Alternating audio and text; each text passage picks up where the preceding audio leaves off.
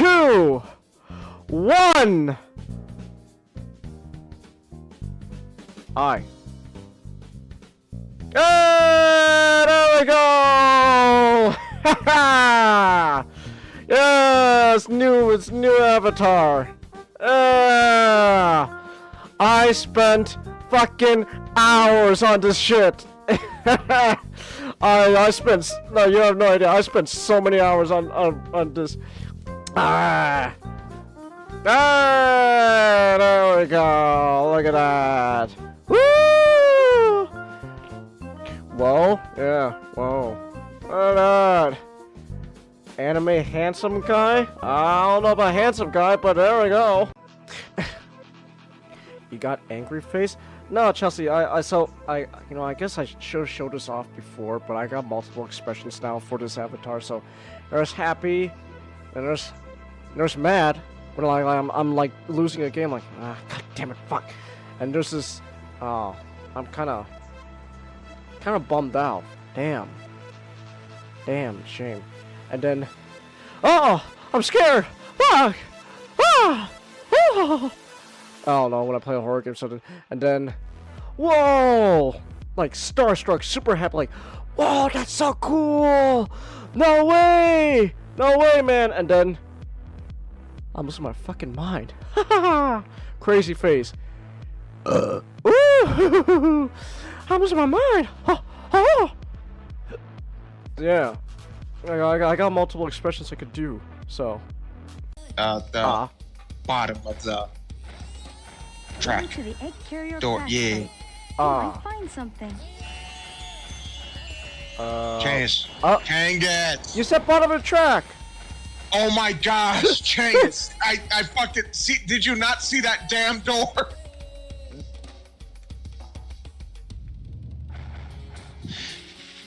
It's right. You said the boat door? You said door. Oh my god, Changus! It's right there! It was right there! It was? Fuck! Fix your eyes! Okay, oh, okay, hold on. I'm staying one place. Which oh, okay. which direction do I turn? Do you not see the sign that says boat? I was talking about that, Nick! I just said boat door!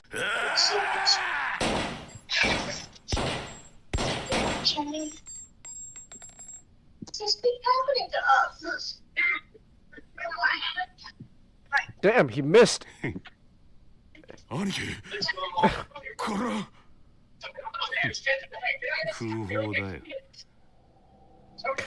my gosh! Fake bullet twist again! Stop! Why do they keep doing? Well, this time it's just blanks. This time it's like he just, this time he's just like, yeah, that. Those weren't live rounds. Oh my. You just. We be with you in squirts? What? Do you mean spirit? That's a Q, not a P. That's a Q. You know, I understand. You know, like, you know, they kind of look similar, but then again, on the keyboard, at least my keyboard, the letters are all capitals. So, yeah, spirit. Squirt. I will be with you in squirt. When you squirt, I am with you. That sounds. No. No, that sounds wrong. Whenever you squirt, I'm with you. Oh my gosh. Oh, did that do the trick? Oh. Oh. It's porn. Oh, okay. What is this, Suzuki-san? There's porn on the computer speakers! What the fuck? I guess it was a trap. Nakajima-san. Taka must know what do we do? What do you mean? They probably set it up to play that moaning sound when the corder's pulled out to stop us from getting to the bottom of it. Screw. Oh, damn it. Oh. Change the monks are literally the least of your problem right now. I know. Hold on. Wait. Where do I have to push this ladder? You don't. Oh, I don't? Oh. What's the ladder for again? Jane, you climbed up the ladder. Oh. Move the handle and the lift should move. Leave me alone. Oh my God, Changus, the fucking staircase. Wait, but there's a... The staircase. Wait, what is this then? What? Chase. My gosh! That's... Holy shit, that's literally Kiryu's voice actor! That's just straight up him, like... That's what's his name? What's his name? Takaya... I think it's Takaya... Takaya or Takaya Kurata.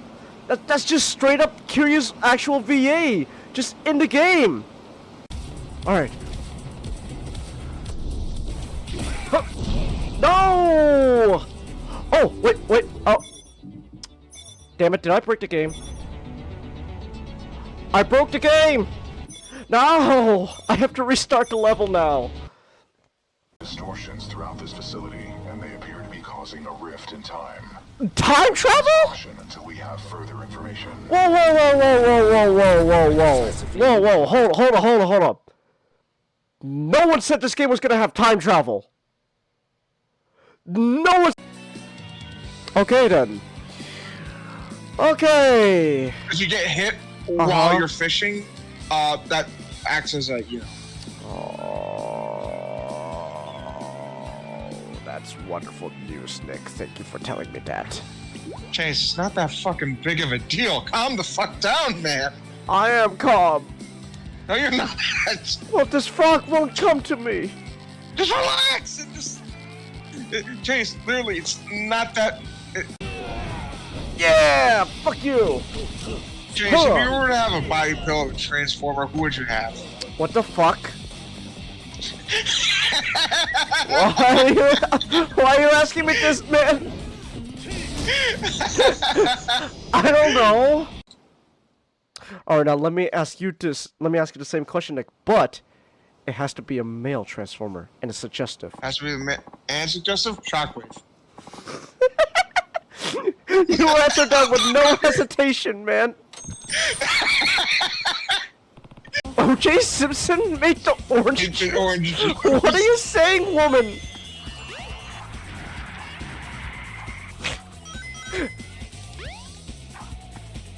Hey, Tails! Hold on, Nux, I'm gonna... Oh, actually, this Shadow just... Sonic, I'm gonna test how smart Tails actually is. Hey, Tails. Did you know that O.J. Simpson and made orange juice? What? Yeah, that's what it's named after. Kill myself! I'm gonna kill myself. They make me feel like committing suicide. But not for real, don't take it as a serious. Hold on, here we go. I go. That guy! He kept shooting while. Oh, that's great. The little grunt guy, he kept shooting even though he was dead. It's like, ah! My dead sister. I don't know why I call her girlfriend. Well, I mean, she is Shadow's best friend. I fell!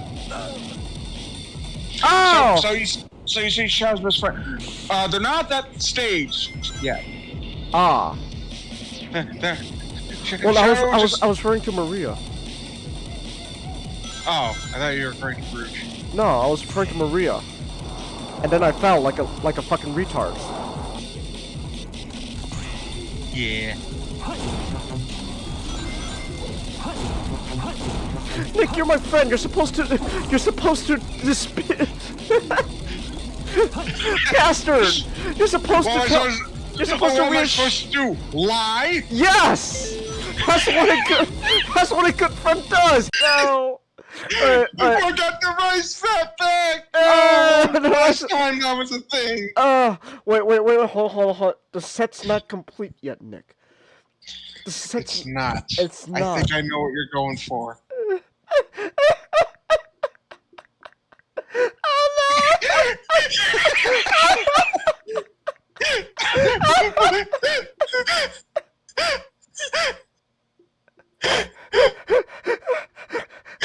Shit! Wait, hold on, real quick. My Shadow, what? I'm just thinking now. Shadow, what are you talking about? Oh. Holy shit, dude. Yeah. I mean, I knew you were an ultimate life form, but just a quick reminder that I do have stream elements. There's a $50 monthly goal. You can tip, donate, etc., whatever you want to call it. You do not have to if you don't want to. Okay. Alright. Here we go. We should be unmuted now. I hope. Oh, great start. A burp. Alright. Alright, Chelsea. How's the audio? Check the audio. 1, 2. 1, 2. Un, dos, tres. Audio's good? Okay. I don't sound sick anymore, do I? Nope. No? Okay, Nope. good. Oh. Alright. You don't sound sick at all. I'm lying to make him feel better. Wait, what joke is that from? Futurama. Which episode? I don't know if we got to that yet, actually. Oh, okay then. Alright. Let's just say, Changus, fantastic episode. Okay. We'll get to it. We'll get to it next time, actually. Oh, okay. Wait, so Master, so your family just ditched you to go to an amusement park? Oh, I didn't. I don't really care to go. Oh, okay. See, I thought I you have did. work. Well, it's just it'd be funny to I like. also don't like. Oh, you don't like it? I also I don't particularly care for roller coasters. Hold up. I just thought it'd be funny if like your family just ditched you. It's like, nah. Okay, I wake up one morning and I'm like, where the fuck are they? Mastic, where the hell were you? We went to Orlando. So I look out the door and there's 2 robbers coming up. You know. Oh shit! Oh, I gotta make all these traps now. Oh no. I haven't watched a Home Alone movie in a long time. Didn't they like? I've never actually seen it. Really? I've seen the sequel. I haven't seen the original. I feel like everyone's seen at least the sequel just because it has Mr. Donald in it before he became president. Really? Yeah. Yeah. Yeah. Home Alone 2. Huh. There's a scene where I forgot the kid's name, but The actor or the Macaulay kid. Culkin. Well, yeah, I know him, the kid. Macaulay Culkin. So Macaulay Culkin Kevin as a kid. McAllister. Okay, but Macaulay Culkin. I'm messing up his name. Basically, Home Alone guy. He was in Lyndon Tipton's husband. Yeah, there we go. He was in, and there's a scene in Home Alone 2 where like he's like into like the big like New York like super fancy like hotel and stuff, and then it's like then you see the Donald walking by. It's like, hey, do you know where this place is? Down the hall and to your left. It was just a really brief like little. Oh my gosh, it's the Donald! Whoa! Before everyone hated him. So. Well, to be fair, they hated him back then. Yeah, but now people hate him even more for different reasons. Back then, they hated him for being rich, and now they hate him for not being the people's preferred political affiliation and all that. So, on top of being rich, I'm going. Remember, if you vote for me, if I don't win this election. I forgot what state he tweeted again like in this tweet like if I don't win this election this year, a certain state is gonna be wiped off the map of America. It's like, damn, the Donald's turned into a full-time supervillain. It's like, ooh. Did I see the new Amazing Digital Circus? No, because I haven't seen the original Amazing Digital Circus yet either. Oh, let me guess. It's goofy fun, but then there's an existential horror element to it. Yeah. Huh? They well, it's a more teaser, but they made reference to certain things that have been happening in the fandom. Okay, like? Palmy looked herself up on the internet. Phantoms are cringe, so who cares? Yeah, like, have you seen the newest Count Dankula about how crazy Phantoms can be? No, I haven't seen the new Count Dankula movie. I've been watching. So I've been watching South Korean and crime drama movies, which leads into what I was gonna be talking about today. But I've been watching that. I'm watching this Korean actor Dong-seok. Chase, all I can think about is how your grandfather just fucking left North Korea, which is like the most base thing that man has ever done. Yeah, it is. I said, take it. Go into water. Wave will make it look like you didn't pee yourself. What kind are you? You get thrown by, you get carried by the waves. You get carried away by waves. Either way, no more pee. No more pee. Yeah, I love You my can't grandfather. lose. I love my grandfather. No, I can still say love as in present tense. It doesn't matter. I can still say love. I'll just meet him later on. It's only gonna take me what, like, I don't know. How long do I have to? 80 years. 80 years. After 80 years. God willing. Just after 80 years, I finally able to reunite with my grandpa. It's like, so, you gonna tell me what happened in North Korea now? now I'm an adult? No. Oh. Let me fair. Well, we're all in heaven now, so it's like, you know. Okay. Depending on how far medical technology goes within the next lifetimes. Well, also depending about how many wars is gonna happen and how big. They're like, Hey, so are we? Yeah, we're. Can they muted. hear us? Because I was gonna ask if you could play this. What do you want me to play? Oh yeah, they can hear us. Wait, hold on. Nick, no, you made me screw up on the Oh level. yeah, You I forgot bastard. I need to show you something, Changus. What? That's right. have not seen- Oh yeah, that's have right. You're not- playing a game. Never mind. No, it's Patrick Star rock with you. Also, Changus, did you see the epic rap battle? Oh, I saw clips of it on Twitter. So that's. You want to see the whole thing? Just do a quick reaction. Nah, it's okay. I pretty much got a sense of what it's gonna be like. Man, that lizard really hates that monkey. So, what am I doing, Chelsea? It was an excellent rap battle. I have a hard time picking a winner in that. I'm honestly. That fight. This is probably gonna sound stupid, but I honestly didn't know for a while now that epic rap battles was still a thing. Of history was still a thing. So it's like I don't know, cause I just don't watch them anymore. So like every time like I hear about epic rap battles of history, like nowadays, it's like, oh my gosh, I keep forgetting they're still around. They're still they're still around. They just don't do it like weekly. Okay.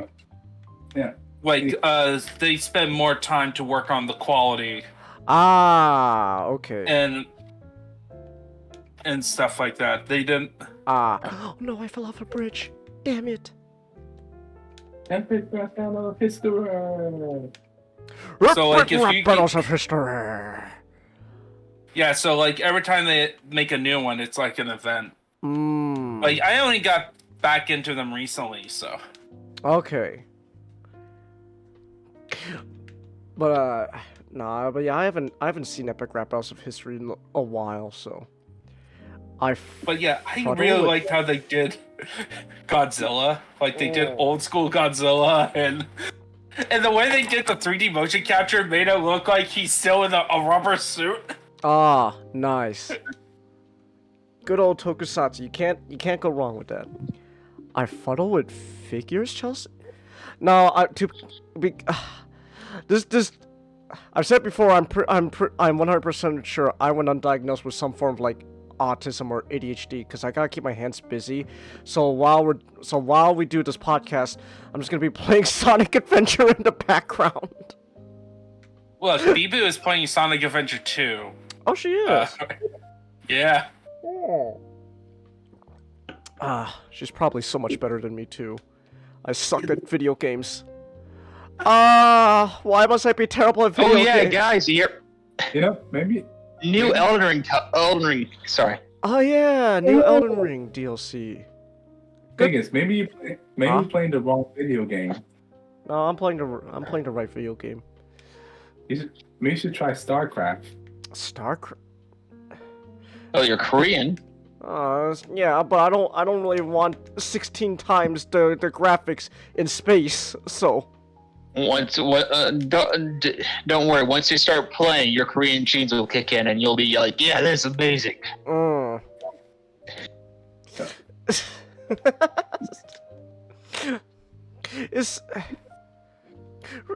Actually, I guess I do want to ask, like, if I do want to play Fallout, which do you recommend? Well, do you like over? It depends. Do you like over like turn-based strategy? Turn-based strategy. I keep forgetting that Fallout used to be like. Yeah, I keep forgetting it used to be turn-based strategy. Yeah, it used to be. Yeah, it used to be like an old school tactical RPG. Yeah, I keep forgetting that. And then Bethesda decided, hey, let's make it more like Elder Scrolls. Oh, okay. Well, I guess then what's like the more. I guess out of the Bethesda games, which one is like good? Well, they're all good except for 76. Except for 76. Well, but right now, comment! 76... Todd Howard told me it has 16 times the graphics. Look, it just works. Well, okay, I'll be fair. It's good, kinda now, but you can it got tell better. Kinda. Yeah, kinda. It got better, but the problem is you can still tell that they had no idea what they're doing when they came to MMOs. Wait, it's an MMO? Like, it's like yeah, it is. Oh. It's a hybrid. Oh, okay. It's like you know that flex tape? I don't know. Like it works, and he just slaps the to show you the power of flex tape, I saw this boat in half. It's like they constantly playing flex tape whenever you like hit something, and then something else. So it's more like just half-ass fixes. Okay. Well, it's more like less than. I think it's more like less half-ass on purpose, and more like it's the best we can do. Oh, that's sad. Because I think it was developed by the B team, right? It was? Yeah. Oh. Yeah, I believe it was, because I think at the time they were trying to develop another one. I think Starfield or something like that. Well, they were doing Fallout and Starfield at the same time. Oh, okay. That's what I heard. Yeah. It's like you play 76 with like, man, it would have been so much better with just single player with co-op. Okay. And then people play Starfield. It's like, oh man, I wish for a more interesting game. Yeah, like I said, the map is big in 76. Have all these interesting like creatures based on the Appalachians, you know, like Mothman and stuff. Mothman. I didn't know Mothman was. Okay. And the Wendigo. Oh. And the alien sighting and such. It would have been so much better. It had this single player with co-op instead of, you know. Okay. I understand. You're gonna say something? No, the sign disappointment. Oh, okay then. It just works, Chelsea. It just works. Todd Howard said so. So why not play it? It just works. It just works. It just works. And just like I also buy our Fallout first. They try to do a subscription thing. Wait, isn't? Wait, hold on. Are any of the Fallout games live service? No. No. 76 is the closest. Oh, Yeah. okay. You were asking when you recommend. I would just start with 3 if you just don't want to do the whole turn-based thing. 3? Yeah. Yeah. Okay. That's like the universal Bethesda Fallout. Ah. I hear New Vegas is the best though. New Vegas? Yeah, okay. but that's technically not done by them. Oh, it isn't? The big Yeah, but done. It's It done is by Fallout. Obsidian. Huh. And Well, what's wrong with Obsidian? they just have had horrible luck. Yeah. So what, was New Vegas just their only hit? No, in terms of development. So what happened is that they end up getting tasked to do Knights of the Old Republic 2. Oh. But then guess what happened? That got canned. No, tight deadline, so they had to cut content. Ah. And then they got a brand new, spanking new deal with Sega, who wanted to make like an innovative RPG. So they decided to make their dream RPGs where you combine action RPGs with spies.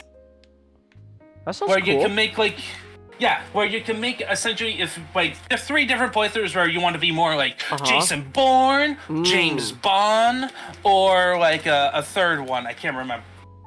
So whatever. So so what happened to that one? You want to know what happened? What? Long development cycle, and then they ran out of money, so they had to take another job. Ooh. And that job was to work on Fallout's New Vegas? Fallout in New Vegas. Yes. Oh. And then horrible luck. Oh. I can't remember which came first, Fallout New Vegas or Alpha Protocol is the game Alpha Protocol? that they end up making. Okay. So it came out in 2010. Alpha Protocol came out in a few months later. No, a few months before. So they got so it released in the game. They had to rush the game, remove a lot of its vision, and it came out. It's a game that people hated at launch, but very few people loved it. It's like a cult classic game status that you can't play anymore. You have to search for the One Piece. Oh, okay. To actually play it. The One Piece is. The One Piece is real. But I recommend you. Much like another one that you have to pirate, Spec Ops: The Line, you have to play it on easy. Oh. Because the gameplay sucks. Okay. Yeah, it's one of those types of deals with that one. Okay? But then Fallout New Vegas came out, and they were told that if they got a certain percentage, like a certain score on Metacritic, they would get a bonus that they needed at this point.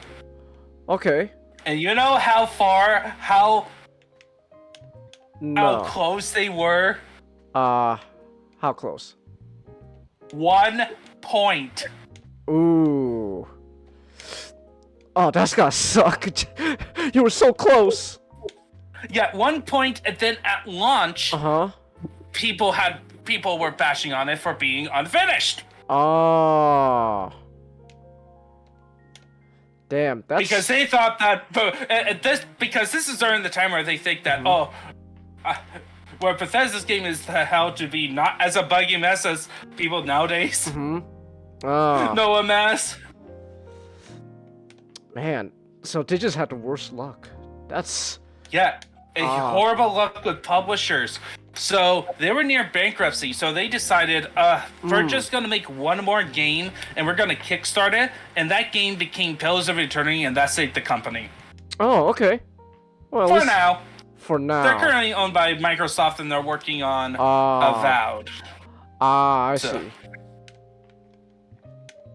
and it's their first game off of being independent and being with Microsoft. So but it is okay. Oh hey DJ, I didn't see you. I didn't see you. I asked if I could. But yeah, they were cursed. Hold on, let me pause. You asked if I had stream elements connected to my PayPal, because you don't want to show your real name. Oh, don't worry. Stream elements keeps all like your actual identity a secret and stuff. So the receipt I got shows what I'm assuming is yours. Yeah. Okay, so well, okay. I'm assuming. Wait, hold on. Cause I actually didn't notice. So does it have my actual name on your receipt, or does it go under the name Changus? Because to be fair, it's not like it's not really like I've kept my real name a secret. It's kind of a big open. It's 2 words. 2. Wait, what? Okay, I don't. Hold on. First and last. Okay. You know what? I don't really care all that much. I don't know. It's just something. As long as you don't what is it an address isn't there or anything like that, then ooh. Cause other than that, it's not that big a deal. I don't know, unless I can change my name on PayPal or something. Who knows?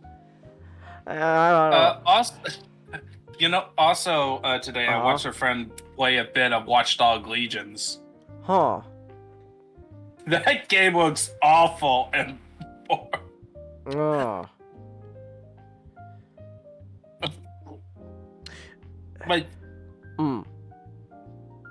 When it's the writing's annoying and then the plot just seems to go through a crawl. Okay. That's a shame. Who's this? But anyways, if my name shows up on the receipt, then oh well. I'm too lazy to do anything about it at the moment. So, but if you can figure out stuff, then go ahead. But, you share a name with a random Latin American drug? Oh, a drug dealer? You get stopped by immigration to make sure you're not that guy? So I'm not that guy. I'm not that guy. We have to make sure. It turns out. Yes. I love that there's a unit for the wildlings, just straight up called the cave dwelling savages. Okay. I just find straight up how played good. Huh. They are savages. Very even human. Savages. Look, and shimmy back them. They're not like you and me. Okay. That means they must be evil. Hold on, let me see. That is the only song I know about Pocahontas. Huh. And I'm not gonna watch that film because my historical accuracy brain will go up. Yeah, knowing that film, oh boy, you would not last. I can take, talking animals and spirits and stuff, but as soon as you portray the conflict between Indians and the settlers. Okay. I think I'll be fine just watching it. Huh. Alright. Okay. Oh, there we go. I just. Okay. Oh, I do get a head option with the ancient one. Do I go with showing the bald lady or bald lady with hood? With hood. Oh, okay. Here we go. DJ, hold on, DJ. If you're still listening, the whole thing about like name showing on PayPal and stuff, I looked it up real quick. It needs if you want to keep like your name anonymous, you need a PayPal business account. So, which is different. I don't have one because I don't technically run a business. So, I think I don't know. Is this considered a business? I don't know. Not at this level. Not at like, this if level. You had, so, if you had like 1 million subscribers. Yeah, or like. But I mean, like, I don't know. Did you send me an AI generated cover of Pocahontas? With Yes, like I did. Randy Marsh, but yes. Randy? Okay. Oh no, I lost all my rings. I'll watch it later. Ah. I can't listen to the regular song anymore just because the Randy one just actually unironically fucking great. Oh, okay. I see. But anyways, like, real quick before I move on, like, DJ, like, you need like a PayPal business account and all that. I just link up my personal PayPal. Again, like, for me, as long as like the receipt doesn't show like my like address and stuff like that, then it's fine. Name is I probably should have put a better effort to keeping that anonymous, but like to be fair, I didn't really try. Like I set my Vegas! Jen! Vegas! What father? Are you doctor yet? No. Talk to you when you doctor. Okay. What was I gonna say though? Anyways, what time is it? It is now 8:08. Yeah. Okay, we got like quite a bit to go through, so we should probably get started with our actual stuff. All right. Yeah, mine is gonna be. I'm hoping to be fast on this one. Okay. So, with talking about the Middle Earth strategy battle games and my experience. So, last Sunday, I actually went to my local Warhammer store, which is in Boston. So I actually did have to travel, and I took the day off just to have like this wonderful time of learning how to play the Middle Earth strategy battle game. You work on weekends? Yeah, my hours are Sunday through Thursday. Ah, okay. And I was like, oh dang, I didn't know. That's kind of suck a bit. Well, yeah, the thing is, with a college campus, you need somebody to take care of the trash. Right. Maintain stuff. But so. Custodian. So you went to your Warhammer shop, and they had this? Yep, they had an event going on of like teaching games. They recommend you build an army. So I just brought the starter army. I got one of them. I ended up using the Gondorians that I had, which had half Rangers and half the regular dudes, led by Faramir, Medril, and Damrod. Basically, Faramir and his 2 Ranger buddies. Ah, okay. So it's like, including the one who got stabbed. Oh, so lovely. And essentially what the Middle Earth strategy battle game is to people is that it's a skirmish game that that is bigger scale to be like a small army battle game. Okay. So this game has been around since the movies have been around.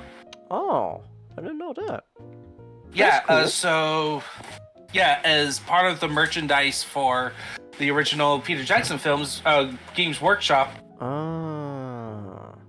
proposed to do a deal about how to do this, and that's how they end up having this license. And they've been building this game for years. Now it's like Ninja, hold that thought. All I can think about is when you brought up like your like group or something. I just remembered. Guess who came back to my group? Oh my gosh! No! You told me he wouldn't ever come back. Yeah. How? Yeah, no, I'm lying right now. Oh fuck you! You know how excited I would be if the dragon fucker came back. It's like I know. I know. How fucking wild would that be? Wait. What do you mean, dragon effer? Oh, That's a story. We had a dragon fucker in my club.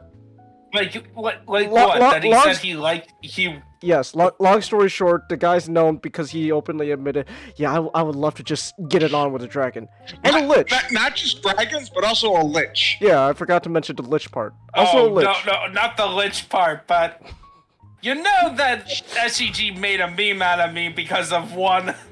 Yeah. All I could think about when I saw it, it's like, oh my gosh. It's the same guy.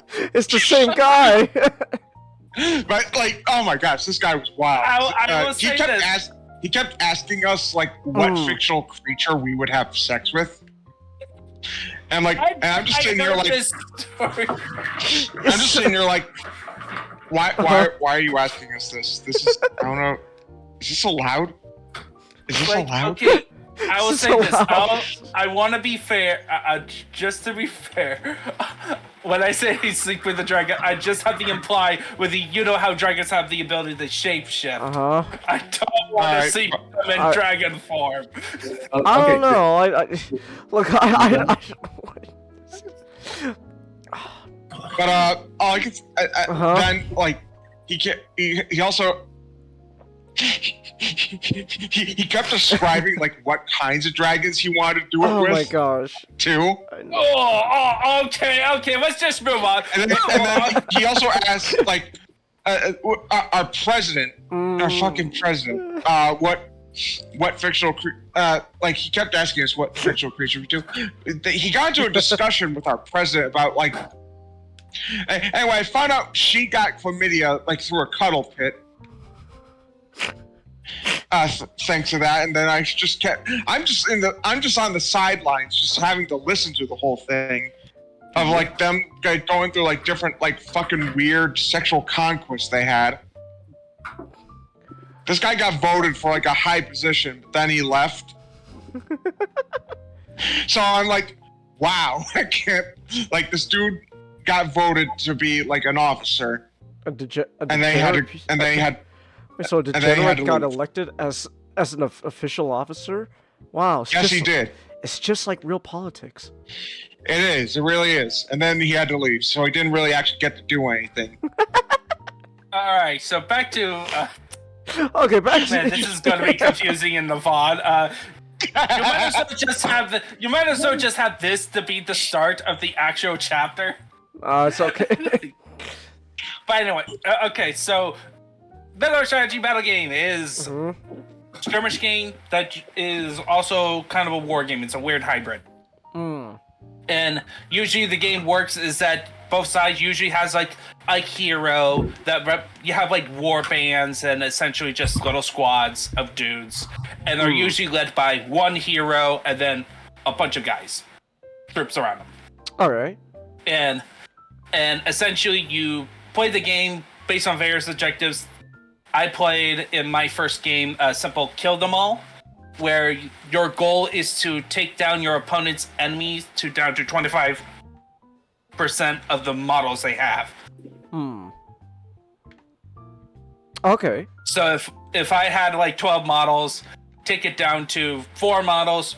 I win. If you get down halfway down your model count, you have to roll dice for courage.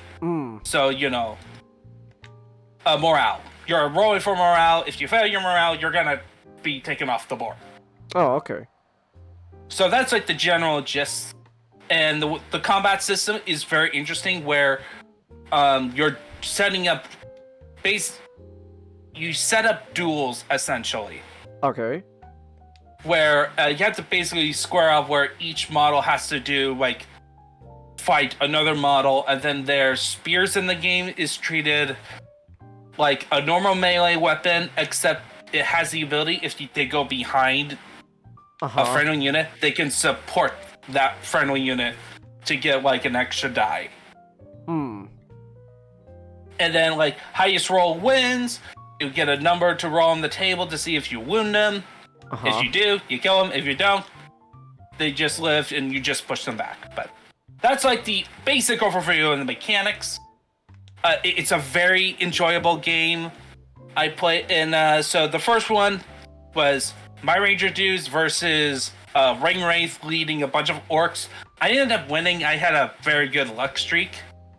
I then observed a game of elves versus undead of the Army of the Dead. Oh, okay. And the Army of the Dead has a couple weird mechanics. One of them is that instead of attacking defenses, they attack the courage stat. So that affects the charts. Alright. And I don't remember who won, but it was a very close game and very bloody for the elves. Elven player. Damn, sucks to be an elf. Yeah, it was also Elrond's son, so it's like, it could easily this story takes place at the fourth age. Yeah, oh yeah, Elrond had 2 sons. Oh. The reason they were not in the films is because, they're not important? they were kind of superfluous. Well, they were kind of superfluous, and they were attached to something called the Grey Company. So instead of, it was essentially, you know how Aragorn, Legolas, and Gimli goes to the Army of the Dead? They go there. They were also with a bunch of Dunedain Rangers and Elrond's twin sons to go and get the armies of the dead. And that's also why there was nobody guarding the Shire to let Saruman take over. Okay. Causing the scouring of the Shire. But anyway, so they got the Army of the Dead. So in the books, the Army of the Dead just helped them take over the boats. They were not at the Battle of the Pelennor Fields. Oh, wow. Instead, it was just Aragorn and his Grey Company. Lame. Like, it's still pretty cool, like, in its own way. But come on! The image of Peter Jackson was right when bringing out Aragorn charging for them than an army of the dead. Yeah, it's a really cool imagery going on there. So, okay. So anyway, and then the final game that day was a kind of group play of a 2-player scenario of Weathertop, and I was on the Ring Wraiths, and Aragorn quickly noticed the campfire going on that night. Okay. So he arrived way sooner. Which forces our time, and we ended up losing. We only managed to kill Mary.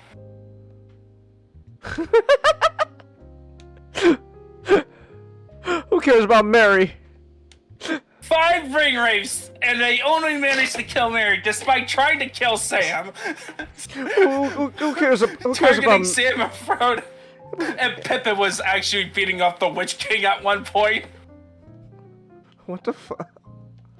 How'd that happen? It was die roll, baby.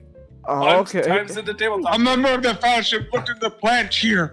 Sauron knows everything they know. We're doomed. It was Pippin. Never mind. I think Sauron is more ignorant than before. Yes.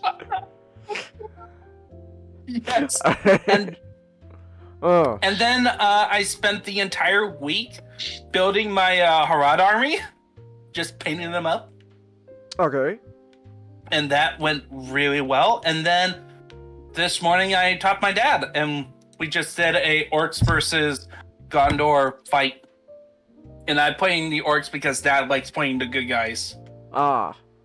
Period. At any game, like if you have like I actually had to write a paper one point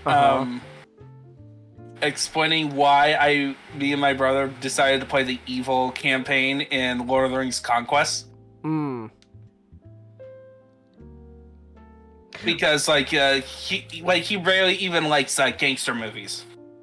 Like he likes pure good guy stories. Like a bit more of a pure good guy story.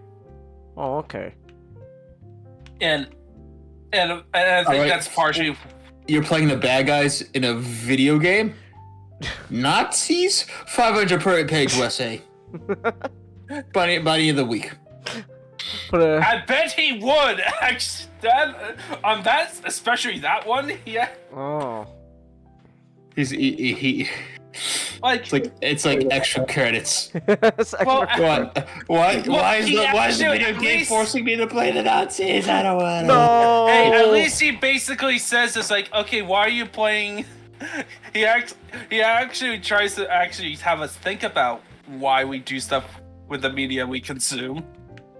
Instead of extra credits where it's like, you decided to play a World War II game, and all of a sudden, you're a Nazi. Or you went Renegade on Mass Effect.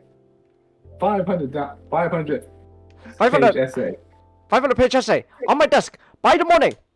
Why am I using an Asian accent? Isn't Renegade Renegade is technically not the evil path though. I don't know what you're talking about because I've never played Mass Effect. Like, especially as the series goes on, the Renegade is more of like, the ends justified the means. Oh, lovely. But anyway, yeah, and I ended up losing, but it was fun. I had fun playing. So. Does you losing prove that the bad guys will always lose?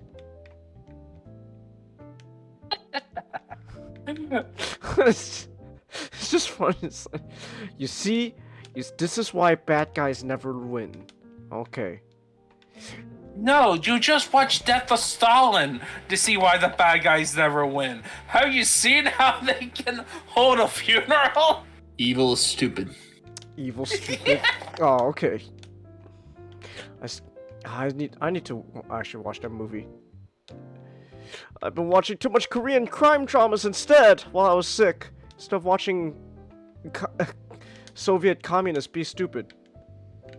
You know how some people have been posting like memes about like the latest like fiction work of like reject modernity, embrace traditions.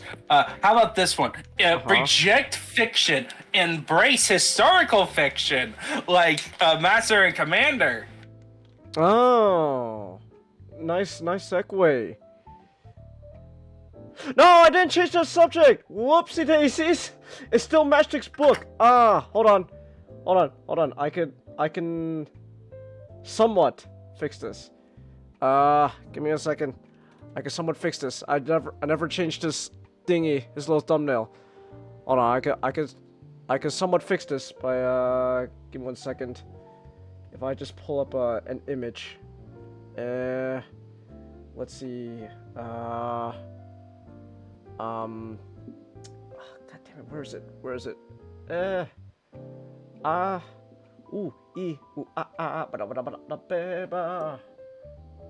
it, where's I don't have his oh no, I have to look up an image of the thing. Master and the Commander. Far side of the world. Here, I'll just look up an image and I'll just download it. Here we go. Like Image of Russell Crowe. Just Russell Crowe on a boat. Here we go. Wham. Okay, and then I just looked this up. Wham. And then bam! There. Whoa! What is this? Okay, there we go. Your face, man. That poster is. Face. What? What's wrong with this? The screen was covering our heads. Oh, okay. Here we go. This is the best we're gonna get. Okay. Master and Commander, you guys kept singing the praise of this movie in like the back room. What's so special about it? It's just really authentic. It's not. It's a fictional story, but it's made so that everything is more authentic to the time period. Kind of like The Duelists, which is the same time period as The Duelists. The Napoleonic Wars. It is directed by Peter Weir, who, let's see what stuff he's done. He has done, I actually did look him up. The Truman Show, Dead Poet Society. And he also, his final film is actually one I'm interested in, called The Way Back, where it was inspired by a story about, during World War II, people escaping from a gulag labor camp from Siberia. And like there's like a path. Certain path taken. Interesting. Damn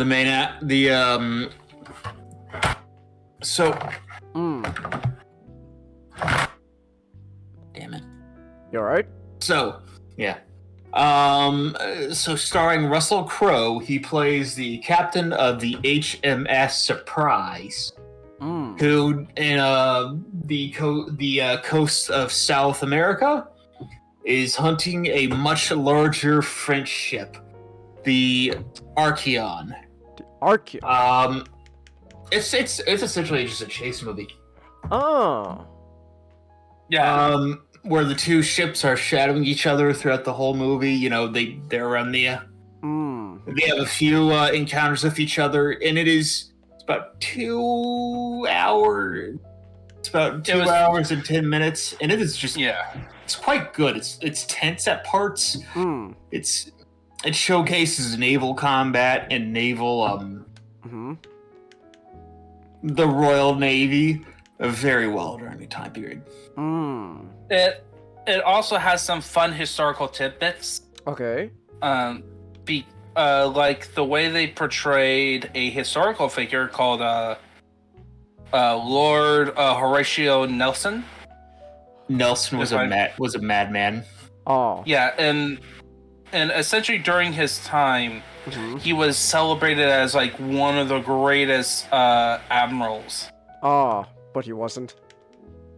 No, he was. Oh no, he was he's He was just crazy. Yeah, he was the he kept getting injured and losing parts of his body because he was just in the thick of things the whole time.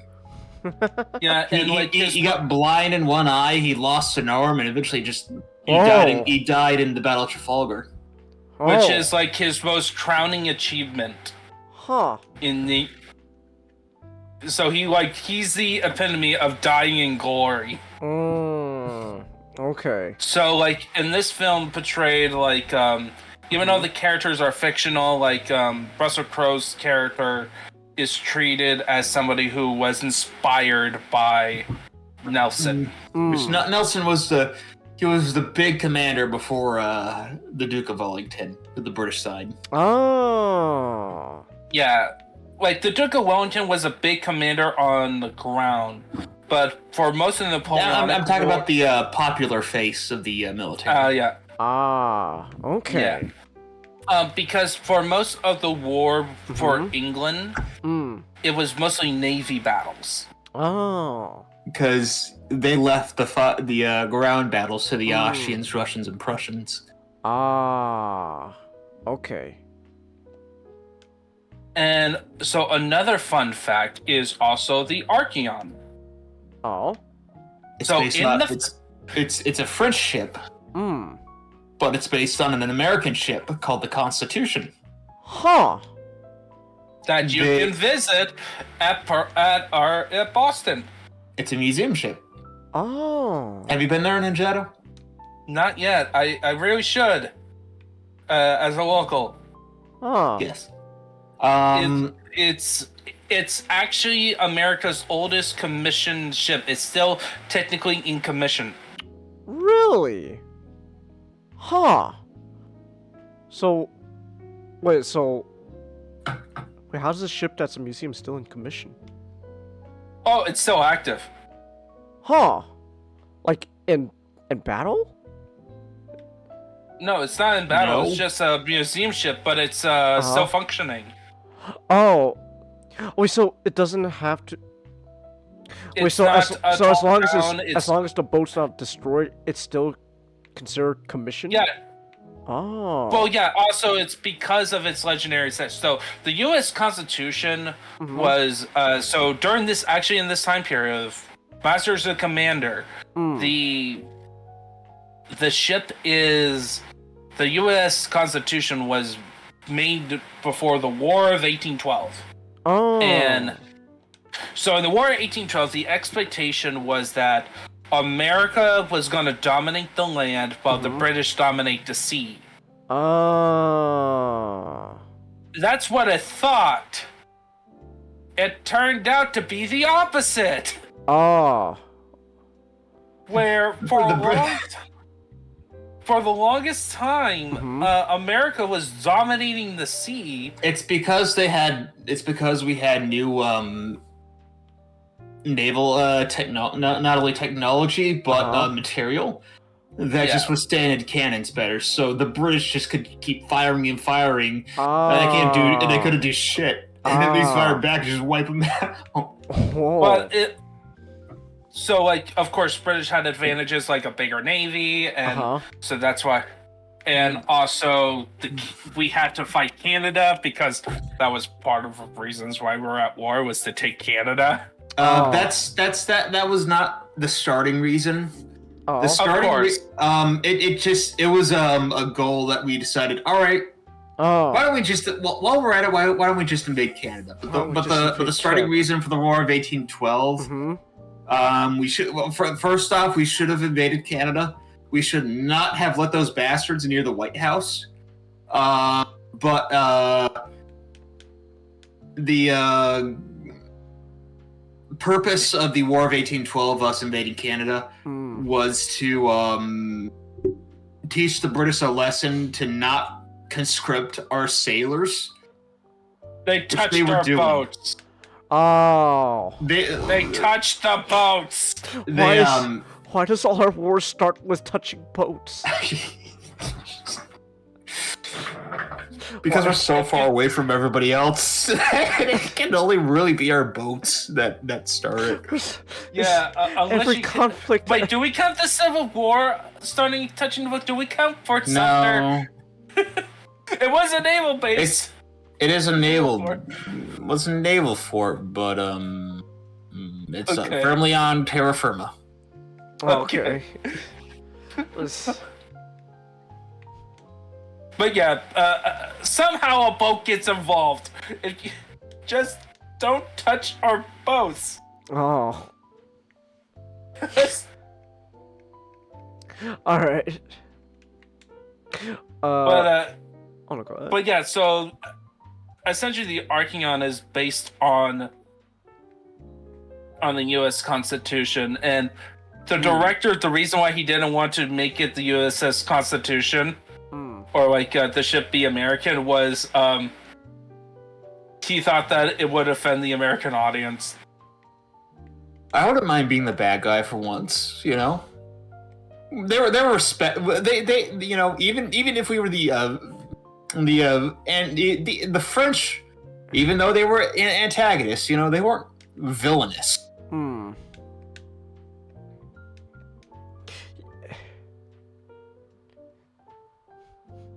So what's wrong with touching the?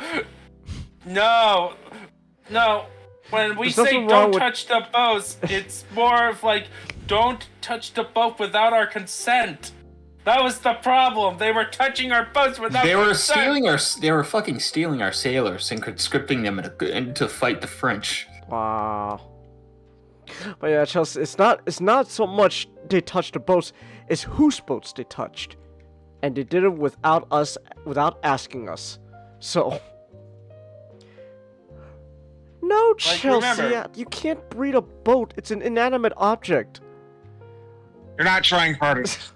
But Master and Commander is based off of the Aubrey. I don't know how to pronounce his last name. I forgot. Maturin?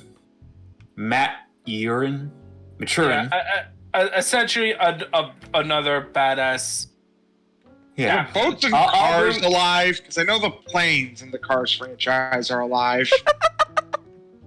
Aubrey is the captain played by Russell Crowe. Ah, okay. And there is 21 novels, the last one being unfinished. Oh, wow. When from 1969 to 1999, with the unfinished novel being released in 2004. Wow, 21 novels. That's impressive. Okay. If the Cars can have kids, Stop. does that mean? Why are you thinking about this, Nick? Because of Chelsea! And Chelsea. Master and Commander seems to be what from what Wikipedia is telling me, a patchwork book, taking stuff from 3 of the novels. Okay. But even Audrey is inspired by Yeah, a historical figure who I forget his name. I remember the ship. It was the HMS Flash. Yeah, but he used the same tactic as the final part of the film. He was also encountering a similar type of situation, not as bad as like the USS Constitution, but similar build type of power difference is. So he disguised in the finale of this film is that they disguised their ship as a whaling ship. So as like, because the French people in this film are like privateers, they're kind of going for like, they're pirates, but not legal pirates. We're the legal pirates. The not actual pirates. Yar har. No. Oh, okay. Pirates. So they were going after like whaling ships. So they decided to disguise their ship as a whaling ship and their crew as whaling sailors. And then when they got too close for their guns to actually hit the ship, they pulled out saying, "Bring out the colors!" Thomas Cochrane. Yeah. Thomas Cochrane was another madman sailor. Going around and kicking the shit out of people. Okay. You said Cochrane. I'm sorry, that's stupid. Cochrane. Alright. Yeah, and I really like how in the film it explores like the relationship between like officers and crews and gives perspective about why hierarchy was important in that. In how the boats operate, because like officers were not supposed to hang out with the crew. Oh. Huh. It was looked down upon to have that. You were supposed to keep a maintain of hierarchy. Oh. And like the film portrays is like, it's not like it was an awful thing. It was more like a necessary thing to earn respect from the crew. In fact, one of the characters was trying to be the officer who was like friendly one. Oh. The buddy. But he ended up getting disrespected and crapped upon so much that he grabbed a cannonball and joined Davy Jones's locker. He was weak. I'm gonna say that he was weak. Oh. He should not have been a military man. Yeah. Especially an officer. Yeah, he should have just been like one of the boys, not a person leading. He feels like he should be like some like, yeah, not a leader. Like the crew did not help too. Like they were basically treating him like he was. Oh, okay. Yeah. like they went full on like he is Jonah. Like the basically we have to get rid of him. In order for us to not be cursed, we have to get rid of him. If we could get rain, get water, and get wind to move. We're not having that right now. We gotta fucking. This guy is causing our problems because he's a Jonah. Huh. Oh, okay.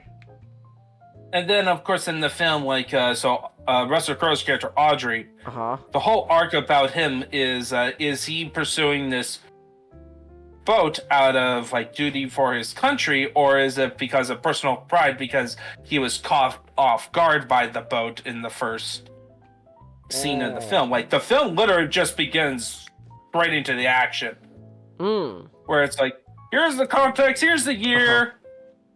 And here's the mission of the boat. Boom. Huh. Okay. And then his best friend is the ship's doctor, so it explores that one where the doctor wants to, because they're going to the Galapagos Islands. He wants to go on land to do all the naturalist things, and it gets in the way of their mission. Okay.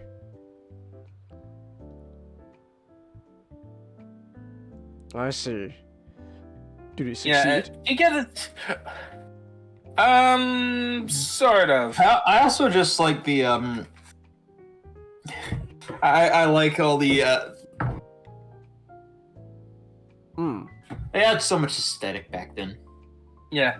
The ships were so cool looking. The outfits were so cool looking. They had a lot of nobility with it. They're very pop. They were. And also for casting was also excellent. They had Pippin on board. Oh, which one was Pippin again? Pippin was just one of the crew. He was the guy running at one point, steering the ship. Oh. I don't know, Set. Huh. Neat. He wasn't given a prominent role, but you always see him in the film. There's Pippin. They kept the whole bunch. I think they kept the whole bunch. They kept the whole bunch of the same crew members and just cycled, a lot of reaction shots between them. Yeah, I did like how it wasn't so much the story about a group of central characters. There are central characters you follow, but you're following the crew. It kind of felt like you're following everyone. Ah, okay, I get it.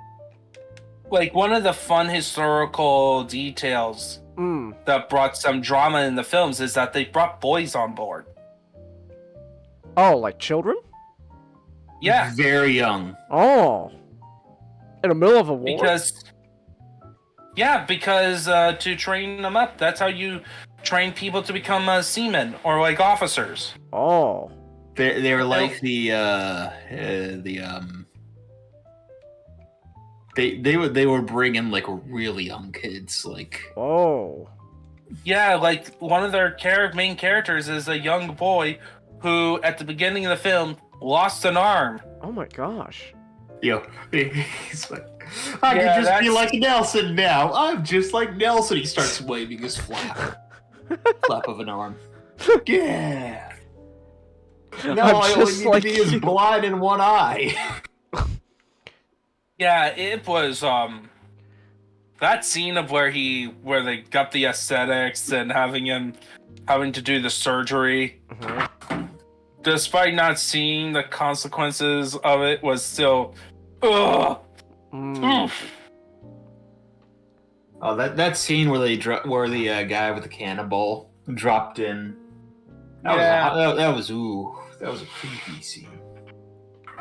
The ocean is a creepy place. Yeah, fuck the ocean. I don't know why people like the ocean. That place sucks. It's where anglerfish are. They're terrible. And dolphins. And dolphins, exactly. Screw Look, the ocean. it's better than Colombia right now. Why? Why is Colombia awful? Is it because of the gangs? Yes, but also because of the hippos. Hippo. I'd rather deal with the hippos than ocean. Nope.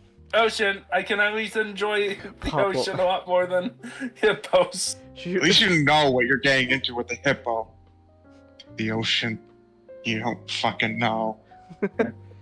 Did you see the story of like Pablo Escobar's hippos are on the loose? Yes. Also, Magic, when you were like, the kid's like, I'm just like you. I'm just now reminded of Futurama that what Nick knows is the kid I want to be just like Hermes. No, kid, your back can't Oh, the bar's too low. Your spine can't take it. I'm just like Hermes. No. This is for the little kid who's limboing up in heaven. Limboing up in heaven right now. It's been a while. Just a fucking... I still got it. You got the moves. Zoidberg, lower the door another inch. Just open the door, you hot dog. Yes, dear. Yes, dear. This is an authentic film that you should really, everyone should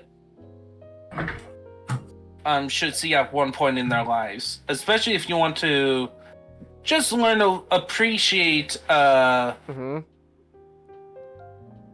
hearing stories about naval warfare and.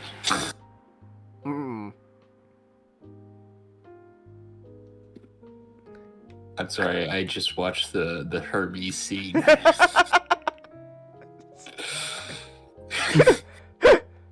I still caught it. Alright, where were we? I was just wrapping up, but you. Actually, it was your topic. You didn't talk much about it. John talked a lot more. Did you guys watch this together? No. No, we watched separately. I actually, as soon as Matchstick the Matchstick's topic was Master and Commander, I was like, oh crap! Oh. Okay. It. Huh. It's a good movie. It's a good movie? Yeah. Nice. Alright then. Hippo is a godless killer. It has no morals, Ray. Yeah, hippos can't be scary. You know what's kind of funny? The hippo, people think hippos do cute cuddly thing. No, they're not.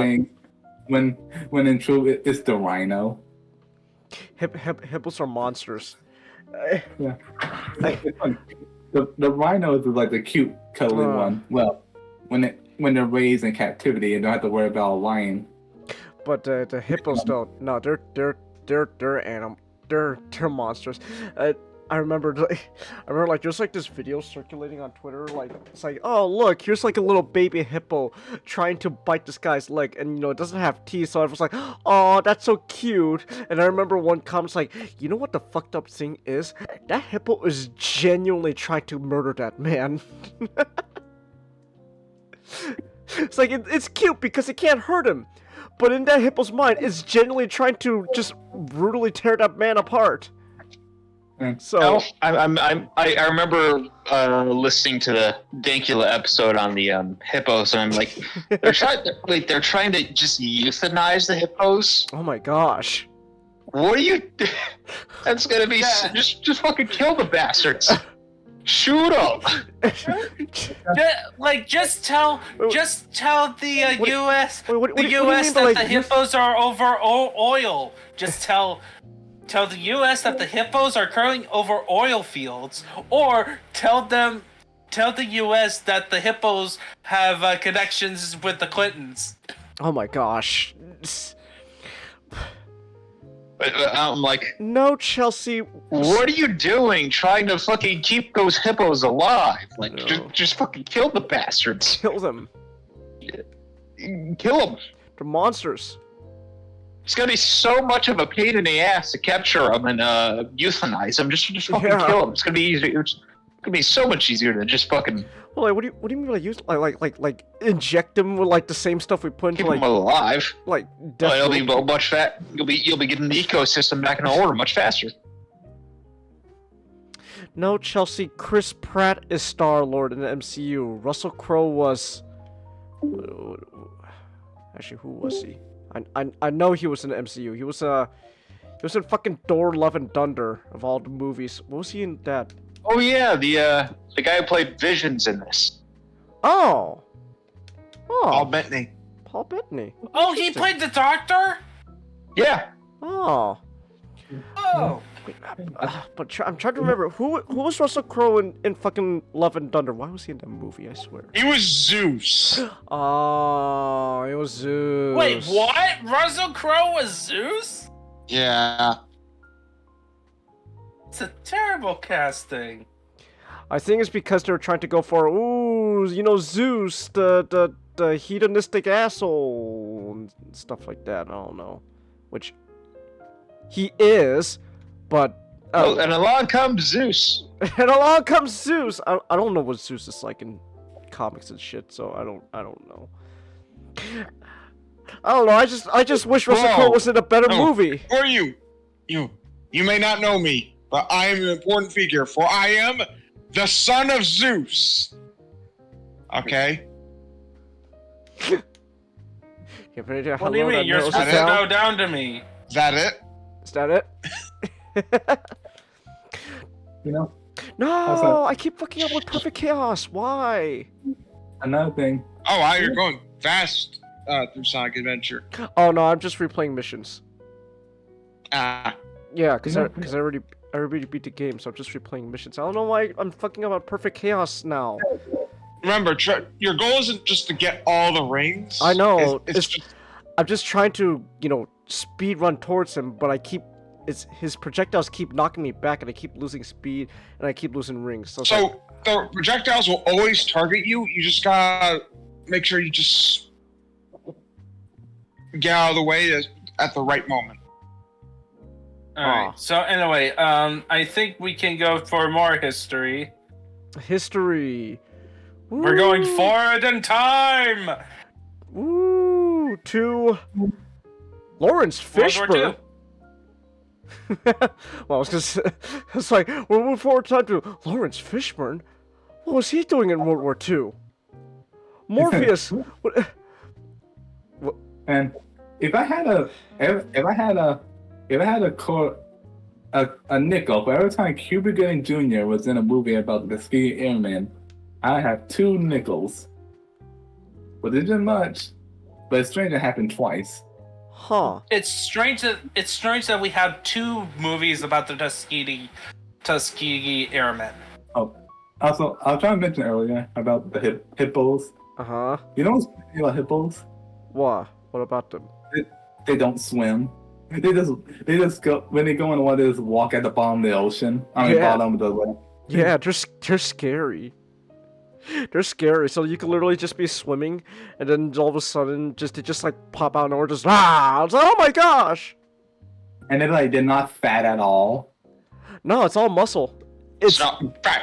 It's muscle. Muscle. It's kingpin energy. I'm not fat. I'm thick boned. No. It's like I'm big bone. I'm big bone. You see, Spider-Man. Only 2% of me is fat. The rest is all muscle. You see, Spider-Man, I normally would deal with you now, but I can't because of my weight. Because of my weight. No, that's the Hobgoblin. Remember? No, remember Kingpin's like, my father hated me. I don't think he's actually seen the video. Really? I'm on it. Oh. No. I know what you're referencing. I was also just like, oh no, I was just pulling out the Chinggis classic Spider-Man one about Ned Leeds. Oh no! Now that you're trying to do it, it's lost its vigor. Yeah, I know. My weight. Oh, you're still annoyed? Okay, let's do it more. Oh my goodness. And Joe's into it, guys. Let's do it. Let's do it. Okay. Solid JJ Ray, yeah.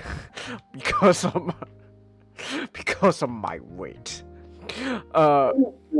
So comment. What is Lawrence Fishburne doing in World War II? Part of Tuskegee Airmen, or as more commonly known as the Red Tails. What's he doing there? Oh, he was leading as Tuskegee Airman and dealing with bullshit. Oh, he was in charge of them. Oh, yeah. Well, why didn't you say so? Yeah, I'm trying to double check the cast. I believe he was. Yeah, Captain. Oh. Wait. So that. Okay, never mind. He was in the lead role. Oh, okay. I thought it was. I thought it was someone complete. I thought the guy. I thought it was Denzel. Oh my gosh, Comet's being racist towards his own kind. He can't tell the difference. He can't differentiate between between other black people. It's a joke. It's a joke, Comet. Don't worry. His Puerto Rican is coming out. His Puerto Rican's coming. It's a joke. Don't worry. Isn't he Puerto Rican? Oh wait, no. Filipino is coming out. Sorry. Don't worry. Wrong P-word. Don't worry, Comet. So here's my that's my Anglo coming out myself. But yeah, he's the main character, and he comes from good old he was traveling to Tuskegee, Alabama. Essentially, pretty much the damn about this movie. It's one of those TV movies. TV. Okay. Yeah, and it's shown, and the film has been shown in every history class in America. I've never seen it. I've never seen this movie either, so. That's how I saw it. And then how quite a few people saw it too. You know, it appears. But it's about the Tuskegee. The Tuskegee. Yeah, whatever. You could just call them the Red Tails. The Red Tails. That's what they're more commonly known as. The Red Tails. Yes, the Red Tails. During the time of Jim Crow South. And well, that's the deal. And Lawrence did a good job because it shows throughout the movie. It shows the struggle that they go through. They had a major that tried to make them quit. He calls one of them to break, and commandeer a plane, and flew up, then flew back down. Yeah. Okay. And planes, and it shows how planes were not really that safe back then. You know, my great grandfather flew in a plane in World War II. World War II. Oh yeah. Wow. He was a gunner. Oh wow. In the flying force. Respect. Holy shit. Mad respect to your grandfather, man. Oh. Yeah, he was in a Flying Fortress Master. I'm not sure. I mean, either way, just flying in World War II. It's either a Flying Fortress or the Liberator. Yeah, I'm trying to, because I'm about to segue about some. Sorry. No, that's fine. But either way, though, Matt, respect your great grandfather, man. Holy shit. Yeah, it just shows how dangerous the planes were. Like during training, we were training on a biplane. And there was a malfunction. And they couldn't pull up. And the trainer and the trainee died. And it shows how dangerous being in the and it shows how dangerous being in a flying fortress can be. The big bombers. Yeah. Wait, because Najati, you're watching. Are you still watching that show? That's about. Where we missed a couple episodes. But yeah, Masters of the Air. That definitely gets you scared about being in a bomber crew. Oh yeah, you gotta wear air mask. You gotta use an anti-air gun, and like it shows like them getting like murked. By their own like stray bullets. You know when it jams. Ooh. Like the Doctor, Ninjato. Yeah. And there's like a few. And funny enough, the show Masters of the Air is gonna have feature the Tuskegee Airmen. Oh, what do you know? And it shows like like how like there's like a few senators that try to like at this time no colored folks quote unquote were allowed to be pilots. And the airmen, the red tails were like an experiment. And there was a few senators that tried to squash the experiment and make it fail. Gotta love racism. There was a scene where he like one senator just like funded this study at this prestigious college of anthropology. And he gave them these, and the conclusion was due to limited blood flow to the brain. Limited blood flow. Colored folks tend to black out more than white folks, which cause all the crashing during their training. Yeah, that's the ticket. Is that true, Comet? As your representation here, you're our only source of in-person account. Is that true? Do you pass out more than white people? No. No? Okay then. Well then that guy was just an idiot then. Nah. Yeah, good old it just seems that since he funded the study, it's enough to give him what he wants. Okay. Classic politicians in science. They don't mix. Yeah. And yes. And oh man. And there was like a couple of things. It shows, like I said, the struggles and the loss. Especially when the Cooper Goodings Jr.'s character. Yeah.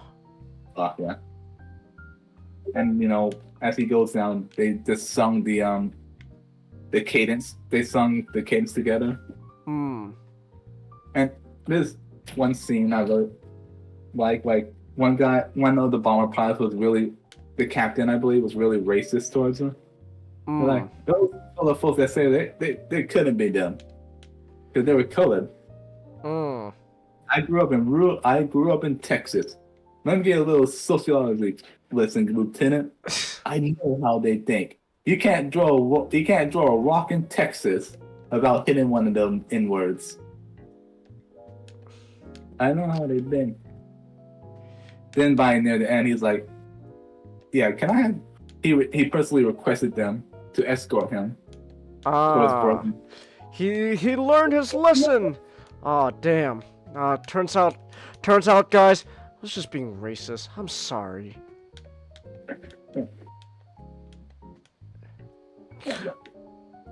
Yeah, but the point is, they came a long way because now they didn't have. Yeah, well, yeah, but and I learned. Yeah, what you learn? That military politics can be bullshit. Well, yeah. Well, politics in general is bullshit. It's worse now because it's the military as well. It's all a lot of baloney. Yeah, but Uh-huh. It's how they get in trouble for things that they let just because they're colored, even though the white pilots they let it slide with the white pilots. Uh-huh. Like one time they flew over the guy that stole a plane and crashed it. He was kicked out because he flew over an airfield. Ah. And they were extra hard on him when they would have been lax any other time. Because ooh, you're not light skinned. Ooh. And there's this one line, I forgot his name, but the training instructor. He said when he died, he told everyone, look, in our job, friends die, and the only protection against that is to not make any friends. I don't make friends. They disappoint me. They disappoint me. I'll be right back. It was his way of saying, get over it. He was pretty much saying, look, get used to it and get over it quick. Because we don't have no margin of error. Because they're looking for any excuse to stop this program. Okay. We're gonna prove those filthy white people that we can fly planes just like they can. Yeah. Yeah, but also a neat thing, they use old. They use old World War II footage for the flying scenes. All right, I have to head to bed now. You gotta go to bed? Oh, okay. Yeah. Have a good night. All right, have a good night. Interesting. And the Airmen also fought against they didn't show in the movie because it ends right as they go towards Berlin. But in the post credit, they said they fought against German jet fighters. Oh yeah, jet fighters were but they're like experimental back then, right? Yeah. And they never lost a single bomber. Wait, Master, how common was like a jet engine like in World War II? Don't know. Don't know? Oh, okay then. I'm afraid as I mean, World War II is neat and all, but it's not my forte. Okay. The BF-1... Oh, hey, my guy, the BF-109 G-type was mass-produced? That's a lot of numbers and words. I don't know. Oh, anime guy. Just all I need to know is were fighter jets mass-produced, like a mass-produced thing back in World War II or no? Like, as I know, like there was still like an early, not fighter, just like the the fighter jet engine. Yeah. Because I know, for example, like, I'm sorry, I keep interrupting. I want to at least finish this. So, like, because I know, like, in the new Godzilla movie, the plane they used to Shinden, the whole point was that they could repurpose the propeller plane into a jet engine. So Germans tried, it didn't save the guy. Ah, okay.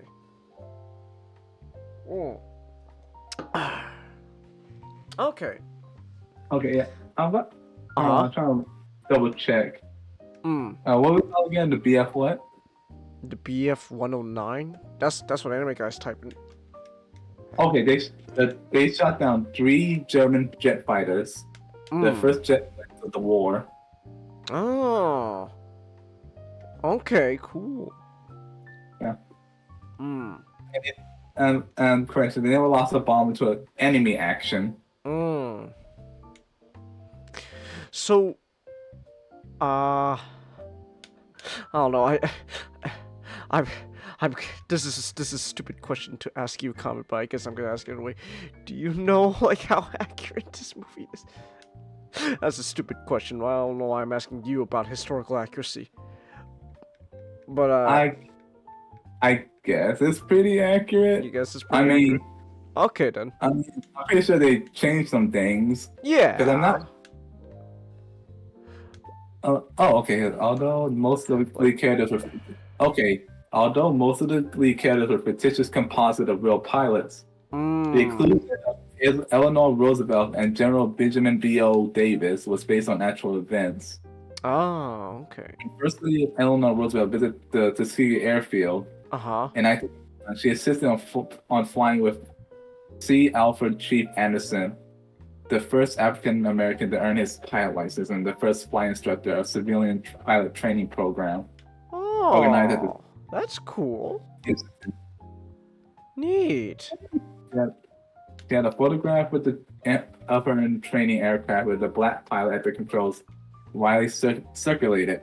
Other than some appearance and profile, Andre Bonner's portrayal of B.O. Davis and his role as a commanding officer apparently was an accurate description of the unit's first commander's personality and character.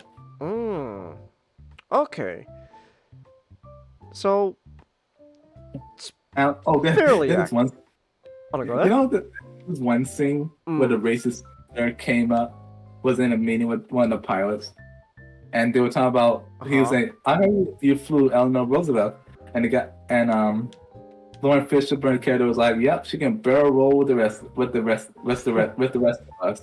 And he was like, "What?" He pretty much was like, "What do you mean by that, boy?" What do you mean by that? I mean that she can fly with us. Don't you mean innuendo flight? No, just normal fly, sir. No, that's how it went. It was like, what do you mean by that, boy? It's a flying maneuver, sir. It's a flying maneuver. It's called a barrel roll. Do a barrel roll, Fox. And I guess that's one of the aircraft manufacturers of the BF-109s. Till they got the rocket engines for the latest models they tried to mass produce only for, the Soviets coming into the East. Ah, okay. I just think, shit, what's going on with my eyes? The BF-109. Sounds like a mobile suit. It kind of does. Holy shit, I think my eyesight's actually getting worse. Oh my gosh, I'm having trouble reading the chat. Oh my god, I think I need to get new glasses. Shit. I think my eyesight's genuinely getting worse. I looked at the chat for a second. Get some more sunlight. Sunlight helps. Sunlight? Like it legitimately does. It literally really does help. I remember watching a video a while back on this. But the lack of going outside and getting those type of vitamins from the sun is fucking up a lot of people's health, eyesight. Oh shit. Yeah, okay, I should probably go out more often then. Dude. Yeah. I go on some hikes, man. It's a good way to get some exercise. Okay. Oh yeah. I guess we could wear a heavy backpack. No.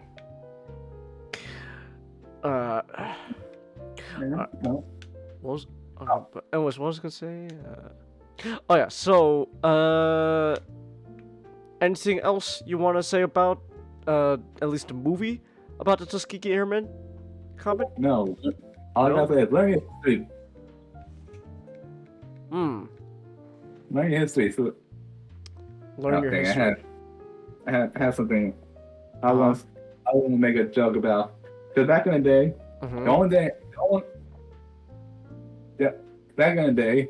the entire fire squad then had to share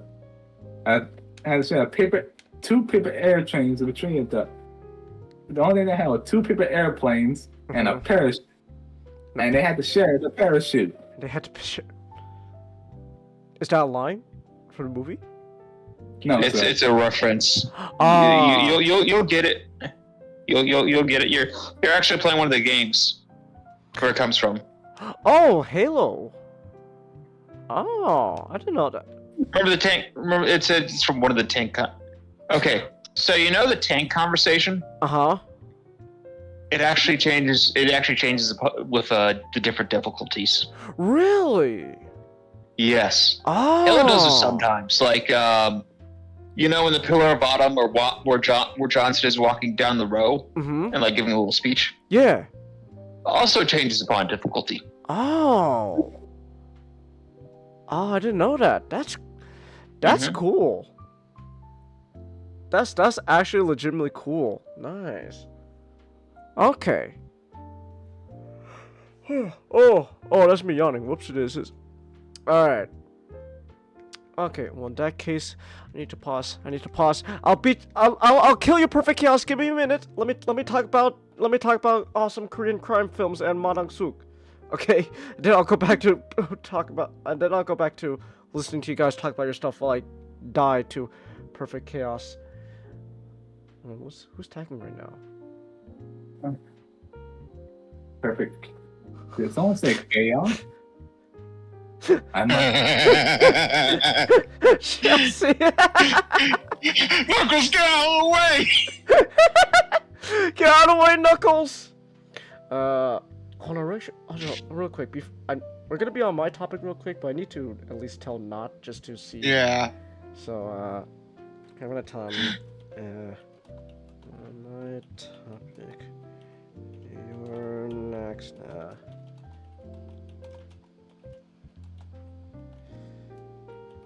Hey, I'm gonna give me something to eat. Oh, okay. I'll be right back. All right, there we go. I told Not that we're on my stuff, and then if he's not here, tell me like if we get to delay stuff. Okay. All right. So, Magic changed positions. Oh, it's okay. It's okay. Maria Knuckles just Maria. Hey, Shadow. Knuckles, what are you dressed as? Oh no. Oh, Not's here. There we go. Also, I made the best addendums to that image. Oh, okay. Hold on. Give me 1 second. I need to adjust this thing. There we go. My boy is all better. My brother is all better. He beat that illness. Yeah. At least I hope I still don't sound sick. Everyone says I don't sound sick anymore, so. Oh, that picture, Nick. Fucking Captain Pike Knuckles. Knuckles. Oh. Knuckles, talk to me. What? Oh, were you gonna say something?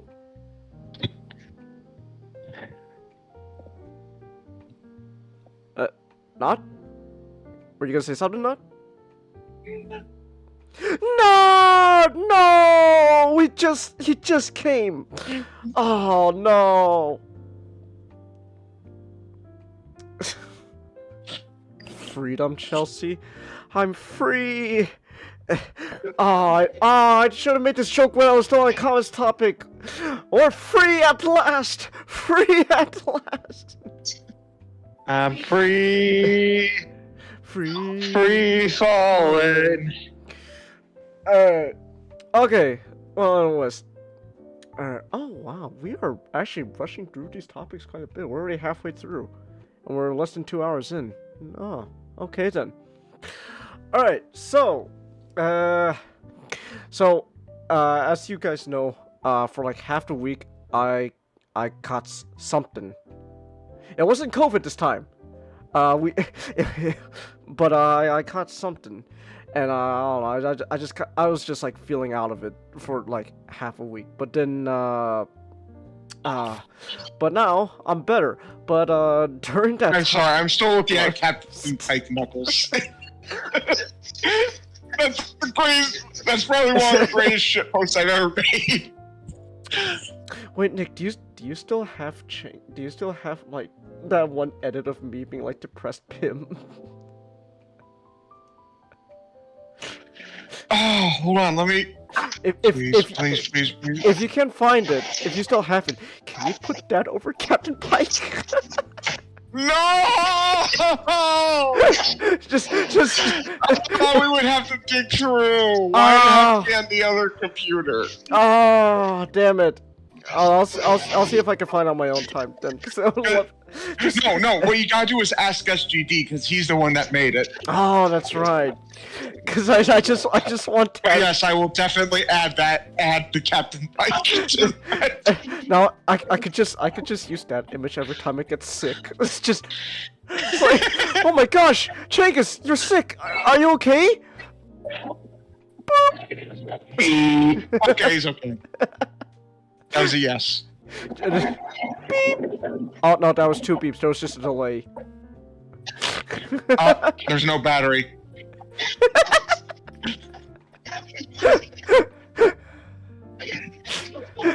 Chagus,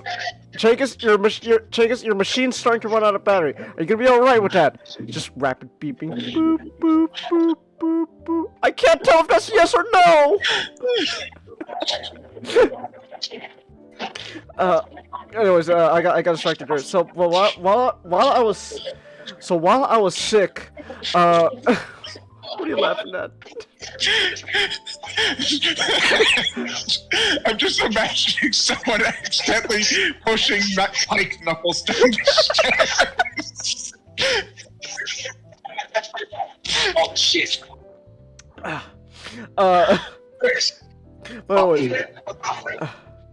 So, while I was sick though, I specifically yesterday.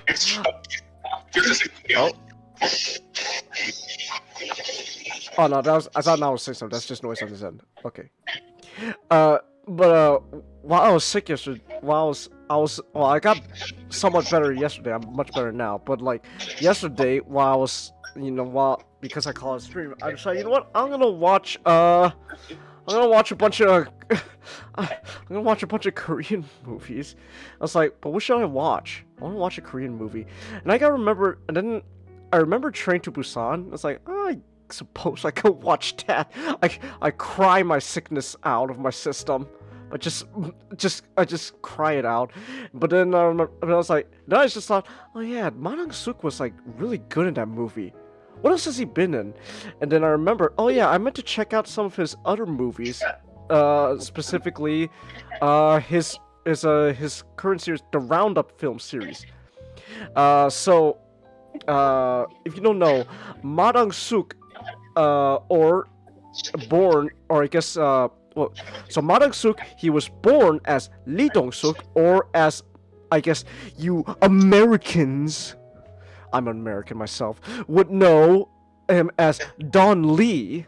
He was in the movie Train to Busan, and I was like, you know what? He was like a standout character in that movie. He was like amazing. I love him. And I was like, I want to know what else he's been in. And then there's the Roundup series, and then I also found out yesterday he was also in the Eternals. And I was like, oh. F. Yeah. Nick told me he's okay in the movie. Like, it's like. To be fair, if you're in the internals, you're not giving. You're probably looking at this and like, I'm not going to give it my all this time. Oh. Like, the Eternals is a tragedy because it's essentially gathering, very good actors. Because that also had Brian Tyree Henry. Brian Tyree Henry was in that. Also, Angelina Jolie. Also, Angelina Jolie. What's his name? He was Joker in the Batman. Oh, that guy? Yeah. Oh. Barry starts with K. He played that one guy. He played the one guy in Banshees of Inisherin. The guy that, the guy who had the crush on the girl. Yeah. But she turned him down. Yeah. I remember him. I remember him from Dunkirk. It was like Barry something. Barry British last name. Barry Keoghan. Thank you, Barry Keoghan. Because he was also the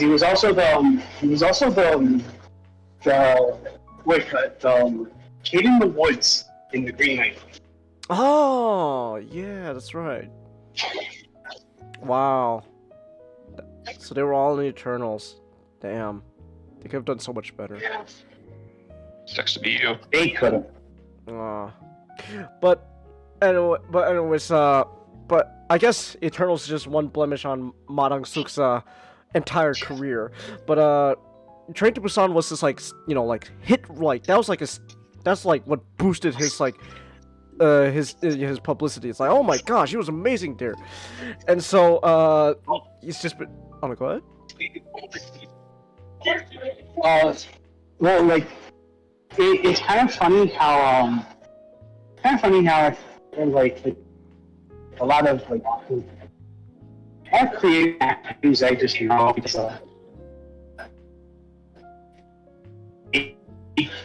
in America, like the actor who played Dong-seok, he like after Old Boy, I see several of the movies he was in. He actually took a break on acting after. No, I don't think it was after Old Boy, but it was sometime. It was sometime afterwards because there was a whole big thing happening in South Korea where have you heard of time poems? You roboted there a bit. I didn't catch that. Have you heard of time poems? No. So in foreign countries, if they have their own, even with when they have their own sort of movie industry, no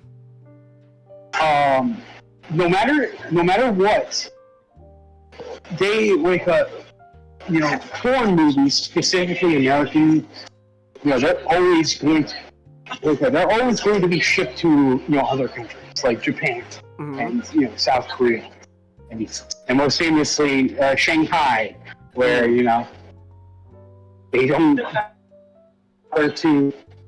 bother to translate any of the transparency. Oh. The explosion. Hello? Hello? Oh. I can hear you. Yeah, so like in general that foreign American movies are always going to be a thing in other markets. But there's also a problem with if there's so many American movies that are coming out. What about the domestic movies? Like, if Avengers coming out and it's being shown at say the Toho cinemas,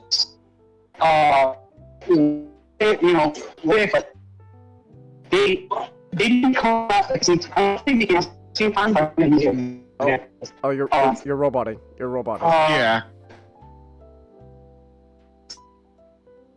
Can you hear me?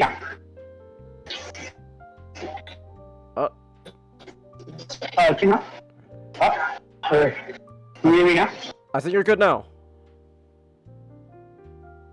So there would be. Not gonna lie, I was kind of hoping you could go roboting, just so I could ask you if you could do a sound wave impression. a Dr. Claw impression. Okay. So like with Ryoto Katsumoji, when he drive my car. Excuse me. Drive my car.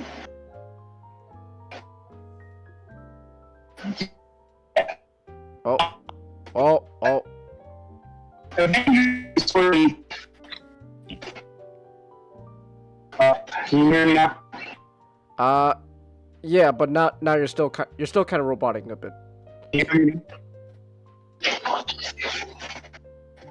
Am I understandable at the very least? Oh.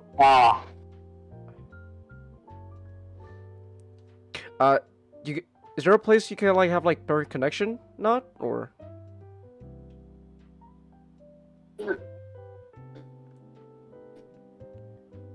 Oh.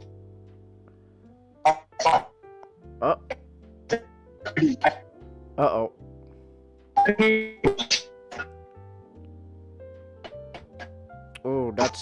Okay, now that's really heavy roboting.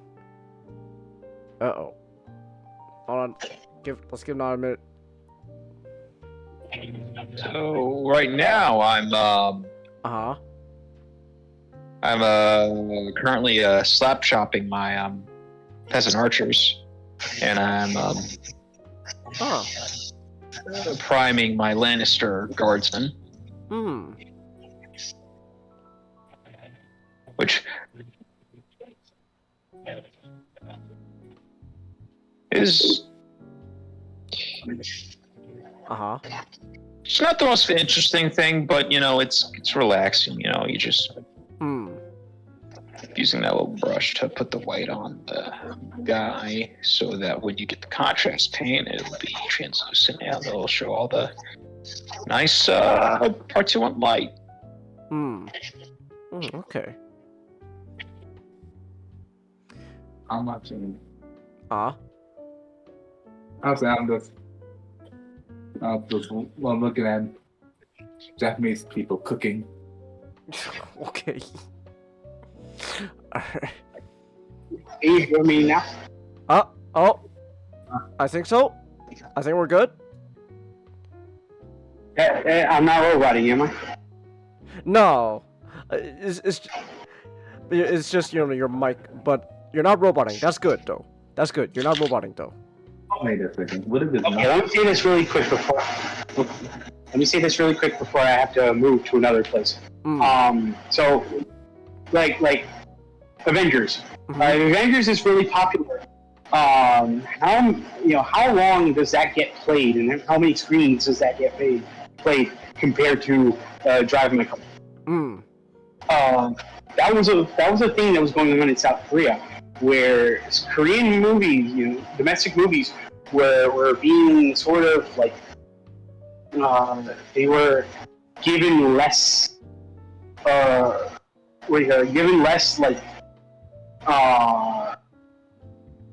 given less days to play. Prominence. Prominence. Less days and screens to be played in compared to American movies. Okay. I see. So that's why, like, actors like Dong-seok, their careers took quite a bit to get going. Okay. I'm gonna go be an American movie and revitalize my career. Chooses Eternals. Remember, Okay. remember Chinggis. Ken Watanabe is a big star, not in Japan, but here. Like, we know Ken Watanabe as the titular Japanese actor, because while he may be a celebrity, a celebrity in his own country, he's a much more bigger celebrity over here. I didn't know he was Japanese. Yeah, he was Sarasawa in Godzilla 2014. Let him fight. We also know him. We also know. That's it. I take a picture of Amy. Good. You make somebody white people movie anyway. I just knew he was from like Last Samurai, so I figured he was an American. He had a speaking role in The Last Samurai. I just knew he was an American actor. No, he's Japanese. He's got a pretty thick accent too. So, man, for an American Ken Watanabe, you got a really thick Japanese accent. How'd you pull that off? What accent? Oh. To be fair, he has a name like Ken. Yeah. Very. Like, Ken's also a Japanese. Ken's a Japanese word too. I didn't know that. Well, yeah, Ken's a common short name for Japanese, because it's a common nickname in Japan, because there's a lot of names that for boys that starts with Ken, like Gintaro.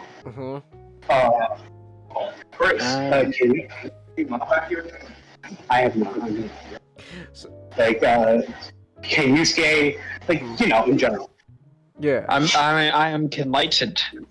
You're enlightened. He's just Ken. Watanabe. That's enough. It's Kenra. Alright. Anyways, oh,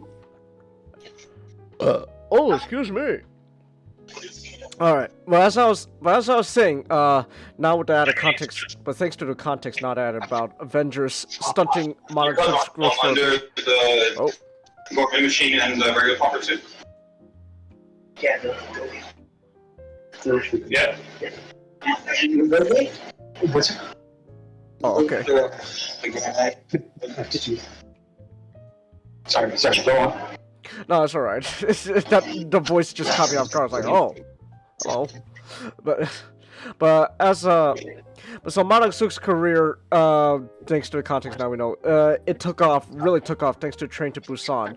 And so just after that, he's just been like a bunch of action movies and stuff.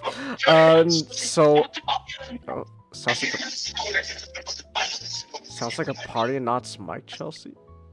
Nah, it's alright. But so after Train to Busan, his career took off, and it's just been a bunch of action movies. And the most the thing he's been in recently is the Roundup series. So. You need to trash it, they're good, and then after that, just trash out. Oh, okay. Alright. Well, thanks whoever was talking about trash. No, Manaksuk is not trash. You get that out of your head. By the way, so he's been in the Roundup series, which is like a bunch of like crime, drama, action film series, based on Korean crime, like gangs and stuff. The movie I watched, which is the first of the series, is called The Outlaws. So what's interesting is that like the Roundup, it's called a Roundup series because specifically the second movie, which was called The Roundup, even though in Korea these are all known as like they're all called like Outlaw like 1, 2, 3. But it's called a Roundup series, so I just find that really interesting. Like in Korea, they call the Roundup Outlaw 2, so it's fascinating. But the Outlaw is a Korean action movie, crime action movie with our boy Ma Dong-seok, or I guess you Americans, Don Lee, and the whole plot of the movie is just basically revolves around Ma Dong-seok being a detective called Masukdo. So he still keeps his surname Ma, well his stage name, and then he's just pretty much trying to keep the peace between Korean Chinese gangs before they blow over, and then it all. What is it? Oh, no, go ahead. We gotta get Korean virtual in this. Korean He'll truly bring he will surely bury the light of conflict with these gangs. Yeah. But he's pretty much trying to keep peace between Chinese Korean gangs before they blow up into a full-on gang war. But then that kind of goes into shitter when all of a sudden a Chinese loan shark named a Chinese Korean loan shark named Jang Chen comes to the picture and decides, you know what, I'm gonna fuck shit up. I don't know, I'm gonna do what's called a hostile takeover of the gangs. I'm gonna do what's called a pro gamer move. The pro gamer move. So then that fucks shit up, and now Masukdo has to figure out what the hell is going on and stop this from escalating beyond control. And so like it's a very simple plot. It's a very simple premise. There's not really much of a mystery per se, even though he's the detective. I would describe Ma Dong-seok's character as a detective in the most like lightest terms. Like, not to say he doesn't do his job, but that's clearly not the focus of his character. The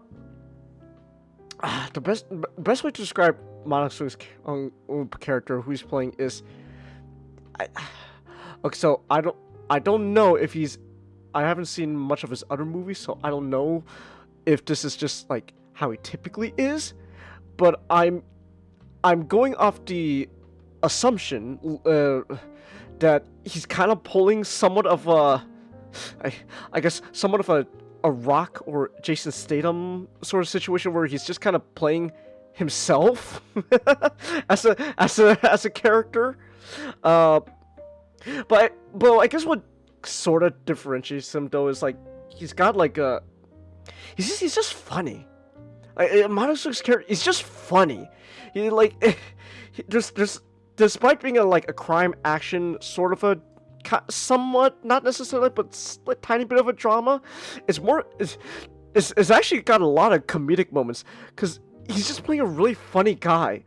Like the opening sequence of the entire movie just sells you like the overall tone of this movie, where Monosuke's character just comes in, he enters on screen, pretty much casually breaking up like a street fight between like these two guys wielding knives while he's still talking on the phone. And like on the phone, like they're like, "Hey, what's going on?" It's just a bunch of idiots playing around with knives. Don't worry about it. While he's like holding a guy's hand and like he's like crushing it so that way he drops the knife. So he's just funny and like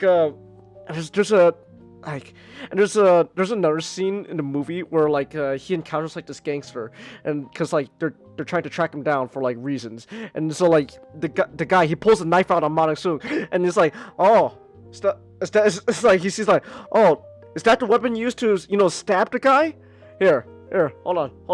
And then he digs in his pocket. He just grabs out like a Ziploc like evidence bag. It's like, "Here, put the knife in here. Hurry up, do it." it's fun. It's like come on, put a knife in here.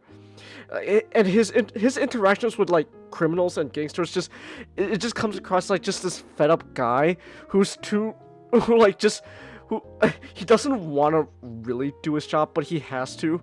And then so like when he's like when he wants someone to like come to him, it's like, "Hey, you, like gangster, come over here. Come. And then when the guy doesn't come and he just runs away, it's just like, damn it." He's just funny. This movie actually has a lot of really like funny moments. Like another thing about the detective he's playing, corrupt is not the word. He's not corrupt, but he doesn't exactly play by the law.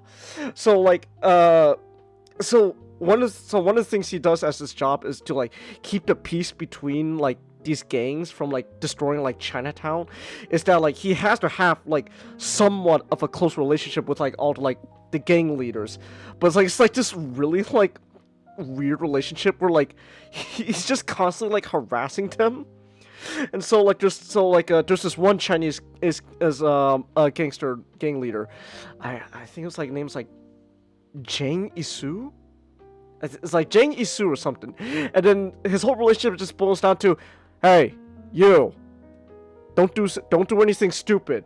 And then Jang's like the other gang started it. Let me kill them. And it's like, he just holds out his hand. Just come here. No, I'm not doing it. Come here. I'm gonna count to 3.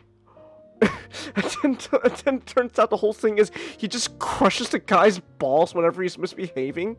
It's like a fed up like dog owner, and like all the gangs are just like a bunch of dogs he has to like just constantly check up on.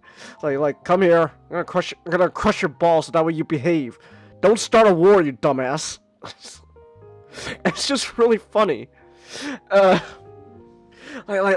then there's I don't want to spoil too much of it because I say you gotta watch it. But like there's another scene where there's another really funny scene where he has this so in this like a police office, like because like there's like a police building in Korea, and then there's like a little office that he and like his fellow officers in his division work in. And it's like this really like cramped like office space, like super cramped. And so what they have is what they call the truth room.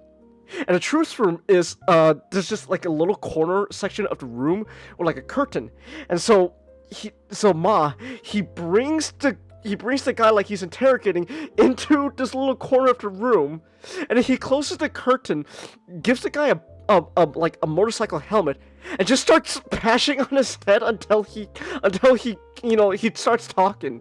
It's like, to the truth room.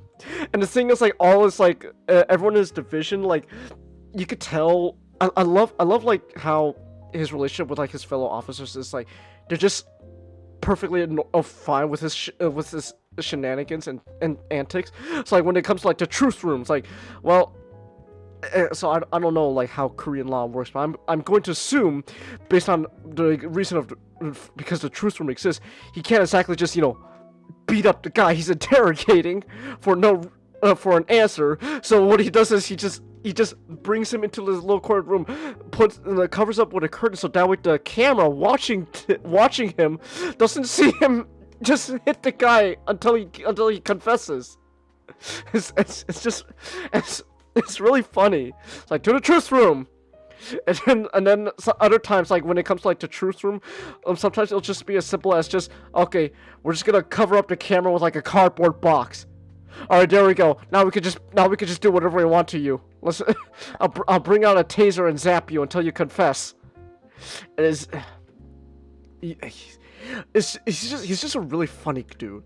Like yes, Ma Dong-seok is playing that tough badass guy who could just beat up anyone, but at the same time he's just really funny because he's just fed up half the time.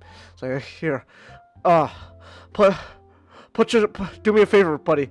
Put yourself into evidence baggie for me, okay? Can you do that?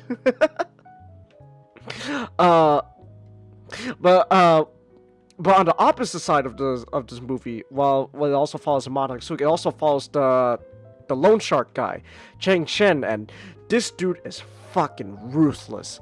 Like this dude will do anything. So one thing to note is that I'm going to assume that in Korea, laws on like guns and stuff is gonna be like as strict as something like other Asian countries like Japan, which is not really guns not really okay. Not loose enough. Yeah, it's like guns. No, not really okay there. Listen, the only two people who can have guns is the police and the criminals. Exactly. But at the same time, well, I'll get to the Yakuza when I talk about the third movie, whenever that happens. Opinions on guns. This is just the origin story of Korean Virgil. So opinions on. And then the third movie is a Yakuza crossover. So guns, not really, A-okay in Korea. So what happens is, to make up for it, you get what's going on in Britain, which is bring out the knives. So boy, you have a license for that review, mate. You got a license for that knife, mate. Oh. So to compensate for like the lack of guns, you end up getting like a lot more violent action going on, because instead of just shooting, everyone's just like hacking each other's like limbs off and stuff. Like especially Jang Chen and his Chinese crew he's leading around. These guys are ruthless. They'll bring out they call them, okay, the subtitles call them axes, but they're like pretty much meat cleavers. They're carrying around like meat cleavers, and they essentially just literally just chop up their opponents. So because no one's shooting each other, the violence is a lot more brutal and ruthless. Like you get there's a scene where one of the big shot like Chinese gang leaders in Chinatown is killed by Jang Chen, and what happens is the Ma and his detective in his division, they end up finding like the gang leaders like chopped up body parts like spread around all of Chinatown, and so like they're like it's like, oh, that's his fingers. Ooh, oh, that's his head. Lovely. Oh, guys, I found his wiener. Not pretty. So like these guys are fucking ruthless. So it's and that's the thing, like the violence in this movie can be pretty brutal. Like it's pretty hardcore violence, but not but at the same time, like nothing like to the point like you're gonna see like like guts spilling out or anything like that, like but like it can be pretty hardcore. It's pretty brutal, but at the same time they're also trying to balance somewhat of a humorous side to the movie this movie actually has a really. So one thing I also gotta say, this movie on my first viewing of this has a really good job of shifting tone. So like when the movie opens up, when you're following Ma Dong-seok around, it's very, even though you're dealing with like somewhat of a serious situation and like people are being stabbed and chopped up and stuff, because of his character, it's very lighthearted. He's he's funny. Like just buddy, can you put your axe in my evidence baggie here? Thank you. I would appreciate it very much, please. Oh, why do you have to make me actually work? And then it switches over, and the tone switches over to Jang Chen and his like Chinese crew, and they're fucking around with like this guy they kidnapped because he owes them money. And then slowly in that scene with the gangsters, like they're joking around, and the thing is, like, it's a serious situation, but you're still kind of taking it somewhat not as seriously because, like, they're joking around. And, just a few minutes ago, you saw Ma Dong-seok joking around, so you just assume, oh, it's just kind of a dark humor with these gangsters. But then slowly you realize, oh, these gangsters are fucking around, but the situation is actually pretty grim. Ooh, this isn't it's not as funny anymore. Now you're just going, oh, well, I don't think you're funny anymore. I think you guys are just fucked up. So, and they do a really good job at transitioning tone. So I gotta say, this movie has a really good job at doing that. Cause one minute you'll have like brutal like people are just stabbing each other to death, and another minute you get the truth room, and it doesn't feel jarring. So like this movie's great at handling its tone. And we got says every liberal East Asia and Western Europe don't have their school shooting galleries. Oh, I see what you're talking about.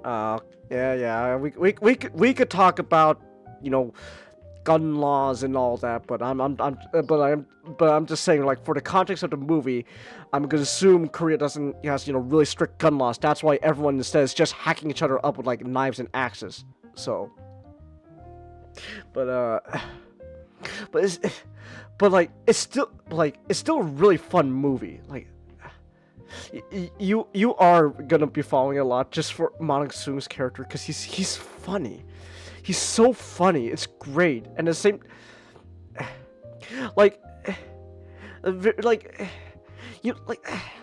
to for example, when it comes to like something like The Rock, like Dwayne "The Rock" Johnson, like he's playing a lot of his movies he's just playing himself, and then that's just kind of it, and it's like I'm going to assume Ma Dong-seok is somewhat playing himself here, but at least there's like more to it than just oh, I'm super serious action star. Like there's a lot. He injects so much humor into who he's playing.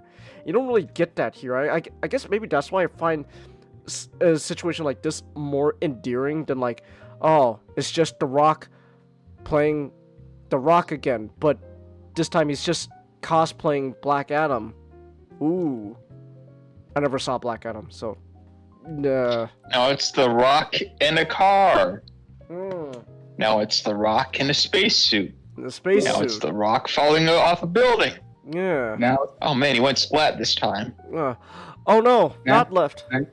Oh no. now, You ever seen The Other Guys? I have. That's a funny movie. now, you think what I'm thinking? Aim for the bushes. Hell yeah. There goes my heroes. There's my hero. And then they just land on the sidewalk. now it's The Rock as a Hawaiian demigod. As a Hawaiian demigod, yeah. Well, okay, I will admit, I actually just saw Moana. I will say, I feel like him playing Maui is still himself, but at least he's somewhat trying in that movie over, like, Fast and Furious, so... Oh no. I was gonna say that now he's gonna play the live action version. Is that still happening? Live action Moana? Yeah, they released a trailer. They did? Oh, okay. Well, I'm not watching that. Neither am I. I just find it funny that it is The Rock with a wig. Oh. Well, I'm not watching that. So, no thank you. But, like, I guess what I'm saying, like, if you're gonna play, like, yourself, you should at least make it somewhat, like, entertaining. I don't know, I guess The Rock genuinely believes he's being entertaining, but, like, in reality, you could just tell all this, when he's on screen, it's just him stroking his own ego, just, ooh. So. Yeah, I believe that in his contract, he's not allowed to play the bad guy. Really? Is that so? Oh, wow. That's funny. Because another Madang-suk movie I want to watch after the Roundup series is the cop, the gangster, and the devil, and he plays a Korean mob boss.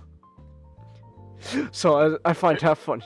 It kind of explains why Black Adam wasn't as much of an anti-hero as they were really portraying him to be.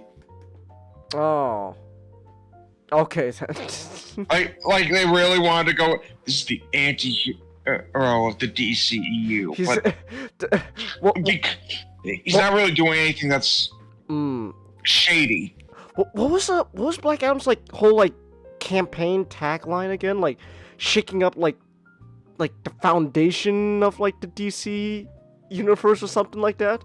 I don't know. I just find it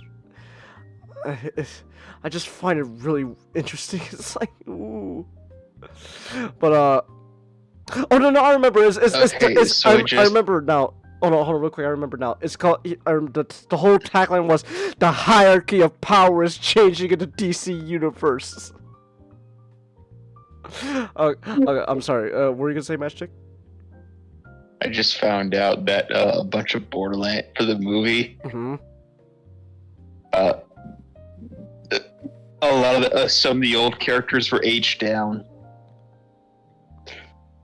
Okay. And in a more, I just gotta find it funny that a lot that some of the characters, mostly women in their 20s, are played by actresses in their 60s.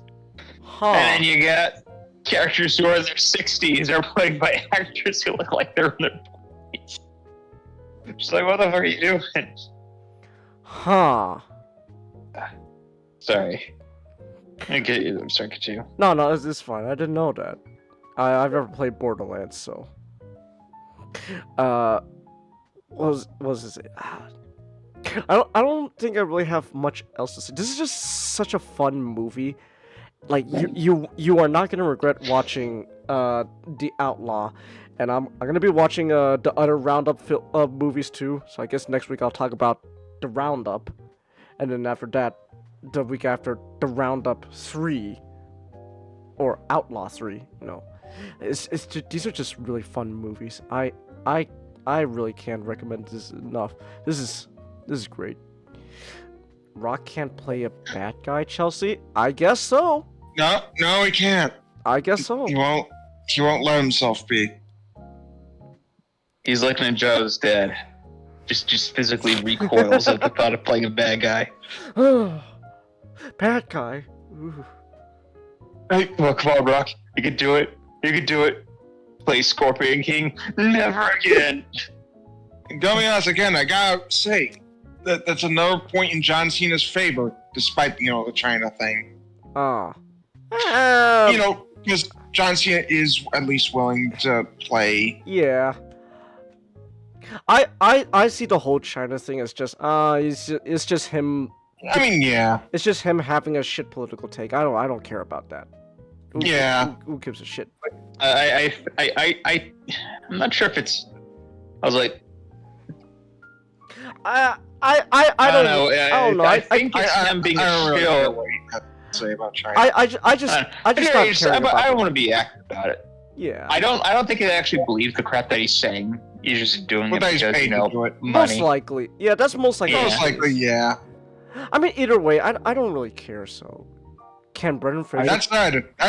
Mm-hmm. What a shockingly pretty good actor John Cena is. Yeah. Can Brendan? Hell, I've never seen him in anything. Oh, another thing. Before this is on topic. Okay. At least it gave us some good memes. China Man, John Cena, or should I say, John Cena? John. But have you seen the 2019? I think it's 2019 or 2020. Basically, the one Suicide Squad movie that wasn't.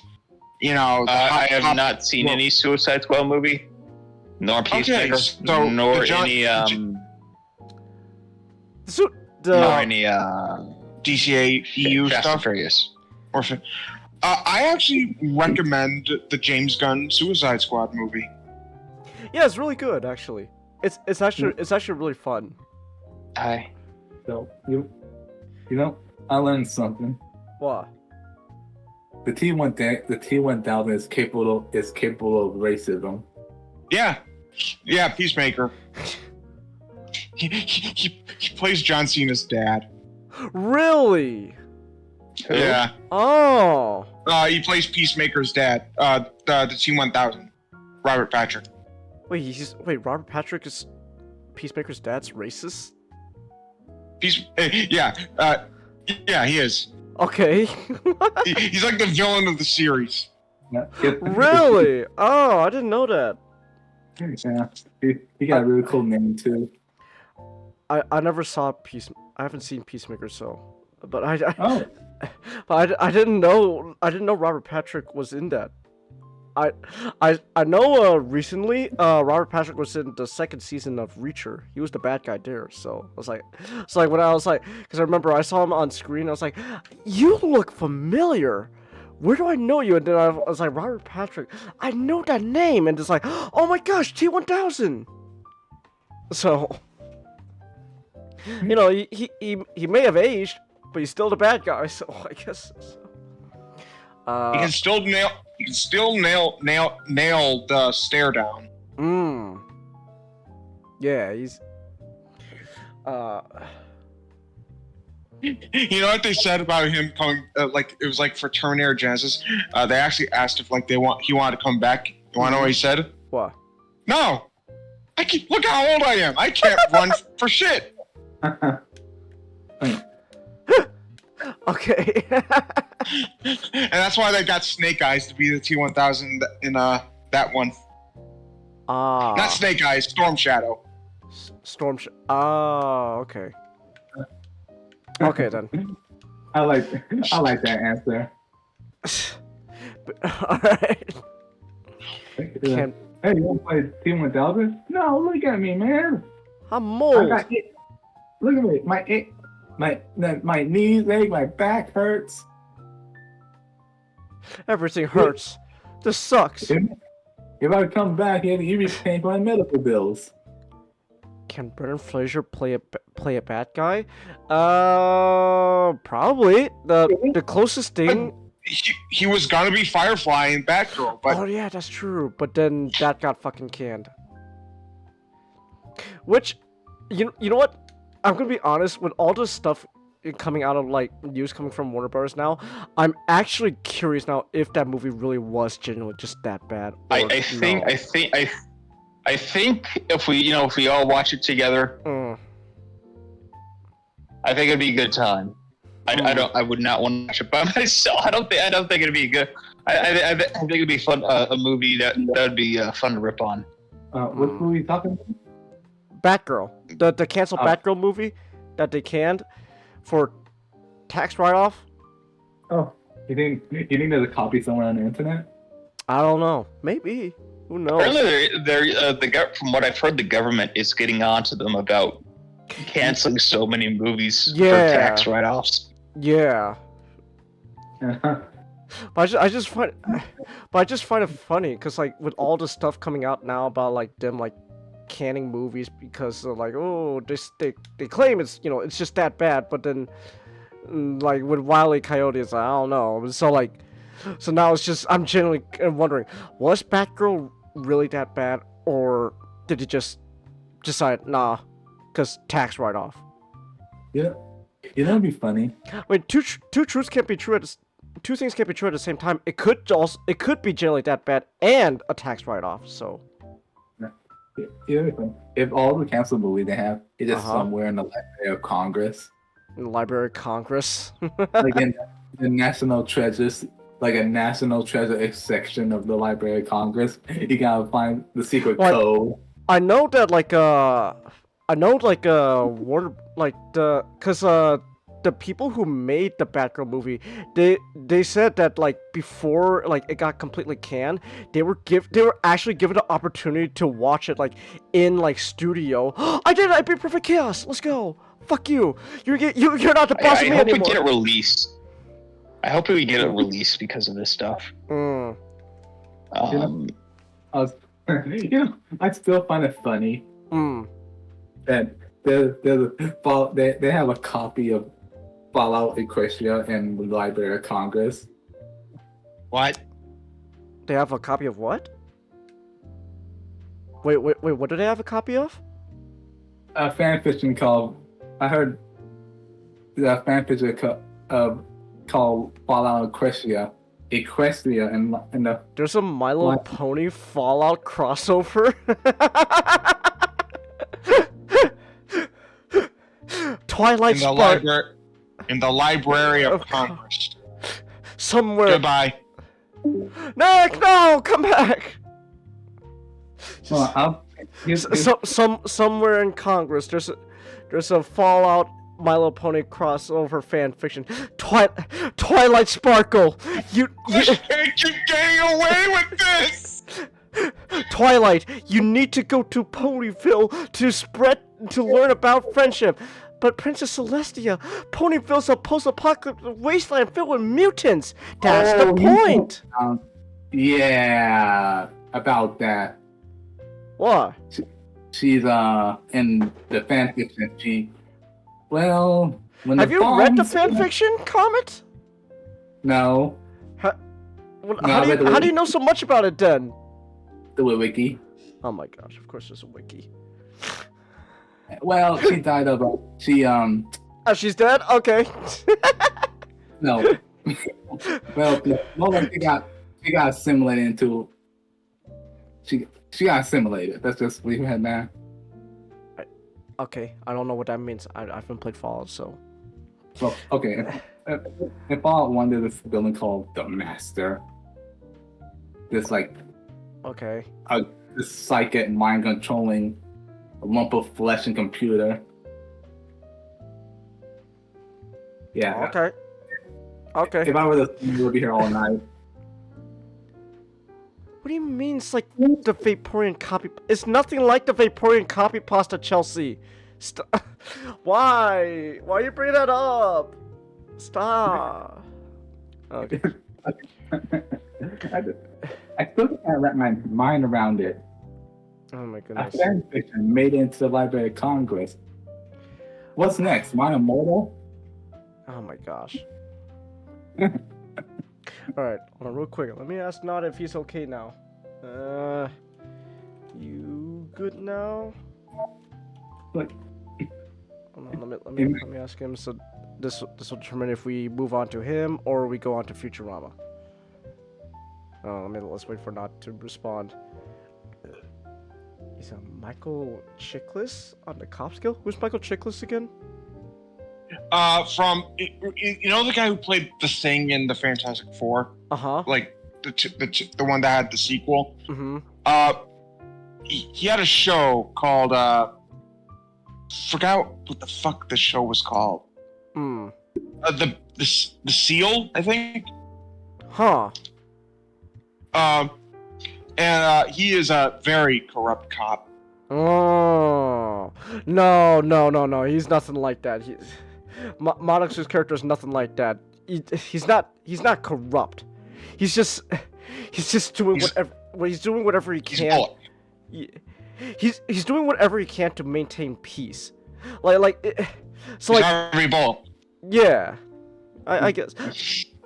Would Harvey Bullock turn an eye, look away for some trafficking thing if it means preventing a gang war? Just literally a scene where Monix's character's like, "Hey, buddy, I know you're bringing in girls. No, they come to me. Look, buddy, don't get caught, okay? I don't need any more shit on my plate. You almost starting a gang war is bad enough."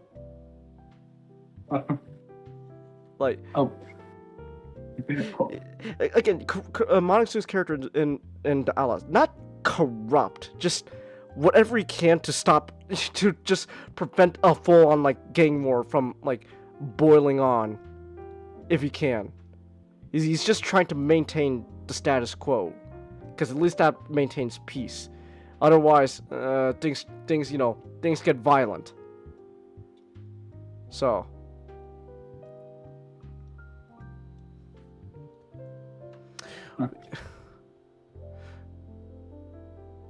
Oh, Not's typing. Hold on, real quick. Let's see what he's gotta say. There goes my hero. I'm just thinking of that now. And home now. Okay. Hold on, let me respond real quick.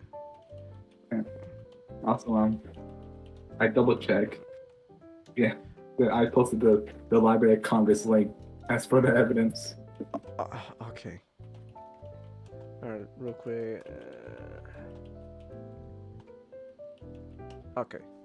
Alright, well then, I guess then while Natsa coming home, while we wait, we could talk about Futurama. Season 3! Season 3 of Futurama, yeah! Holy crap. No! I head off the bed now. No, little boy! Don't go! don't go! Don't break your back! Don't break your back! No, kid! That bar is too low! Oh, your backbone can't take it! I'm just like Hermes! Yeah! No!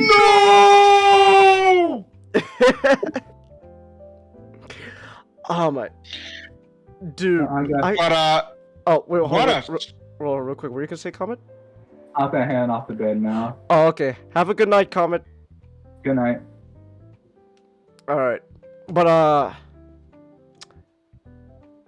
gosh, season 3 had so much good episodes. Oh my gosh. Yeah. What a fucking fantastic season of Chelsea. I know we've said this about the previous two, but I also mean it here, especially considering that I believe that this is the best season of Futurama.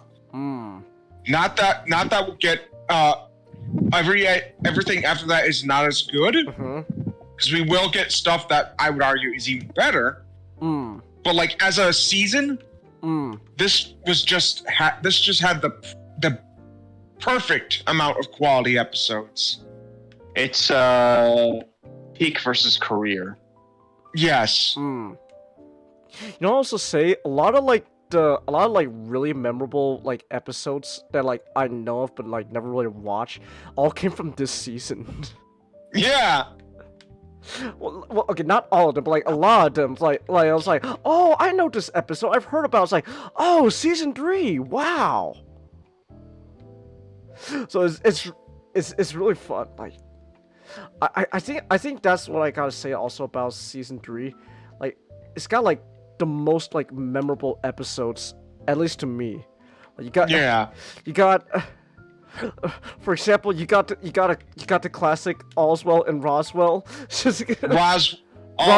Roswell that ends well. That ends well. It's like the most important episode in the series. Relax, Professor. I figured it out. She can't possibly be my grandmother. Yes, she is. Look at her. That is your grandmother. Look. Coming back to bed, dearie. But I don't get it. Oh, why am I still here? Don't you get it? But if she's my grandmother, who's my grandfather? Isn't it obvious, you idiot? You are!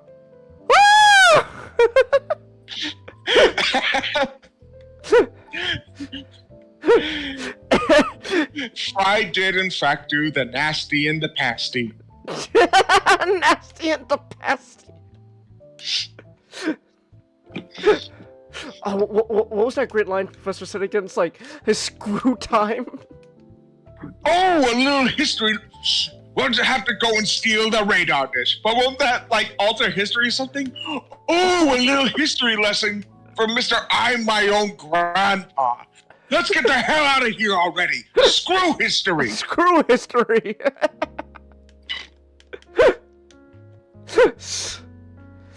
But yeah, there was so much, like, really memorable episodes. Oh my gosh. Ines! Ines! He's dead. Sorry. He's dead, sorry. Another like memorable one that I remember, like, that I was actually surprised. That's like, oh my gosh, that's the first episode. The Death by Snoo Snoo. Amazon went into the moon. I was like, I was genuinely shocked. Like, wait, that's the first episode of this season? Yep, the Amazon episode. Death by Snoo Snoo. You heard the man. Yep. Computer demands gold. Why would you want on gold? You heard the man.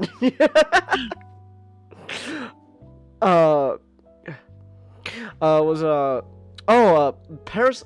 The second episode too. Parasites Lost. That's like also fucking great. That's like one of like the. Because Yippee-ki-yay! You'll never guess where I've been. You'll never guess where I've been. That introduced what's the instrument again? The phoner? The holophoner. The holophoner, which I know because you showed me that episode a while ago, becomes important later on. Yes. And I guess you also say this episode also, it's like another episode that like this does more with Leela and Fry's relationship. So yes, very much. I love like the ending of that episode. Like just Fry just having to figure out if it's him or the worms that made Leela fall in love with him. And when he gets rejected, he doesn't give up. While he's still not great at the holophoner, you can see he's trying to improve, and that's yeah. Okay, that's where I think Fry's like one of the best like Fry's moments is when he cares about something, he doesn't just immediately give up. I do want to ask, when do you because I know the end game. Like, cause despite this is the first time I'm like watching all the episodes, but I do know like the end game. So like, I want to ask, what season would you say like does Leela actually start liking Fry for who he is? Cause that was the whole point like of the second episode of this season. Like, do you like me for who I am, or what the worms did? Like, we will kind of get that in the next season. Oh, okay. Kind of. You'll see. Okay. Once we get there, it's like seeing it all play out. It makes it all worth it.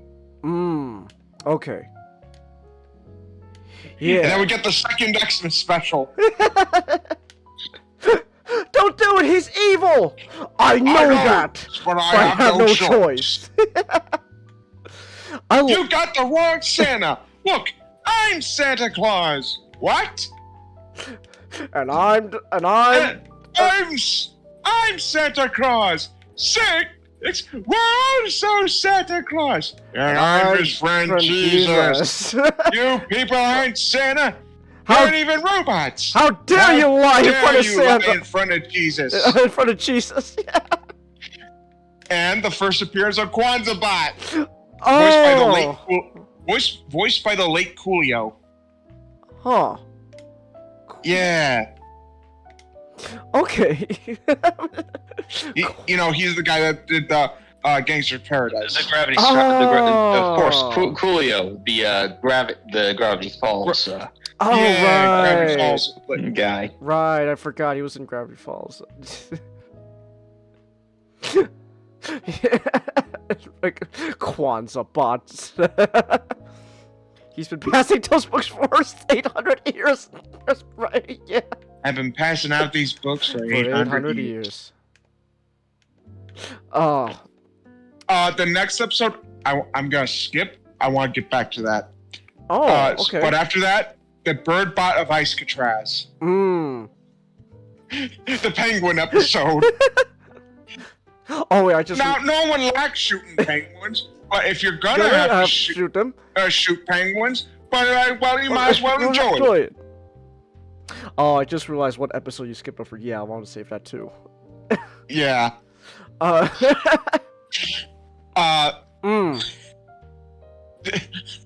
Just Bender among the penguins. What are you two doing here? We were sent here on timeout because of how much of a bad job we were doing. And eating penguin eggs. You were eating most of them. I love how Fry says it, like he. I love how Fry says like he's mad at Zoidberg, not for eating it, but because he was hogging them up. Yeah.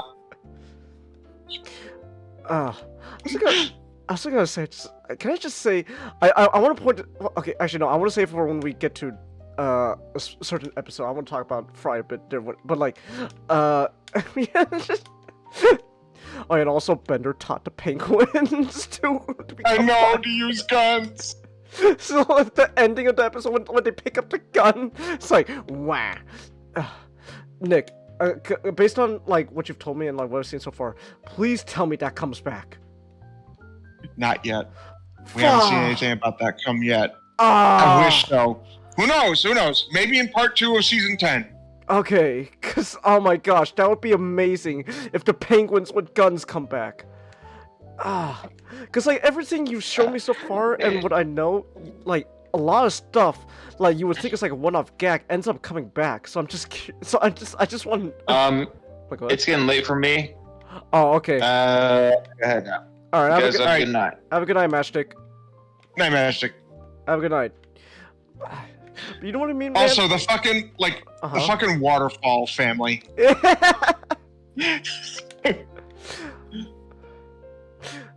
I'll avenge you, son. I'll avenge you, son. I just love how the whole family's just ends up being just a bunch of just a bunch. They just all hypocritical hippies who die, and it's funny. Also, I want to go back to Amazon's movie because Chelsea did bring up something I feel like we should mention. Okay. Amy and Kif. Oh yeah, that's right. Amy and Kif. They're a thing. They first get like meet each other in season 1, and they don't interact with each other until the beginning of season 3. That's crazy. I remember in season 2, it was an episode where Fry and Amy were dating. I remember asking like, so like when do Amy and Kif actually become like a full-on ding? And it's like, oh, it's just right away in season 3. Yep, as soon as season 3 starts. And once we go, yep, it's official. Yeah. And we do see them again. This show, I won't say has the most perfect continuity, but they like to build off each other, off of previous episodes. And like, also this season Flexo came back. Yeah. Yep. Speaking of the next episode, Benless Love. Fucking Bender play. Every time I watch that episode, Nick knows this, I'm always reminded of that one episode of like I forgot that guy's, but I don't know what the actual show's the Mari show. You know the show like you are not the father and all that. I remember, and every time I watch that episode, I always remember that one of the episodes was the whole point was this guy slept with his brother's girlfriend to prove to him that she was cheating on him. And so when they did like the DNA test and stuff, they're like, the boyfriend. You are not the father. It's like, oh no. And then the brother. You are also not the father.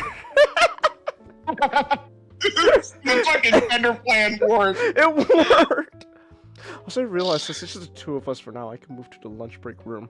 There we go. It fucking worked. That was great. But that episode, every time I watch that Futurama episode, I'm just always reminded of that. It's so fun. Also the fucking just professor. Yeah, the professor.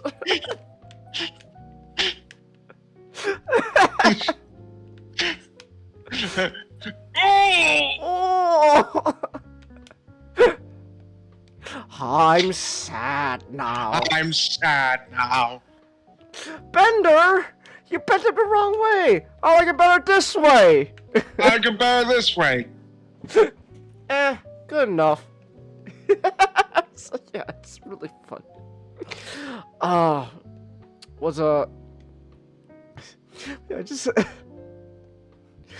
You mean to tell me that Bender was the evil one? I'm shocked. Shocked, I tell you. Well, not that shocked.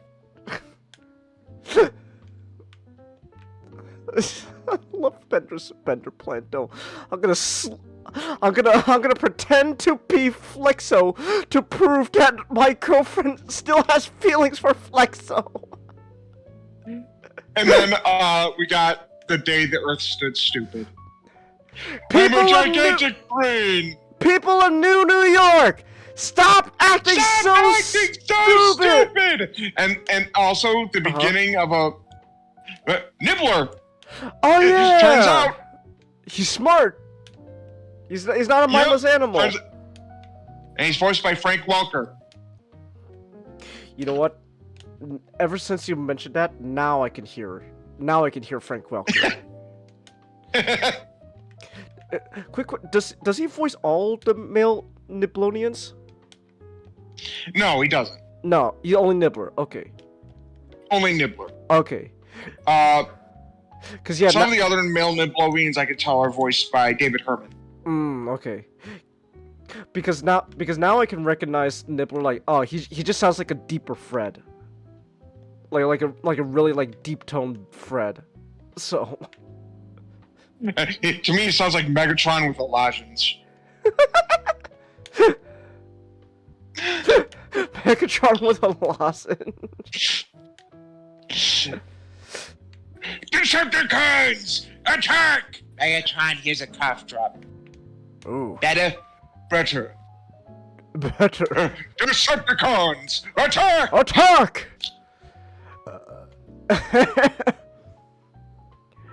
The big brain. I'm winning. The big brain and the great is the greatest. Now I am leaving Earth for no reason. For no reason.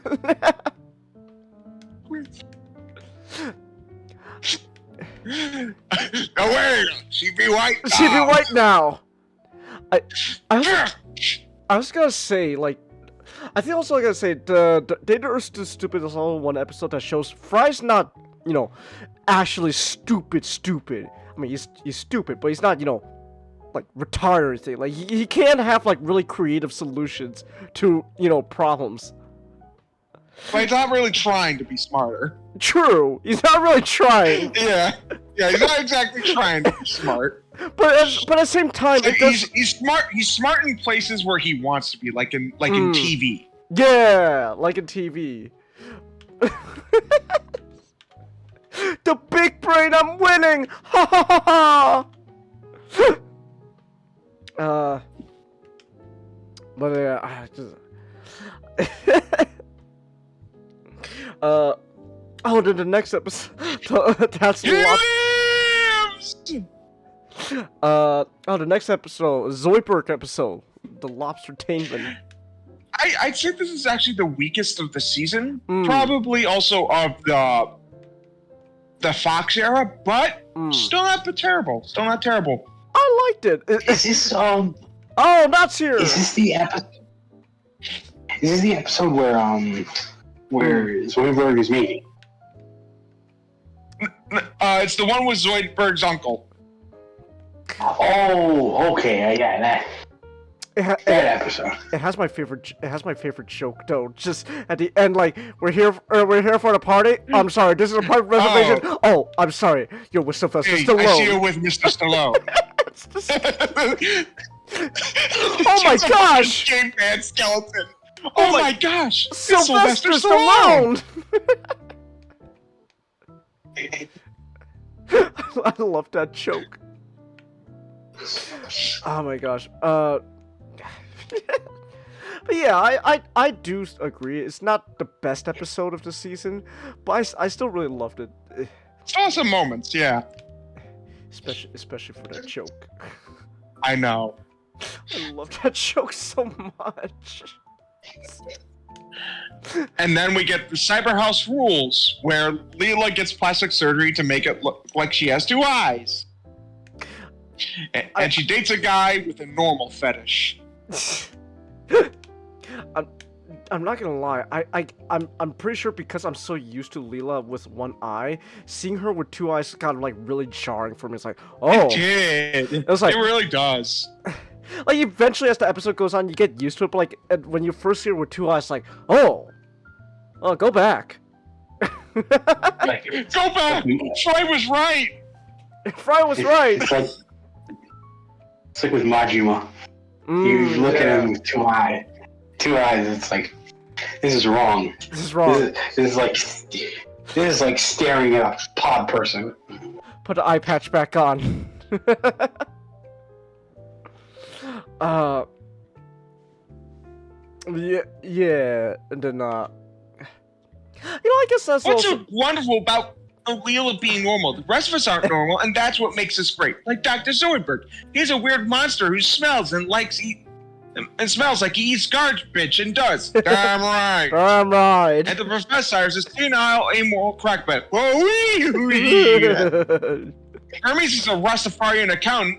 Telling me banana. Amy's a klutz from Mars. Sploops. And Fry, you've got that brain thing. I already did.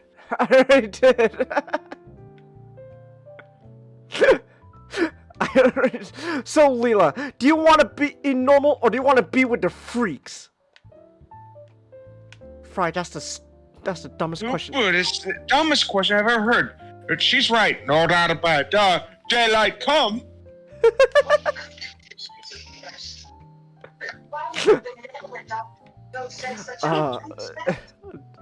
I kind of wish Bender was there to add so Fry could say something weird about him. But speaking of Bender, he just adopts children for fucking money. He died. I love it. Now, kids, remember the episode with Oh, I'm sorry. I didn't mean to cut you off. Go ahead, Genius. No, I was just gonna reference the joke just like now, kids. What do we say whenever or we have kids? Oh, I got A rank. Cool. Oh, neat. A rank on what? Omega. The final egg level. You know, his first level. Ah. Yeah. I was like, oh, neat. But I was just gonna reference the. Omega. Yeah. Oh, right, Gamma. Oh, Gamma. I'm so Nick. You know, it's because I'm so used to Omega. I love him. I have Omega on my desk, Nick. I know. I was just gonna reference the joke with Bender and the kids like, kids, what do we say when we get food? All right, about time. There we go. Oh crap, scram! What were you gonna say, Donut? I'm sorry. Is this the episode where the opening segment is Leela's Leela's reunion in the orphanage? Yes. Yes. One eye. Favorite. But you're blind. Yeah. Well, at least I don't have one eye. Why? Oh. Well, if it isn't all one eye. Oh, shut up. What's his name? He can't hear you. He can't hear you. He's deaf now. Oh, but it also has my favorite joke as well in the episode, because when Leela gets two eyes, and she meets the blind guy again, and she makes him feel her eyes, and he gets disappointed, just aww. Oh my gosh, I love it. Aww. Yes. Aww. No. Yeah, I guess the best way really just sum up the episode is I don't want to see Two-Eye Leela ever again. That's jarring. And next we get more Amy and Kif, where the Bugalo roam. Oh yeah. We gon' pick a fight with rustlers. Somebody want to pick a fight with us? He better bite my ass. Oh my gosh. We call for the greatest lawman in the galaxy. Oh no, No. not him. Don't tell me that I am the man with no name. Jack Renegade at your service. I am the man with no name. I'm surprised you didn't mention Zap in the first episode. Oh yeah. Let's just say this: Zap has a lot of great moments when he shows up. I love Zap.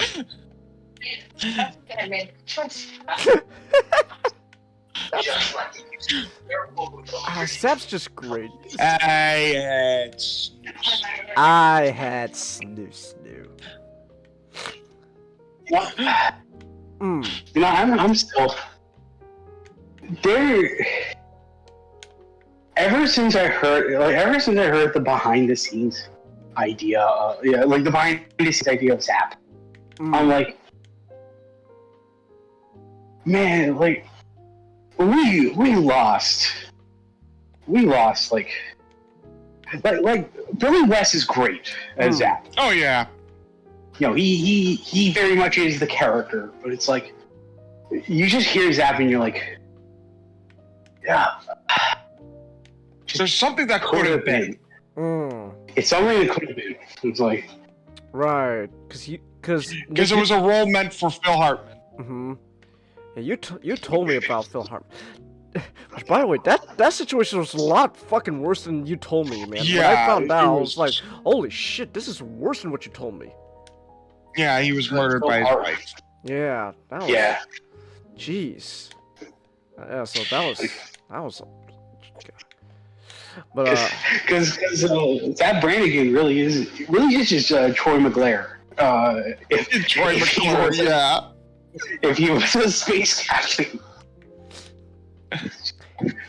Kip, I've made it with a woman. Inform the men. Inform the men.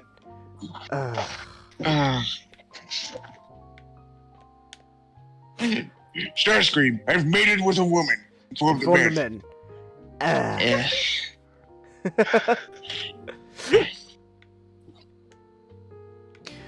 I love Zapdo. But I also don't think Zap could have been played by anyone else other than Billy West after Phil Hartman, because Billy West was a friend of Phil Hartman. Yeah. So every time he plays Zap, he's essentially like doing it in his friend's memory. And I've said it before, and I say it again. The reason why Fry is named Philip J. Fry is named after Phil Hartman, because he was originally going to be named Curtis, I think. But he was able to change it to Phil, just for Phil Hartman. Yeah. Which is really sweet. Here's Taranga Leela. Taranga. That's her name, Philip. Philip!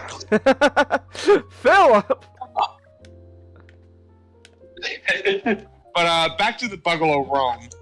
More Kiff and Amy. Yeah, more Kiff and Amy. And the first appearance of Amy's parents.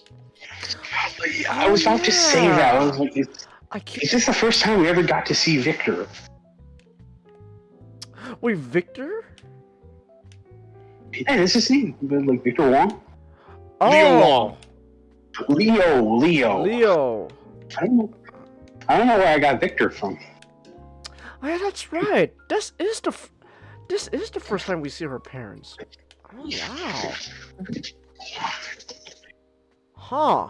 Never really paid attention to that, honestly. Next season, we're gonna get to my favorite line revolving Leo.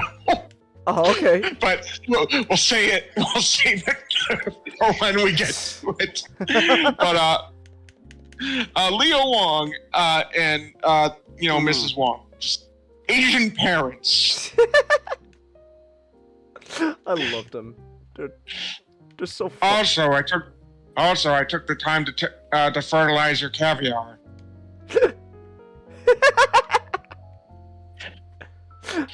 Oh, Zoidberg. It's a great episode. Yeah. Dear diary, I made love for the second time. I made love for the second. Next we get into a fucking fantastic episode. Insane in the mainframe. Oh yeah. Insane. Roberto. Back up! I have hostages! Hooray, I'm helping. Hooray, I'm helping. Now stand still. Get better hostages. Now stand still. I gotta practice my stabbing. Just fucking robot insane.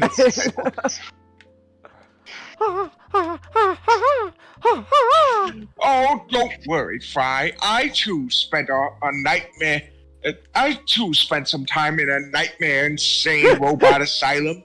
But now it's almost over. Now it's almost over.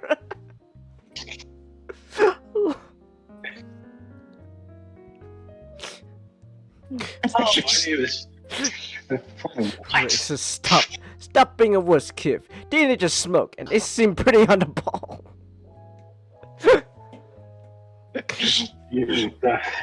We'll meet your roommate right now. His name is Malfunctioning Eddie. The car dealer? Wow, I guess his prices really were insane. Hi, nice to meet you. Actually, we met before. We met once before. What?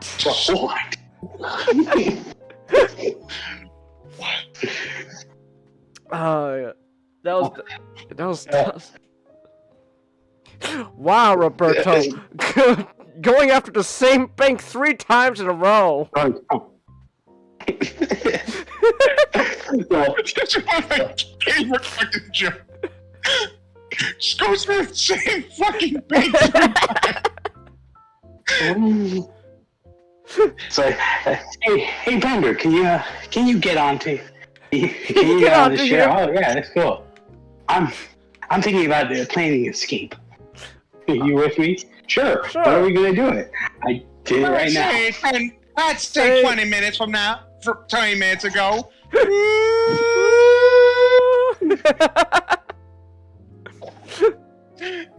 This again. So many classic episodes. The Route of All Evil, Awesome Express.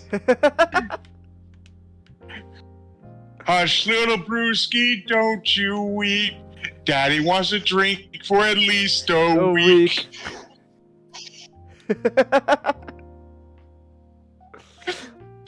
Futurama, Canon Mpreg, kind of.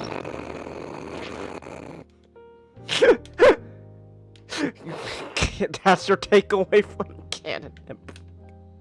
Sure. Why do you like this, Nick? But like, that fucking, I love the fucking jokes in that one. Like, yeah.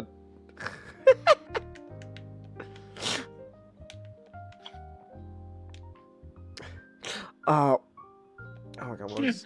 Why did you boys do all this? We just wanted you to be proud of us. Proud of you? You ruined us with sleazy business practices and a complete disregard for human decency. Of course we're proud of you. I don't want to ask, because you said like Hubert kind of stops being that relevant later on. Like, when's, like, is this like his like last like big appearance or no? No, we'll get a couple more. A couple more? Okay. Like, I'm sure, and we'll get one or two in the Comedy Central seasons. But he's surprisingly not that much of a major character. Okay. Well, I just asked because they introduced him as like supposedly the professor's, successor or something. It's like you don't really do much with him. Really, he's meant to be the professor's son. Okay.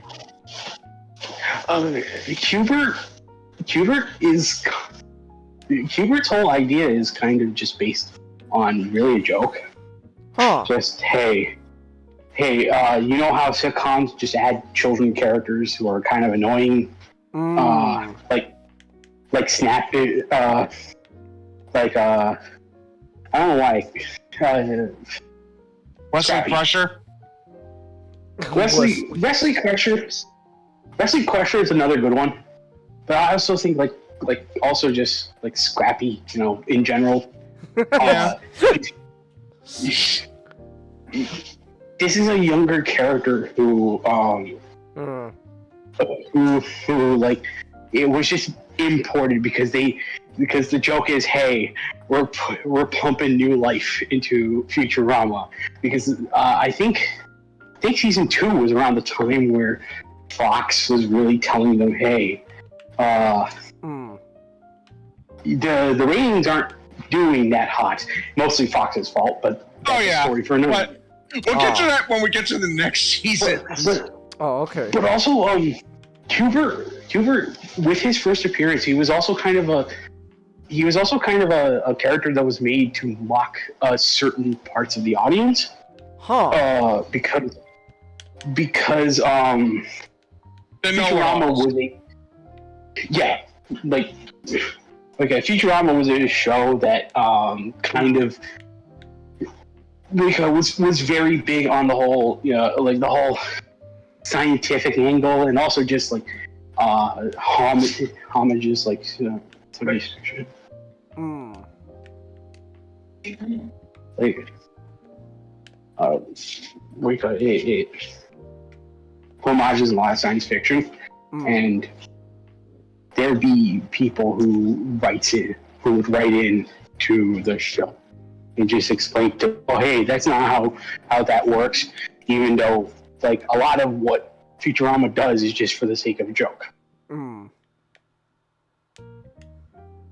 So that was sort of Kubert's sort of idea. Like, Kubert was a character that wasn't really made for anything grander other than just the joke for that episode. But they still kept him around because there's still some funny things you could do with Kubert. Yeah. Okay. Time to initiate a plant Operation White Lightning. Very well, but I get to name the next plan. I get to name the next plan. Hey, can you add these flames aims to the ship to make that go faster? How? What logic do you base that on? I'm 12. I'm 12.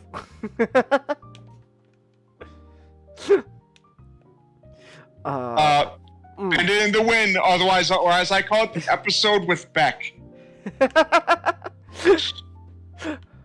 The episode with... Oh my gosh! Beck! I love that episode so much that I don't know how to talk about that one. Because he's a liar! He's not actually crippled! Oh, don't worry. He will be in a minute! He will Bum rush the stage! Bum rush the stage! You got appearance by Beck, and it's like fucking Bender just doing like your fucking concerts while the gang is in a hippie van doing the hippie life. Zoidberg. Fucking Zoidberg. I know. Ew, you're touching them. You're touching them. Oh my gosh, these are so pretty. Thanks. Thank you. Thank you. I've been making them all my life, apparently.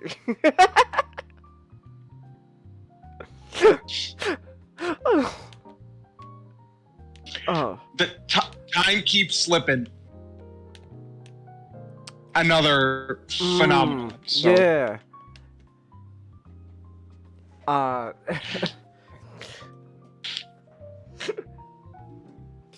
don't know how this is supposed to work. Oh, that's also another episode with Leela and Fry. Yeah, that balances the Leela and Fry subplot. Yeah, it was... Wow. So Leela and Fry canonically got married before they even did it in bed. Yep. That's kind of funny. Hey, you know what? At least they're following the Bible.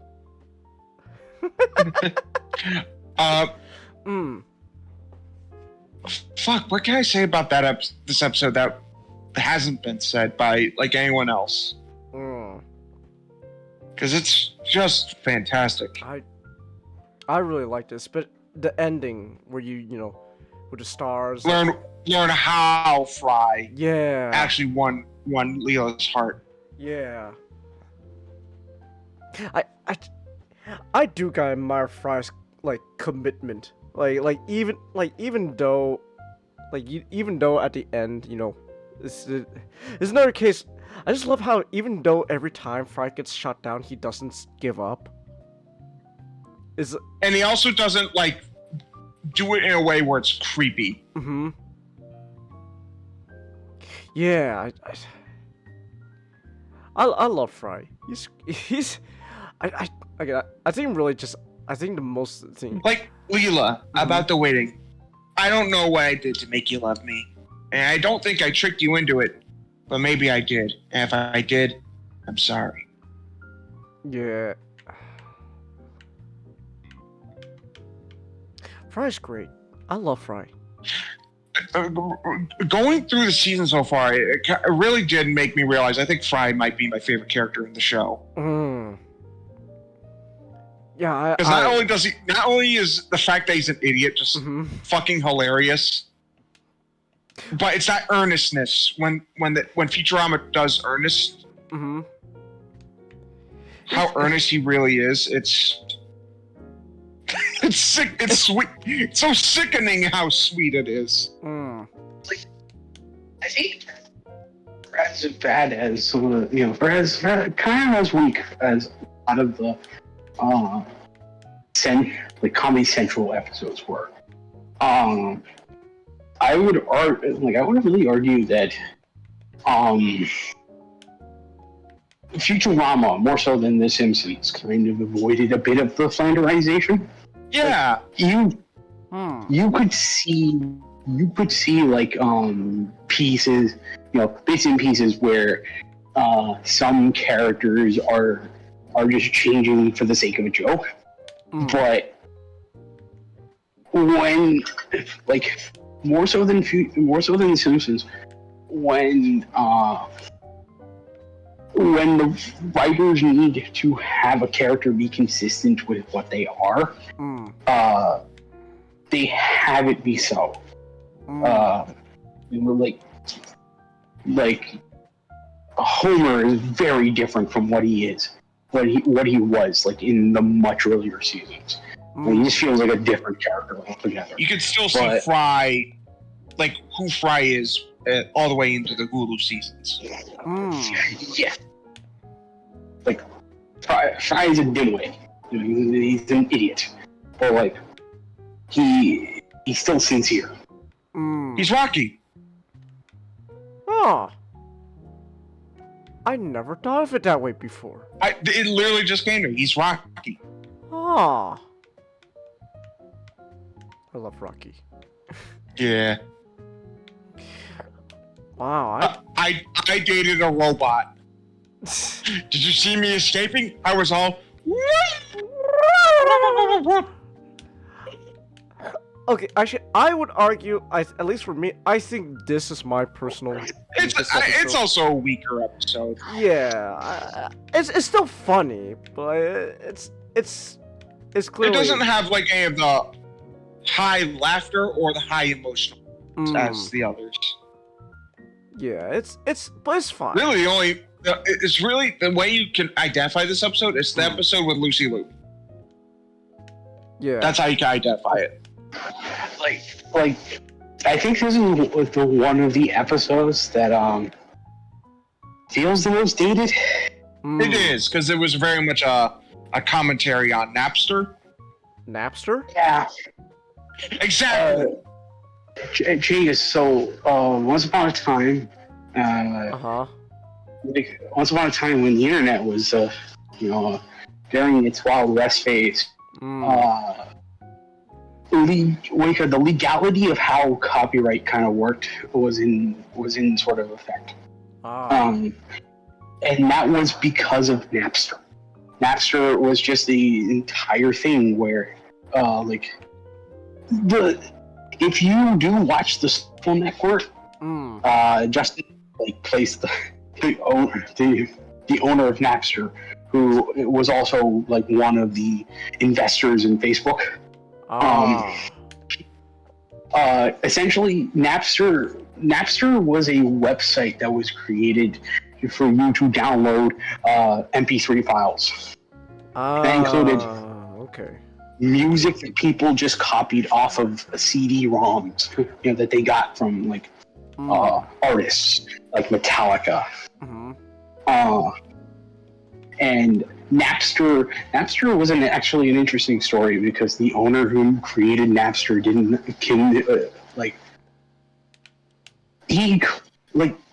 if he did profit off of it, he might have been arrested. But famously, Napster was one of the biggest websites of its time, and he never thought to he never thought to profit off of it.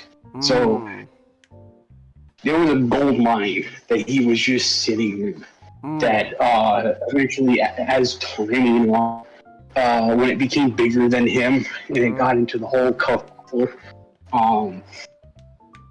he was just coasting off his popularity, but he didn't really get money until he invested into Facebook early on. Okay. Okay.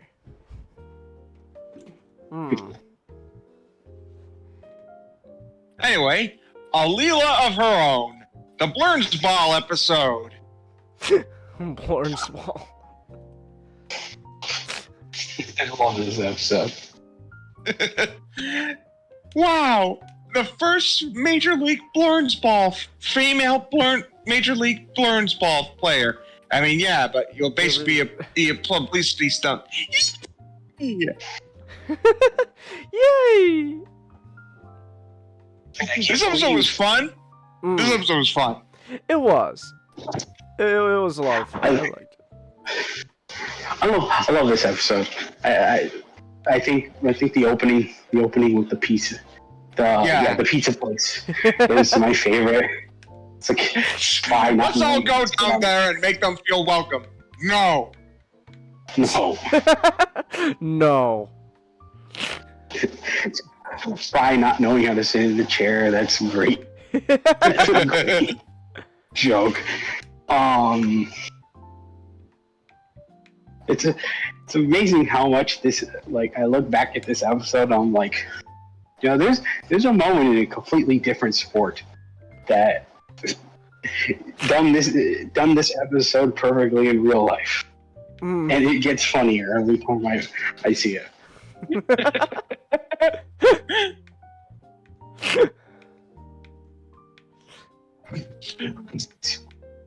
And then we get a pharaoh to remember. Remember me! Remember me! I don't know. What if I made it too big? Like, are they gonna remember me, or are they gonna remember the statue? Oh now no! We're slaving. One half Paul, one half Paul, one half Paul. Now we're slaving. Oh no! Just Bender pushing the fucking block. Oh no! The pharaoh has suddenly died. What always gets me is Bender pushing the fucking block with the guy trying to whip him. Come on, guys! Pharaoh needs this block pushed like this. Hey! The guy's trying to keep up with the whip. The fucking Australian guy from her. I know.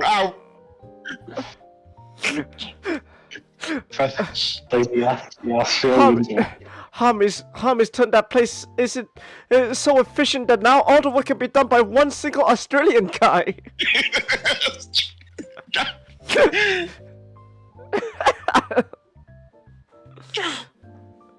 Love Hermes.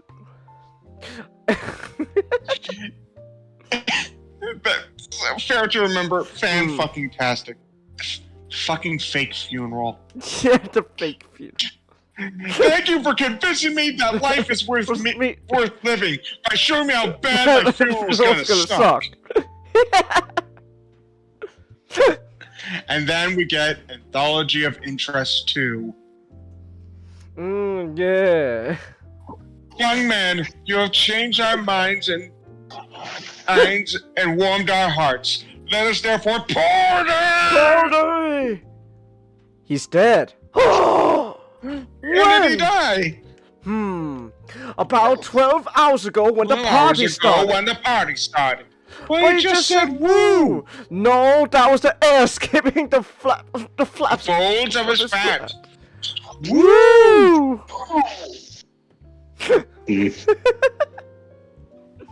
Woo! And then you got the fucking, like, what if life was a video game? Oh, yeah. We want one thing. Quarters! Quarters! Life supply of quarters! Nope! No slots and tokens! I remember him. His name was Donkey. Donkey. Gorillas are not donkeys! And there you get the fucking Wizard of Oz parody. Oh, yeah. What? Do I smell or something? Do I smell or something? Oh. Why did you abduct us? And why did I have to take a cab? My favorite part about the Wizard of Oz parody is that Zoidberg remains the same. Everyone else is a parody of a character, and then Zoidberg's just the same. I know. I love Zoidberg. It's. Zoidberg is the cowardly one. He doesn't have to. He doesn't have to dress up. He just is that character. Yeah. You didn't have to dress up. You're too late, Professor. She came too. No. Oh, So close. there's always next time. It's next year, Professor. There's always next year. We already talked about Roswell. That ends well. So, next is Godfellas. Oh, I do want to mention though. Like, I remember because we talked about it when we were watching. I remember asking you. So, if Fry's his own grandfather, then did his grandmother just lie about? Pretty much. Because even though Fry's his grandfather, all this time he thought Enos was his grandfather. So I remember asking, so did she just lie? She yeah, pretty much. I would imagine she would.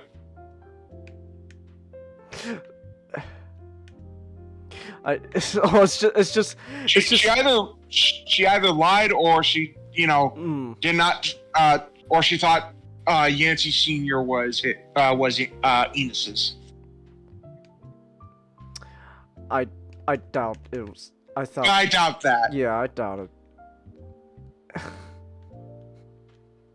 Also, Fry's grandmother kind of sucks. She was so willing to move on to Enos. I know, after Enos. Also, the fucking atomic blast. The atomic blast. I love it. But yeah, God. Also, Zoidberg in that episode. Fucking Truman, like when he comes in, like the fucking box. Yeah. Move him to Area 51. But sir, that's where we're building the fake moon landing. Fake moon landing. Well, then we're gonna have to land them for real. Convince NASA tell them to get off their lazy asses. And then reveals the space, like Bender's bits. I know. So, Lieutenant, let me just say, the fucking Zoidberg. No. A buffet. Oh, I don't have my walk. It's free.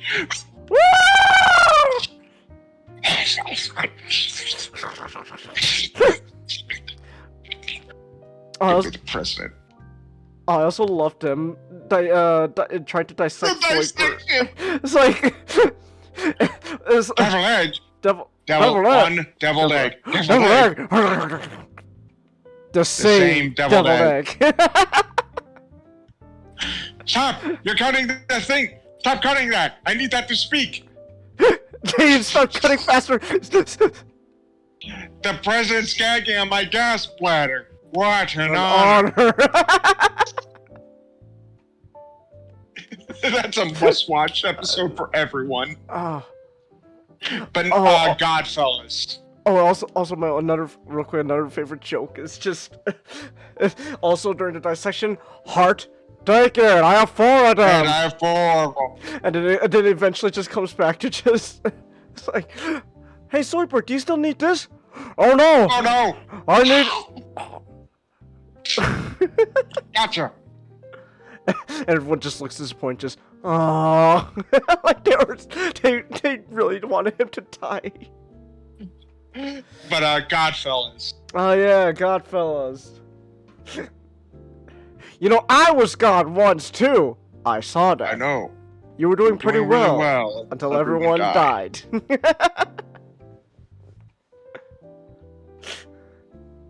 Ray, Private, I want the toilet so clean I can eat off of it. Because I intend to. Because I plan to. But the fucking Godfellas episode. Yeah.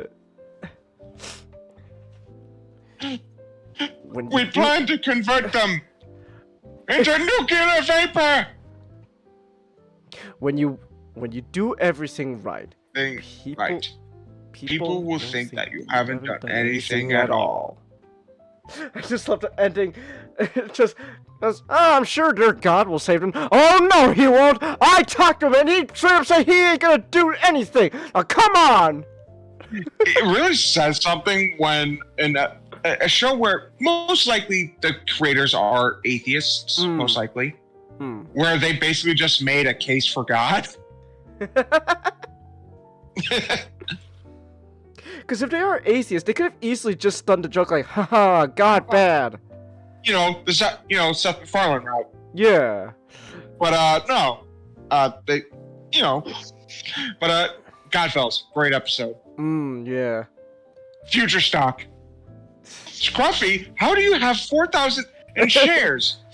Scruffy believes in this company. Scruffy believes in this company. My one regret is that I have bonitis.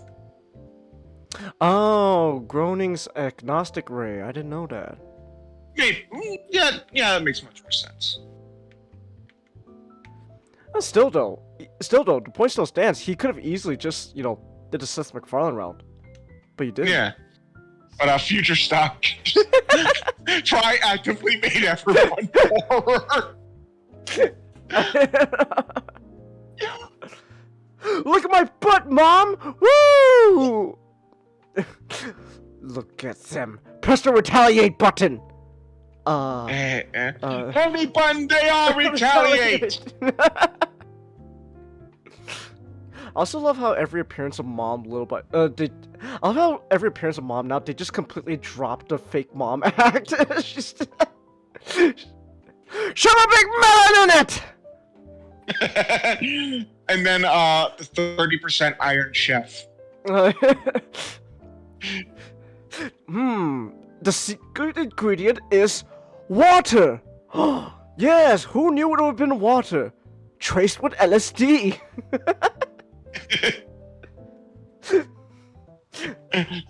Amy, you're cute, so I baked you a pony. The food is acceptable. Yes.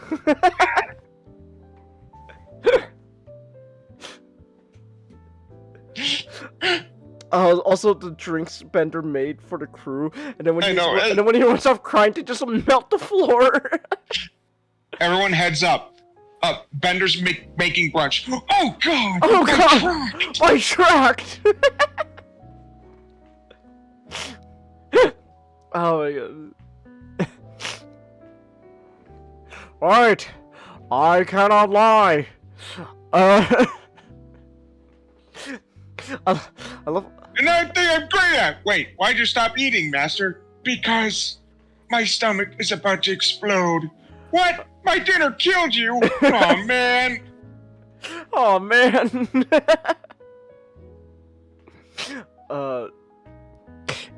Sparkle, eh? What did he do? Bland himself to death? No, he was eating some food I made, and by a crazy coincidence, his stomach exploded. Now I'm here to avenge him. But it seems like you're the one who killed him. Maybe so, but you are his sworn enemy.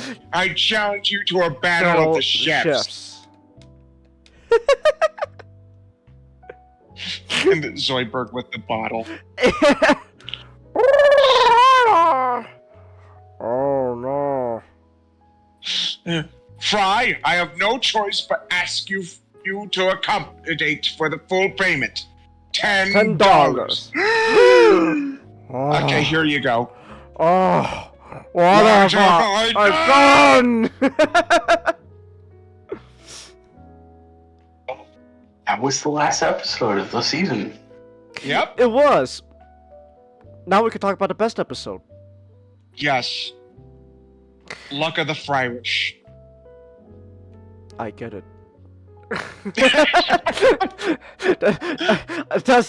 I was hooked on the show already, but then that episode, Luck of the Fryrish, like, I get it. I 100% get it. This is cinema.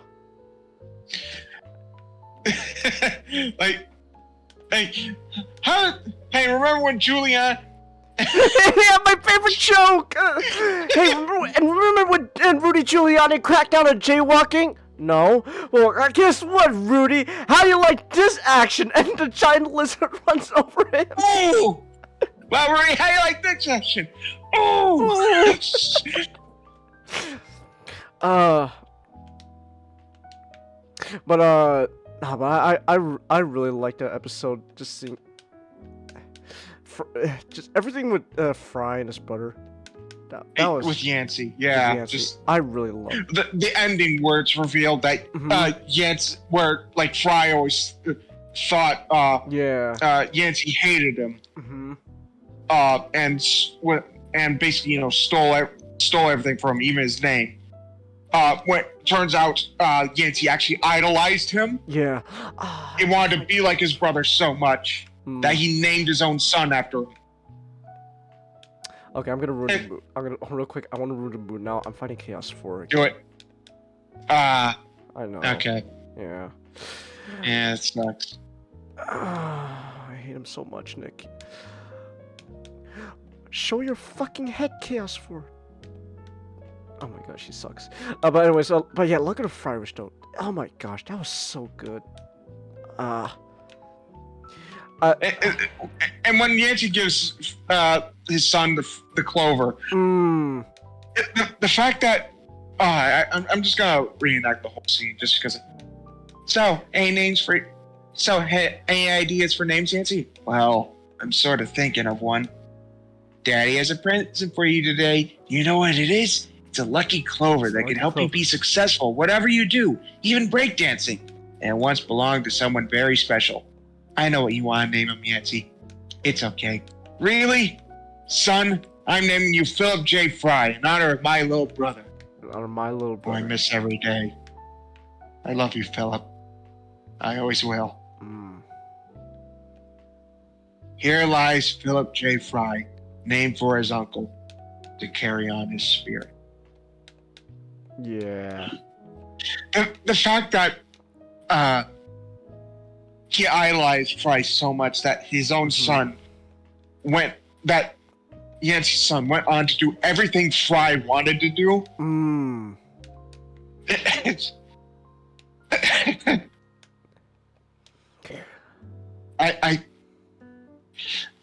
If I had a nickel for every time a scene involving Don't You Forget About Me played involving one of my favorite franchises, I have 2 nickels, which isn't a lot, but I'm shocked it happened twice.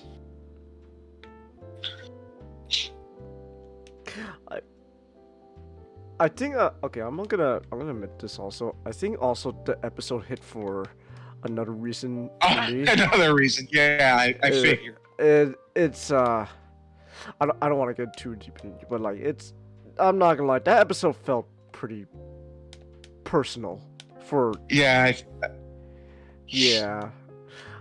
But it was still really good though. I love that episode. I know it's probably my favorite episode. So Nick, you told me that like that's like your one of the contenders for your like you think like best episode of the show. What? Oh my gosh, what else is there now? Next season. Next season 5. Okay. Season 4. Season 4. Okay. Oh my gosh. Because like that was so good.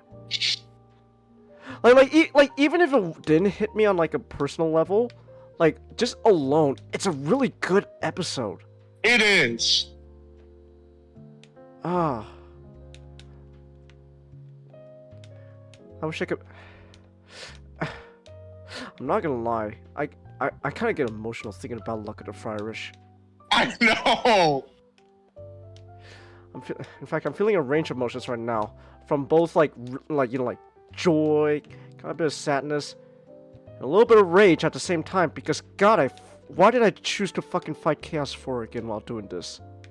Chaos 4 sucks. It does. Why do you gotta do it 3 times? I don't know. So I'm doing a boss rush with Sonic right now. Just remember, right. Oh yeah, Chaos 4. First person on Mars? I should have been the first person on Mars. He stole my clover. He stole my name. And he stole my life. Yeah. And now he broke my hand. His legend lives on. His legend lives on.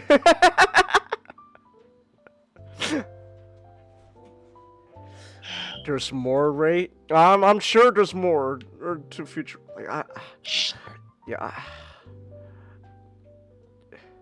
Like I was already sold on Futurama, for like what little I saw, but like I'm not gonna lie, Nick. Like watching every episode one at a time, is a treat. Yeah. This show's a treat, man. I'm so glad. I'm so glad you convinced me to do this, cause this is. Oh. Chaos 7 doesn't freeze when I throw him. Oh, he has to be on the ground when I freeze him. Chaos 6. Chaos 6. Cause he jumped and I threw the freezy thing at him, but he didn't freeze, so I guess I have to do it while he's on the ground. Okay. But what else is there though? Fuck. I don't know what else to say about Luck of the Friars, to be honest. It's just a really good episode, man. It's really good. And I'm really loving Futurama so far. Yeah. Oh no, Egg Viper. hey, but you're good at that one now. Yeah, but at the same time, it's like I'm happy. Oh, Egg Viper, you can all my happiness just deflated. I want to say more about season 3 of Futurama, but I don't know what else to say other than that this is the best season of Futurama. I think it's the best. We'll get more episodes that are like top quality that I would argue are even better than a lot of ones this season. But just the sheer amount of like really great episodes are in this season. And it's like, yeah. What can I say? I'm so glad we're watching this together, man. Yeah.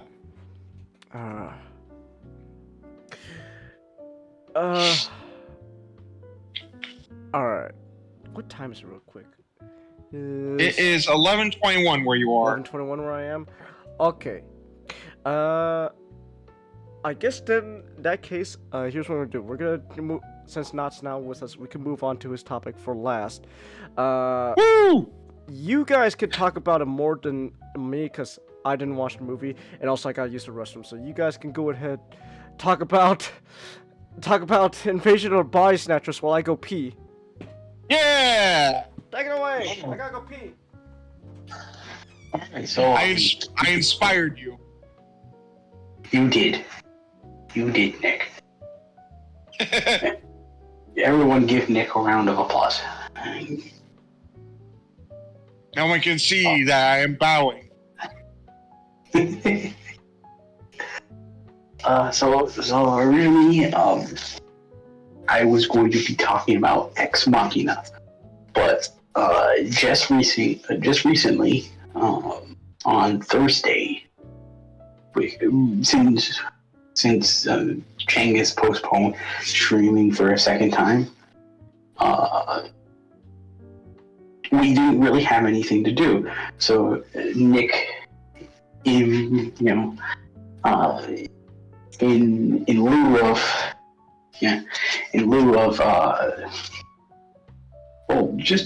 he improvised sort of just a movie night. I figured I was in the mood to watch Invasion of the Body Snatchers anyway, so I'm like, fuck it, why not just have everyone else involved? So yeah, like he and I have watched the remake to Don Siegel's 1956 film. I have a lot of nickels involving this movie. So this would have marked my third time watching this version of Body Snatchers. I've seen the original more. I don't know why. Like, I love the original, but like, I can't tell you why I've seen the original more than the remake. Because the remake is just incredible. It is. But yeah, like this was my third time seeing the film, and it's like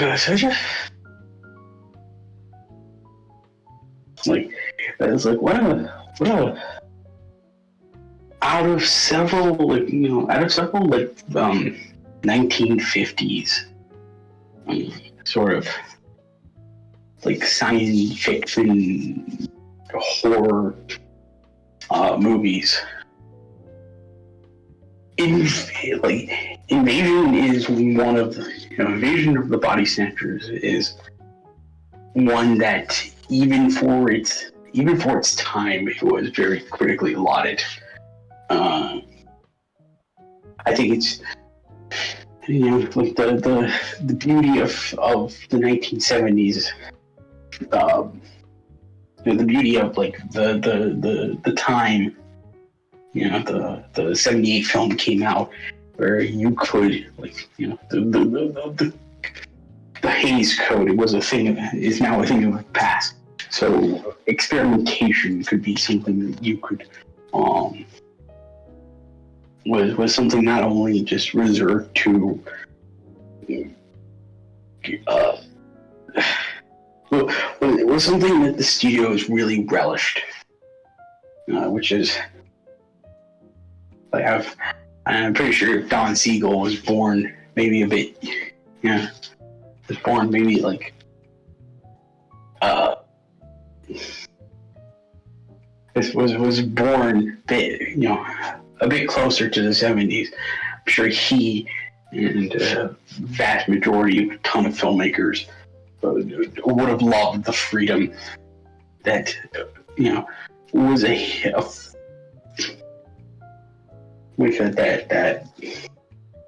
the code limited them.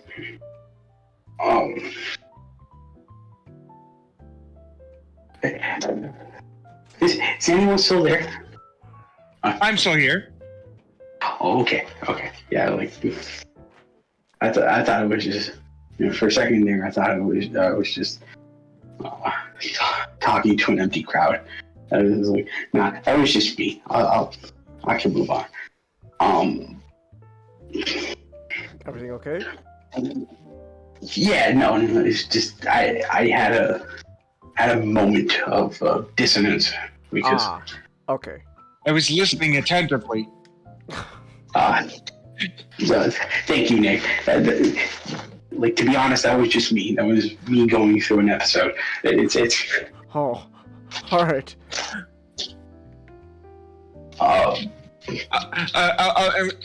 I'll say this again to always remind you. I fucking love it when you talk about stuff. Thank you. Because so the 78 film, starring Donald Pleasance, very great actor. Just love Don. I love anything that has either like Donald Pleasance. I'm forgetting his name. Dustin Hoffman. I was about to say Shijo because it's. Dustin, like Donald Pleasance, Dustin Hoffman, just like people around this era who were just getting out of like theaters and now starting their roles as movie stars, and it's like with the combination of just having like filmmakers who were given carte blanche to do whatever the hell they wanted. Like you just had an amazing like snapshot, but like body snatchers. The short premise, for people who haven't heard of Invasion of the Body Snatchers, which is kind of a joke, but also kind of a reality because I'm pretty sure no Zoomers have heard of Invasion of the Body Snatchers. Aww. Like, we're currently in the area where everyone's seen movies, but no one's seen movies. Like, no one's reading the classics. They're also not watching the classics. So,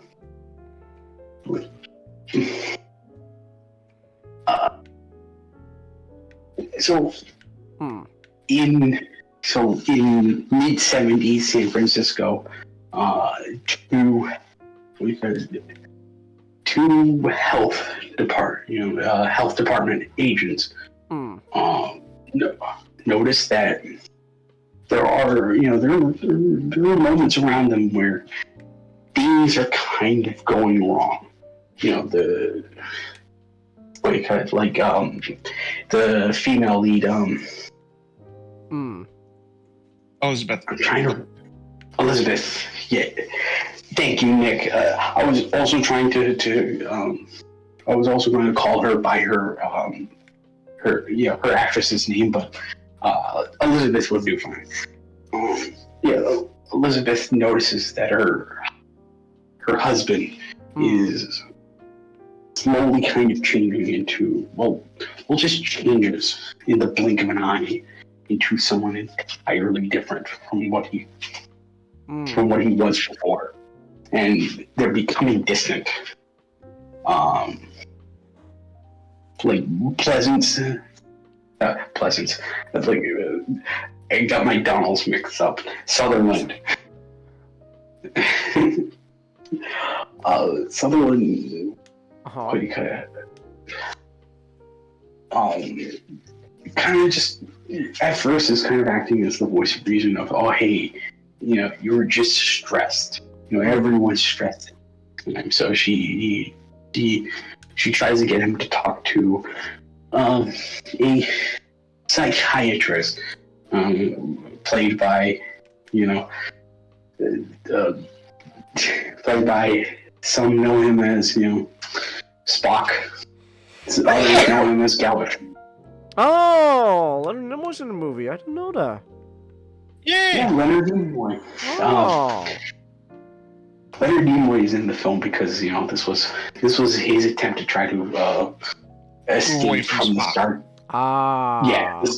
Okay. So this was his attempt to get away from the Star Trek shadow. Okay. So it's like also along the way, a couple who owns a mud bath, a mud bath house. That is a word that I can use.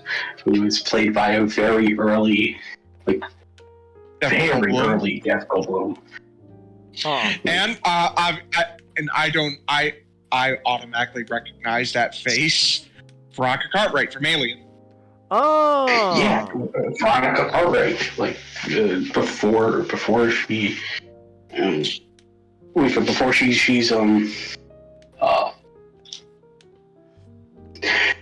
Nick, you're gonna have to slap me here. Getting it.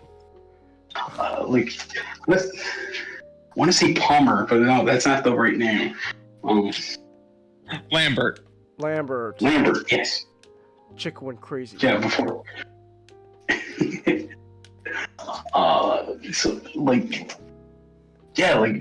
Veronica Cartwright before her well-known role of, just a year prior to her well-known role as Lambert. And the entire movie is just them. The entire movie follows them as this whole this whole paranoid display happens. It's funny how much Invasion of the Body Snatchers kind of feels like a it feels like a zombie film without zombies, both the original and the remake. Huh.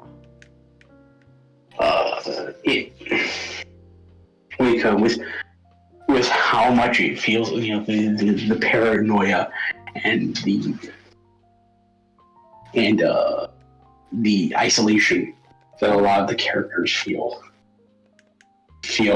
are there, but it's a threat that, by all purposes, is more or less subtle than like zombies. Because comparing this to something, to a movie that will come later, John Carpenter's thing. The pod people are not, as aggressive as the alien is. In they're very much, both in the original and the remake, they're creatures who are very they're very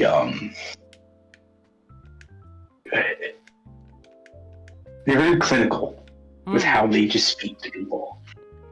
They kind of just tell them, hey, we're going to take you over. In the original, it was we're going to take you over. We don't care if you object to it. We are just going to take you over because that's what we do, and you have nothing to stop it with. But in the remake, it is simply, no, we're going to take you over.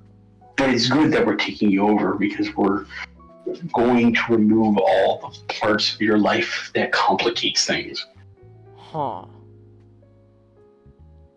Which is also kind of a lie, because here more so than the original, it's shown that these are more, the pod people are more or less genetic copies of human beings in order to survive on Earth, than they are just inhabiting their bodies, because we see what happens to the bodies. They're mulched up and thrown away. So it's like the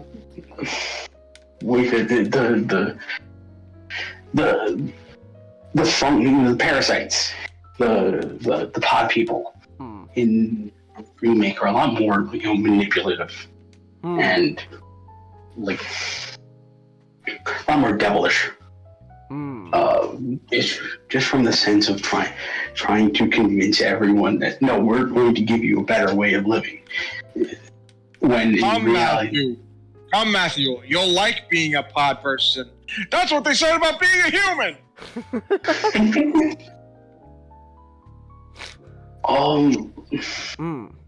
So, what could the remake, big change it does is the setting. In the original, the film was set in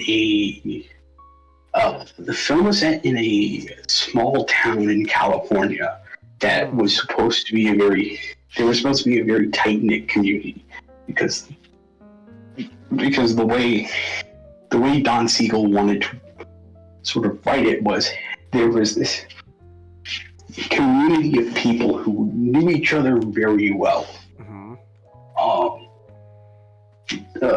Who, everyone knew each other's name. And then when the pod people decide to start invading, there's this sense of, from all the town folks, that something weird is happening. The main character notices this, and throughout the movie he becomes even more helpless as everyone who he once called friends and family, are just being taken over, and he's left. Originally, like the original ending the original ending for the film was going to be him screaming into the ether, essentially to the audience that they're going to take them too. Huh. But the code might sort of been gone by the time of the original, but like the attitude was still there. So yeah, the ending was changed. The ending we got for the original is now, oh man, the aliens were taking over, but no, the FBI, they got everything under control. They stopped it. Huh. Why do I feel like that's a cover-up? Like,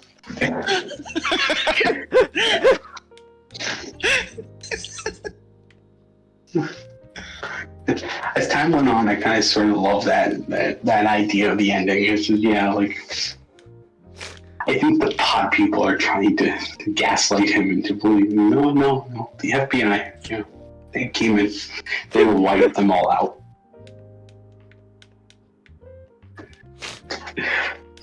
But yeah, like it's knowing everything you ever loved kind of just taken away from you, and watching the despair set in. The remake is set in San Francisco. Very big change because the director thought, I know the director. I can't remember his name now, but did a lot of great films during this era.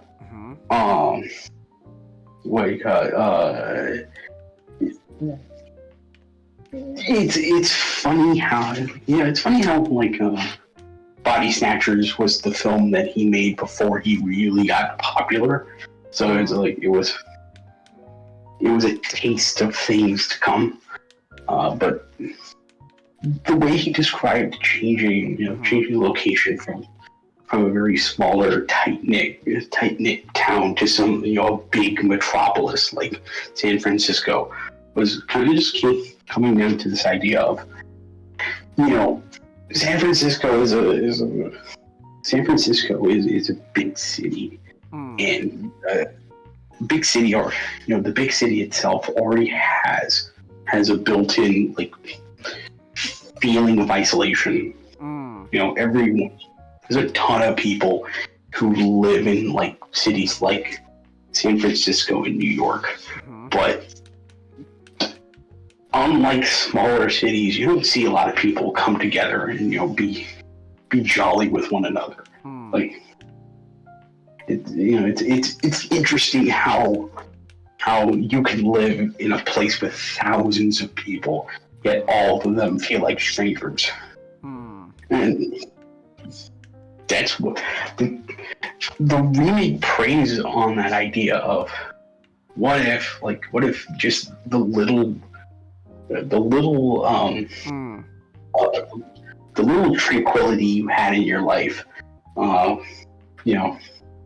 with as isolating as the big city can be, what if it just starts changing for the worse?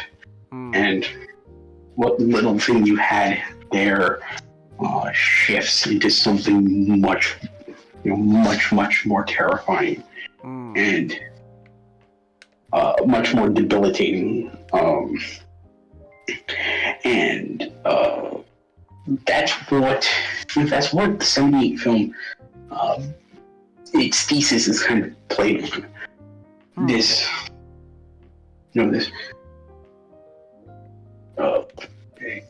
You get a cast of very little people, and as time goes on, they sort of just start losing their minds, because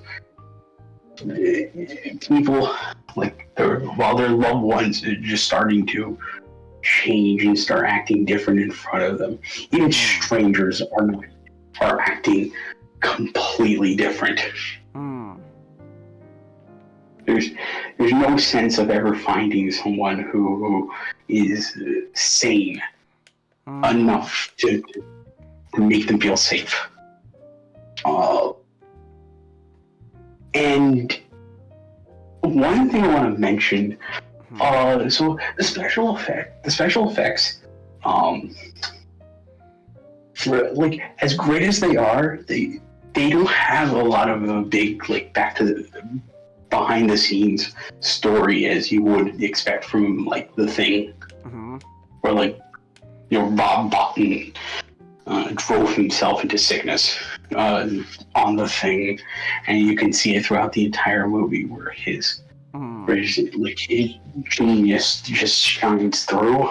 Like Mission of the Body Snatchers has like great special effects, but it's also just like a mark of the era that it was made in, where great special effects was just something that was common. Like the director himself kind of just went, oh hey, like whenever they described, hey, how is this? Like how was the opening scene with like the the parasites need to leave their home planet? How was that done? Oh, we just went to the hardware store. We got a few things.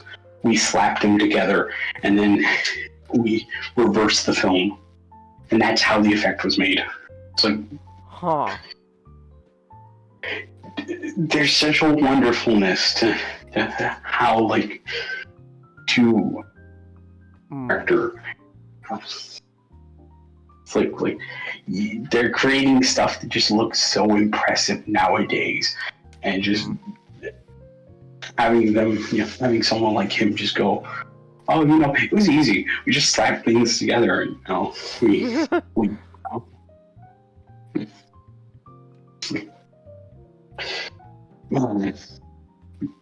the 70s and 80s were built different. Like nowadays, you just get like underpaid people crowding around a computer trying to get work done when their deadline is late. We should just go back to the time where a filmmaker just went, wait, so how am I supposed to do this effect? Oh, I know. I'll just go to Michael's and just, buy all the craft, all the crafts that I need. And just start playing around with that. It's like, I love it. It's great. But also just, also like another thing to mention about, like the film, is something that like becomes something that like when you watch it the first time you may not ever notice, but like you watch it more and more times, you realize that it's very much a character in and of itself. Is the sound design. They got Ben Klein to work as sound engineer, who was like fresh off of his award-winning work off of little known film. You've probably heard of it, Star Wars. Oh. Like Star Wars, that's a film that has a ton of great, like, ton of great people who worked on that. And it's just like the amazing thing about the remake is just how essentially what it's doing is it's doing a reverse RoboCop before RoboCop was a thing. A lot of the noises you hear when you first hear the movie.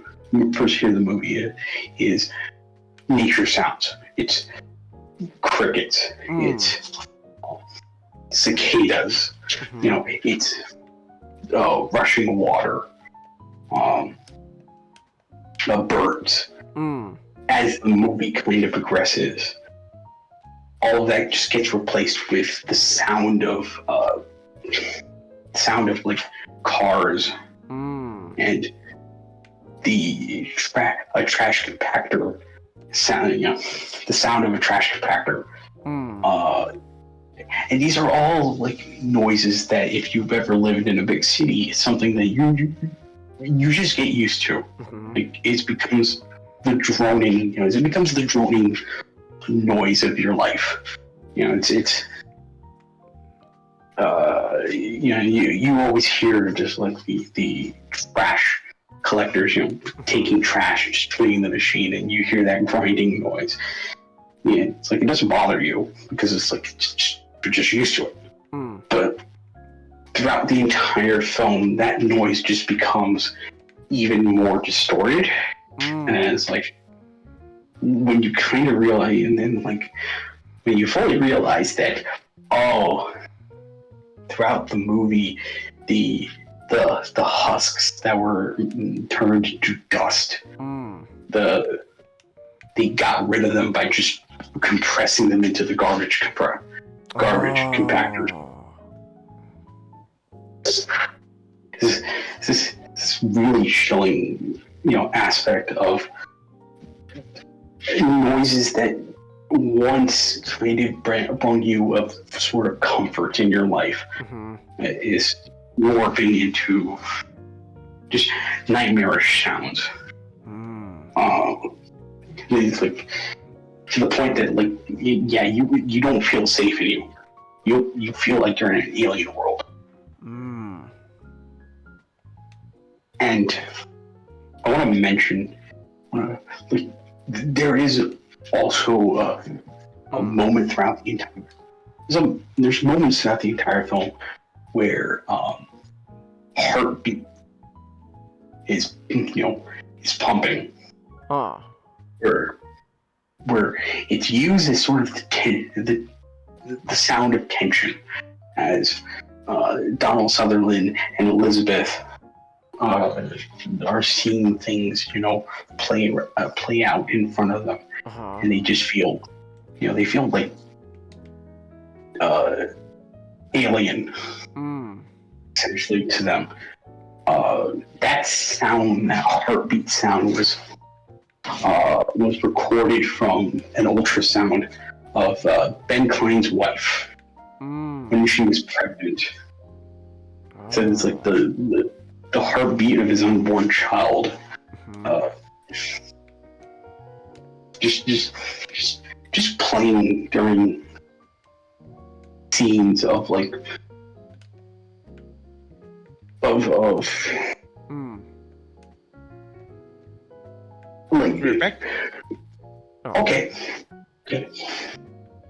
Like, the pod people are very organic.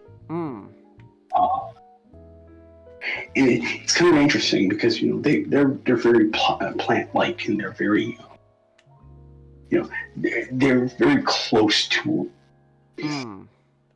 like, they're very close to plants. You know, there's just a scene in the film where Victoria Cartwright is just talking to one of the clients in her mud bathhouse about, you know, about like she plays classical music in her store all the time because she has a lot of plants, and plants love classical music. You know, it's which was something which, you know, funny enough, was something that we kind of believed at the time.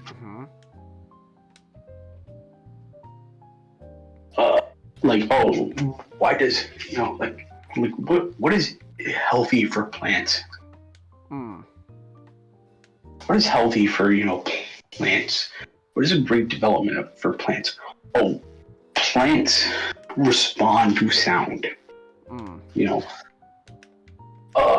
and there was this belief during the time that plants responded well to more classical music. And it's like so. The belief was, hey, plants would grow big and strong if you play classics like Mozart and so it was something that was suggested to do to your plants, just play music around them, play classical music around them. As time went on, that sort of became wrong.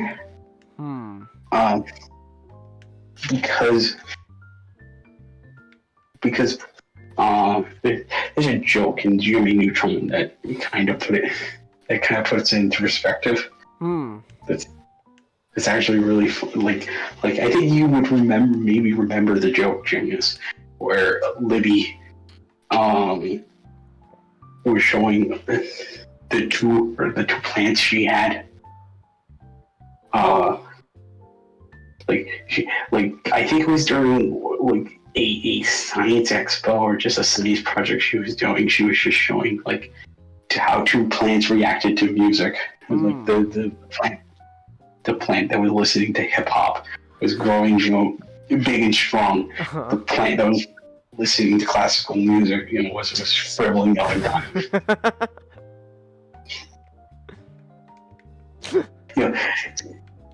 We found out that certain music where there's constantly noise happening is music. It's music that helps plants more because I'm gonna get on from this point, but I think it is interesting to just talk about. Okay. Plants are not only they not only gain a ton of good things just from the carbon dioxide we breathe out, but also just because if you talk to your plants,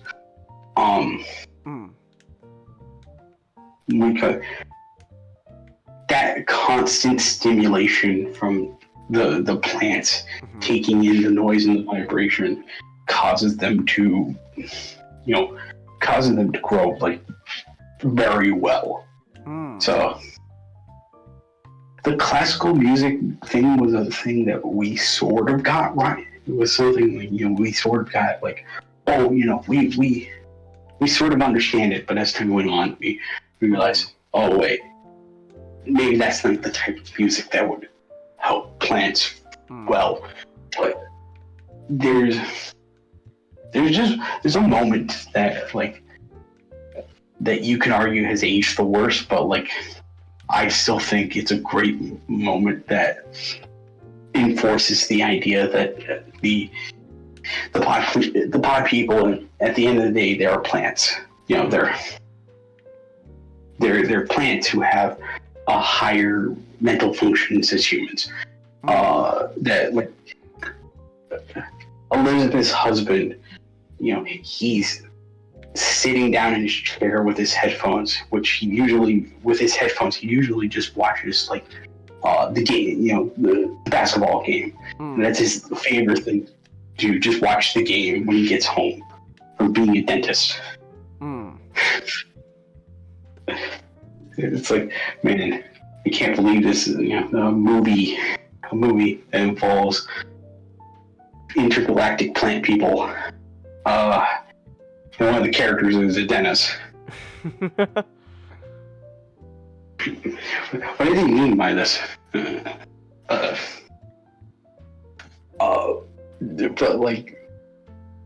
when he comes home, he's listening to, he's listening on his headphones and watching the game. That same character is putting on his headphones and he's just listening to classical music because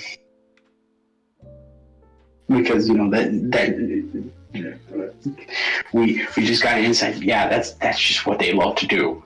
Like these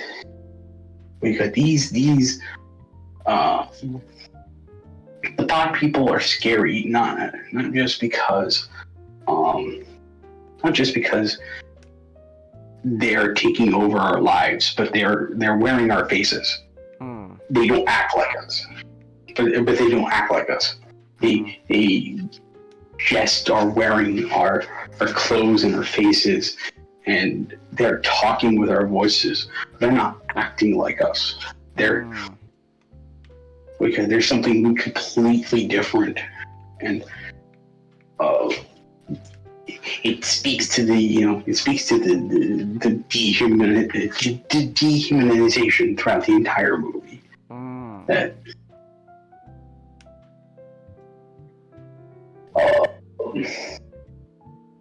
like going from long arm to shockwave. Exactly. Huh.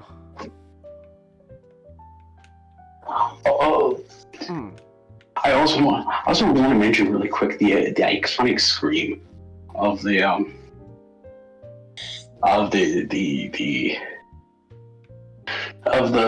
pod people. Whenever they see something,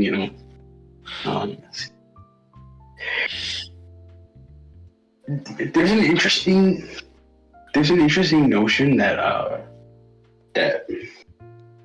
I've always heard about Invasion of the Body Snatchers, where it's like, oh yeah, that points to how the pod people, how much they mimic plant behavior. They have a form of a hive mind, but it's not the way that like insects do, where they're all attuned to each other biologically. It's simply a psychological component that the pod people have, where in order to get one of them, it's like there's messages they have to send each other. Kind of like how plants in real life just send messages to other plants or insects. Like the screech is a perfect example of that, where it's just like, in order to warn the others of dangers, they just yell very loud. And the screech itself, it was recorded with the squealing of pigs. Huh.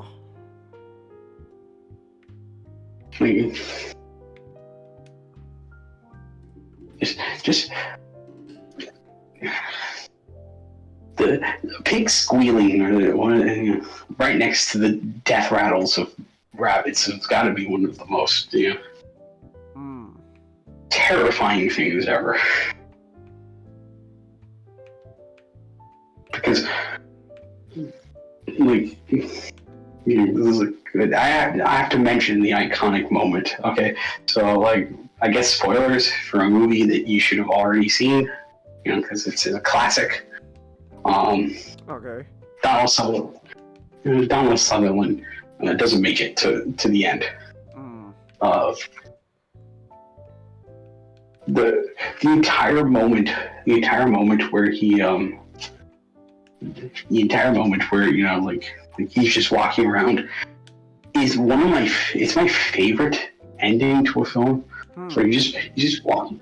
The pod Donald is just walking around. It's like a reflection of the beginning, where he's just walking around. He's doing his early rounds, just walking around the square where he works, and everyone on the streets, they're all pod people now. There's no one normal. And he sees like the woman that he fell in love with. She's a pod person now. It's like, and you get the sense that the way he stares at her. You don't know how much the pod people retain the memories of their of their hosts. But there's kind of this terrifying sense of how much of Donald has kind of influenced the pot person. Like, but then you get that final moment where Victoria is just calling out to Donald because it's like, oh man, it's such a fresh face that I can finally see. Just the moment he opens his mouth and he screams. It's like iconic scene, such a great scene in all of cinema.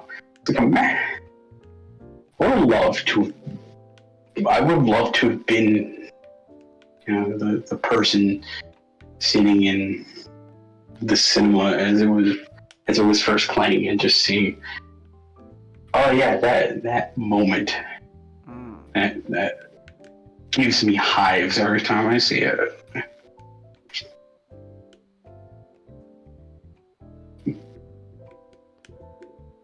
I still get shivers whenever I watch.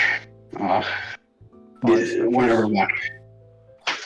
78 film, because it's a very existential movie. It's a horror movie that has a monster in it, but the monster is not even the monster's not the thing that you should worry about the most.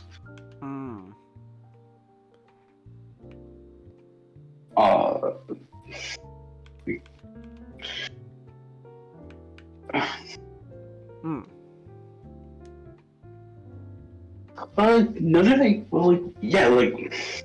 I think one thing I do want to mention is the sort of the political aspect when you're talking about body snatchers, because it's something that with the original and this film, it's often labeled with, but both Don Siegel and this film's director always kind of just hated the fact that both films were kind of given the label. So, at the time both films were coming out, Shangus, there was a global event happening. You might have heard of it. It's called the Cold War. I see. And so, it's very apparent that, both films kind of deal with the idea that, the stranger in a strange land phenomenon, where everyone around you kind of feel like is not saying the truth to you, and they're being covert about something. So, the 56 film and the 78 film got it.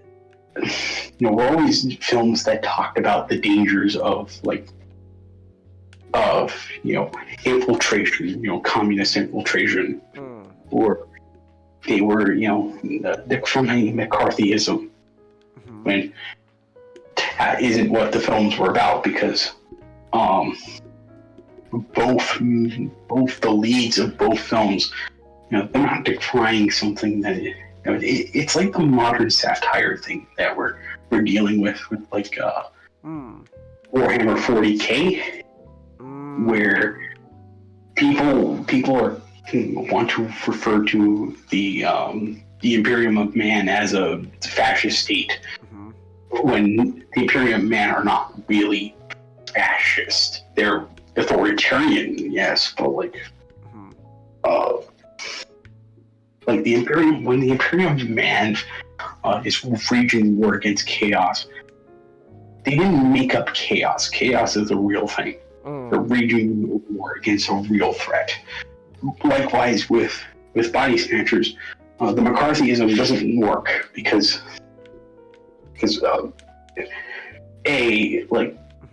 McCarthyism always, the problem with the McCarthyism thing is it's always just intellectuals who completely ignore the historical context of that period, and also just the leads of both the films, they're not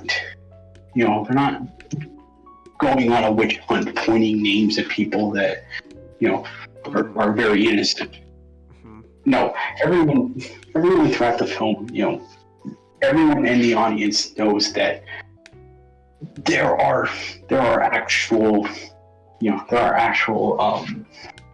actually something wrong going that's happening.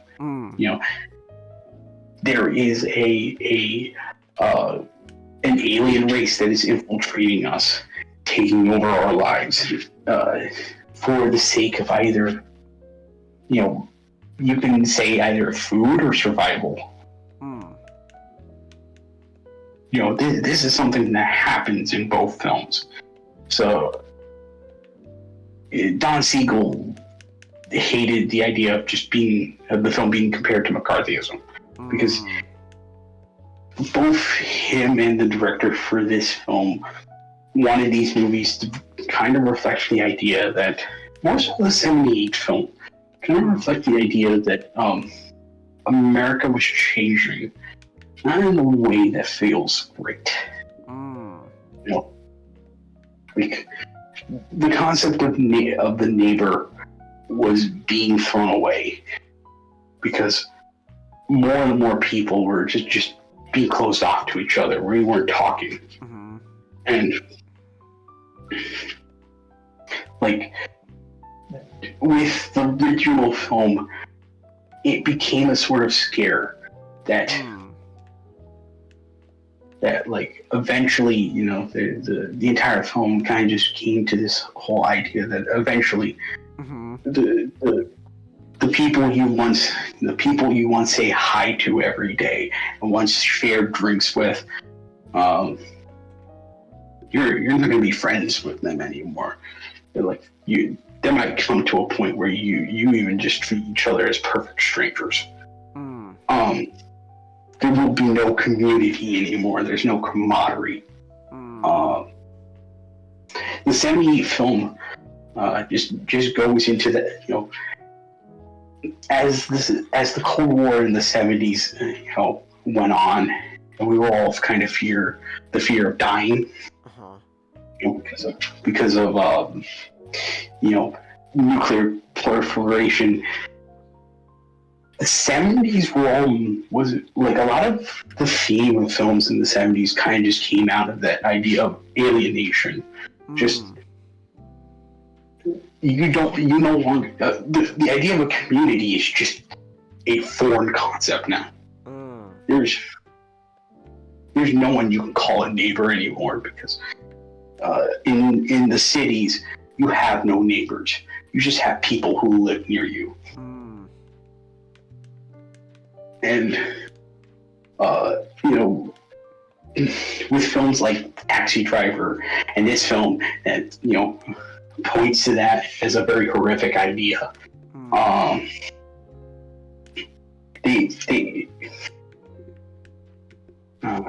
Body Snatchers kind of just becomes an immortal film, not simply just because it is a film about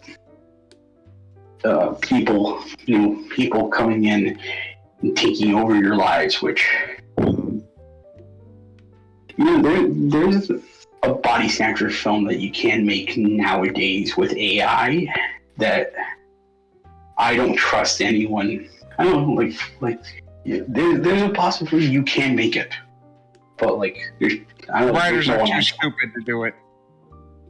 Exactly. They probably get AI to write it. AI. Anytime I hear someone talk about AI, and they, you know, they talk about like it's the boogeyman, I just think of Charlie. I'm about to tell you the most scariest thing you've ever heard of. AI.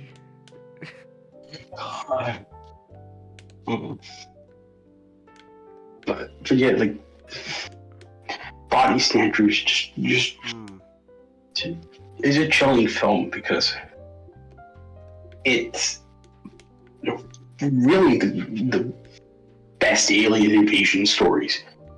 Like it's not like World of the Worlds Like, The Thing is a tremendous movie, but one thing that I've always said, like, just makes Body Snatchers so different is it's more or less a non-violent replacement. Yeah. It's very quiet. Exactly. You don't know things are going wrong until it's too late. I see. And in the end, you're kind of just left with a scream. Either, with the original, how the original could have ended, a scream in the dark, telling people, despite the fact it's too late, or the way this ends, where even if you don't want to go through to it, even if you don't want to go through it, there just comes to the point that you have to accept it. Because, like, Donald Sutherland's character, despite his attempts to try to destroy everything, he still had to go to sleep. Something that he can't ignore as a human being. And so that became a sort of a sad acceptance on his end, as he becomes now dust, and someone now wears his face.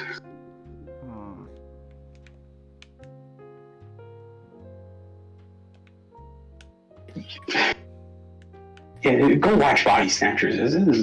It's a terrific film. It's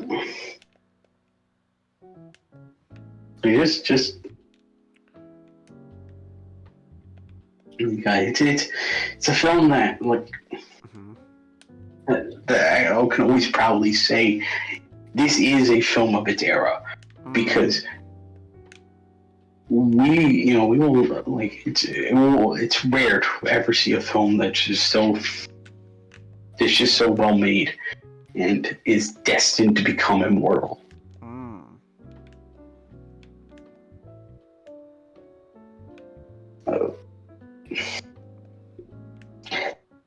I just want to mention really quick, Donald Sutherland's hair. Just, it's one of the most, like, Donald Sutherland, if you ever look at him now, he has a very straight hair. It's always how he wears it. The curly look he first got when doing Don't Look Now, which is another horror film that I kind of want to talk about with you guys. It just got a release from the Criterion Collection. Oh, nice. Invasion of the Body Snatchers? No. What? No, Don't Look Now.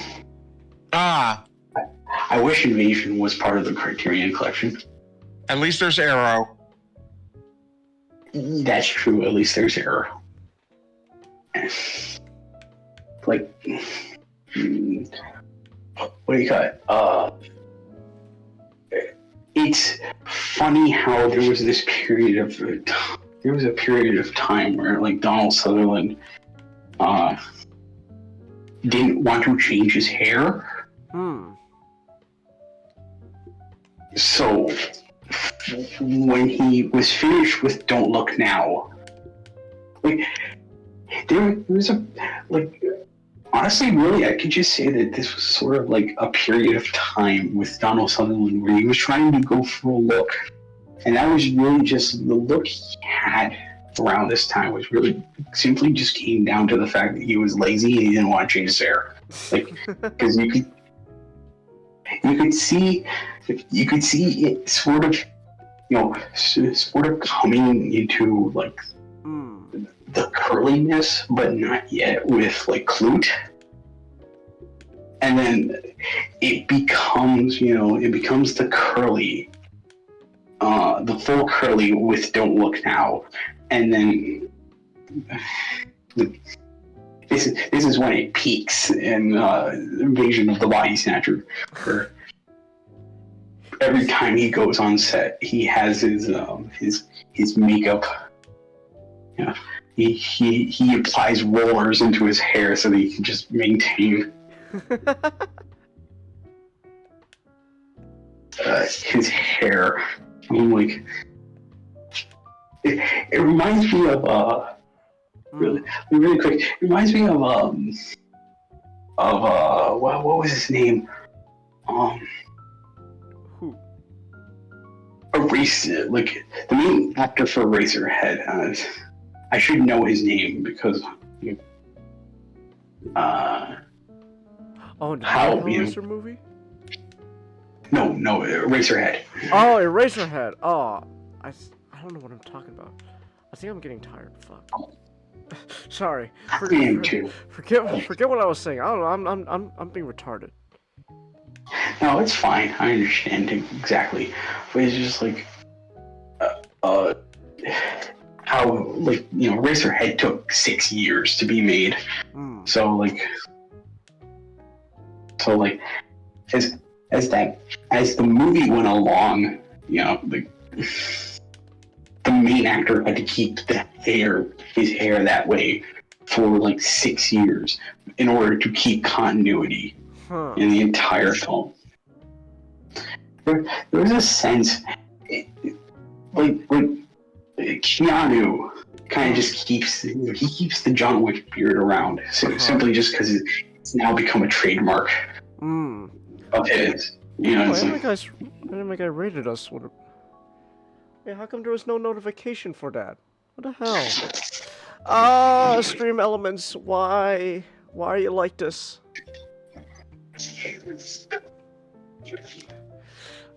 No, okay, so...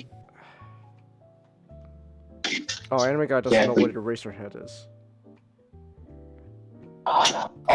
It's David Lynch's first film. Very, very psychological, experimental horror. It's very much a trip. Imagine the load Einstein must have had. Fucking morons everywhere. Everyone. But it's funny how much Keanu still keeps the beard, still keeps the John Wick beard because it kind of became a trademark of his. Time went on. There's just actors in the past who had looks that they didn't quite like or cared about, but there was this sense of they either had to keep looking like it because it was part of the movie. It was part of the movie they were in. Or in Donald Sutherland's case, he was just wearing that hairdo for a couple of years. He could have changed it, but he chose not to. And there's a strange sense that I just loved. I loved that, when celebrities didn't really care what they looked like. They could look like hobos, and you'd still kind of recognize them.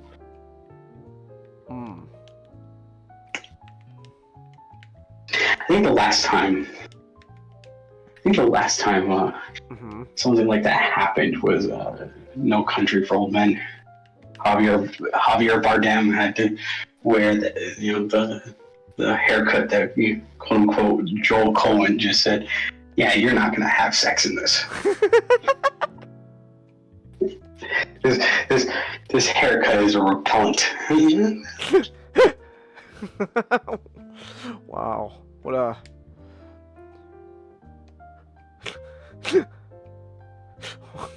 You're not gonna have sex in this haircut. Okay. Yeah, that's it. Body Snatchers is a great film. Recommend it.